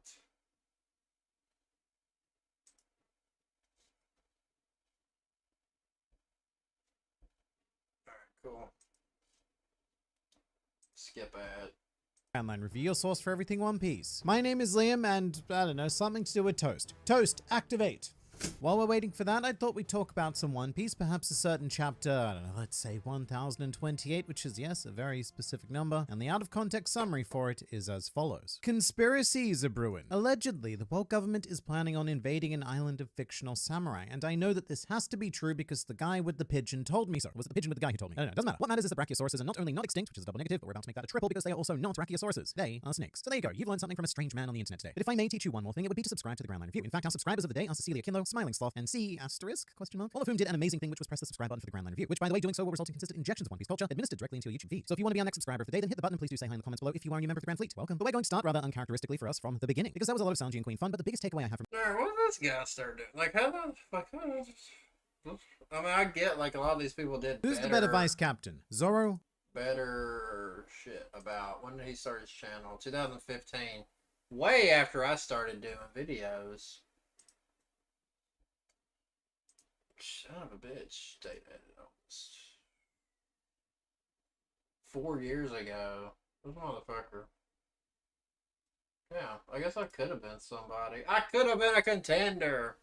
From this chapter is CP0. And firstly, Rob Lucci, welcome back, good sir. This series has certainly missed you, although I was not expecting you to be in any way relevant during Wano. Lucci, okay, alright. And not just Lucci, but Stussy and Kaku as well, which is the closest we've come to seeing a complete gaggle of CP0 within a single arc. Currently, we're still missing a sighting on Spandam and one of the Masker dudes, but the world government angle here is starting to get pretty incredibly serious, and Wano overall is definitely taking a turn that I wasn't quite prepared for. So the plan now is for when Kaido is eventually beaten, to then commandeer the island of Samurai in the name of the world government. And just on that, there's a panel of ships on their way, but I don't think they're marine ships. The marine vessels have this very distinct design, while these feel honestly almost quite generic, and I guess that would make a lot of sense, because we were told during one of the intervals that the Marines don't have the resources to turn any attention to Wano whatsoever, presumably due to the whole situation capturing the Form 7 warlords, which to be fair, everyone kind of brought on themselves. But still, I'm really fascinated by the idea that the world government thinks that they can pull this off without any marine support, or at least minimal marine support if there is any. I mean, yes, the world government do have their own specialized private military, which we saw a lot of during the Enisobi arc, but even so, right now I'm very much failing to recognize this as any sort of, legitimate threat. Alright, so so just so I have this straight. In the event that the strongest creature in the world is defeated, you're going to come in and defeat the force that took the strongest thing down. I'm not sure if I'm following this plan. It's very evocative of Enisobi in many ways, and that theme will continue with some Robin focus shortly. I think that yeah, but if I get what he's saying, but like if the people that just beat the strongest force, they're gonna be fucked after that. They're gonna be tired and wore out. Like, look at Luffy after he fought Rob Lucci. Like, what was he gonna do? They had to run away. Now, are they gonna run away from Wano right now? I don't know. And what good would they do? Because they're coming to invade Wano. So I don't know how that's gonna go down. Buster Call ship. Plus, I don't think it's a Buster Call, right? That sort of added layer of despair and hopelessness which existed on Enisobi, because even if the crew did save Robin, then they were still going to be blown to pieces by an unstoppable force, thus making circumventing that and the eventual victory all the sweeter. And that feels like what Oda is going for here. That additional layer of even if they beat Kaido, they're still in an incredibly dangerous position. And I guess that is a very welcome layer at this point, because this raid is going very, very well. In fact, unless you're Kinemon or Kiku, who are not currently well, I'd say it was going pretty perfectly, really. So I'm always keen on adding complications. Once again, I don't see a couple of world government ships as a massive threat after dealing with 2 of the 4 emperors, even during dealing with 2 of the 4 emperors. And speaking of emperors, there is a potential complication for the world government fleet, because Big Mom's flagship is still lingering at the base of the entrance of Wano. So the world government could very much find themselves face to face with the crew of another emperor and having a bit of a naval fisticuffs. Okay, that's a good point. Like, Big Mom's crew, like, they haven't really fought except for the candy guy. He got his ass kicked by the cat. Or did he lose to the dog? Which one of them beat Jack and one of them beat him? I can't remember which beat which. Perrine. But is, like, the rest of Big Mom's crew even really fought much in this? So, I don't know. Although, if memory serves, there is also a secret entrance to Wano, a hidden tunnel of sorts to transport cargo, which for whatever reason the Big Mom pirates were never told about. Text with the straw hats, and it's so weird yet so amazing. The entire spread is really solid, and I love the diagonal nature of the game. Since I started Noom, I've lost 70 pounds. I've lost 97 pounds with Noom. I've lost 92 pounds on Noom. I'm a stress eater, and... Alright, his takes don't seem crazy. Command line review. Some people do like chapters, some people don't. That guy, I tried to watch his earlier, I don't know, he's doing alright, so I guess I can't hate. One Piece review. This guy's doing alright. When did he create his shit? Oops, sorry. 2017. Fuck, way after me. Assuming he didn't have chapters, he didn't have channels before. Obviously, he could have gotten, you know, kicked out and redid it. You know. Let's see. This guy Brisley. Yeah, I don't want to count on his. BDA Law. Randy Troy. He don't seem like, well, I damn, it's a New York one. See, he was around, like this guy, I remember him being around like back in the day. Let's see. A few moments later. He was around back in the day. Let's see. I guess he's doing pretty good, 200K. Actually, the subscribership to me is not that important. It's the views that you be getting. What's he getting? 35K views. 30, that's pretty good for what, you know what I'm saying? 28K, 23K. You know, is he doing chapter reviews or does he just do like overall things? Like that, I mean, that's fine too. Like that's different. Like maybe he does a little bit of both. I don't know. It looks like he's kind of gotten away from chapter reviews. Maybe he didn't do chapter reviews even back then. I don't know. Uploads. Oh, my bad. Sort. Oldest. Let's see. See, he was making reviews back in the day, so I give him some credit. 10 years ago, he was doing it. He was doing chapters. He was like, if I would, I only just kept on going, right?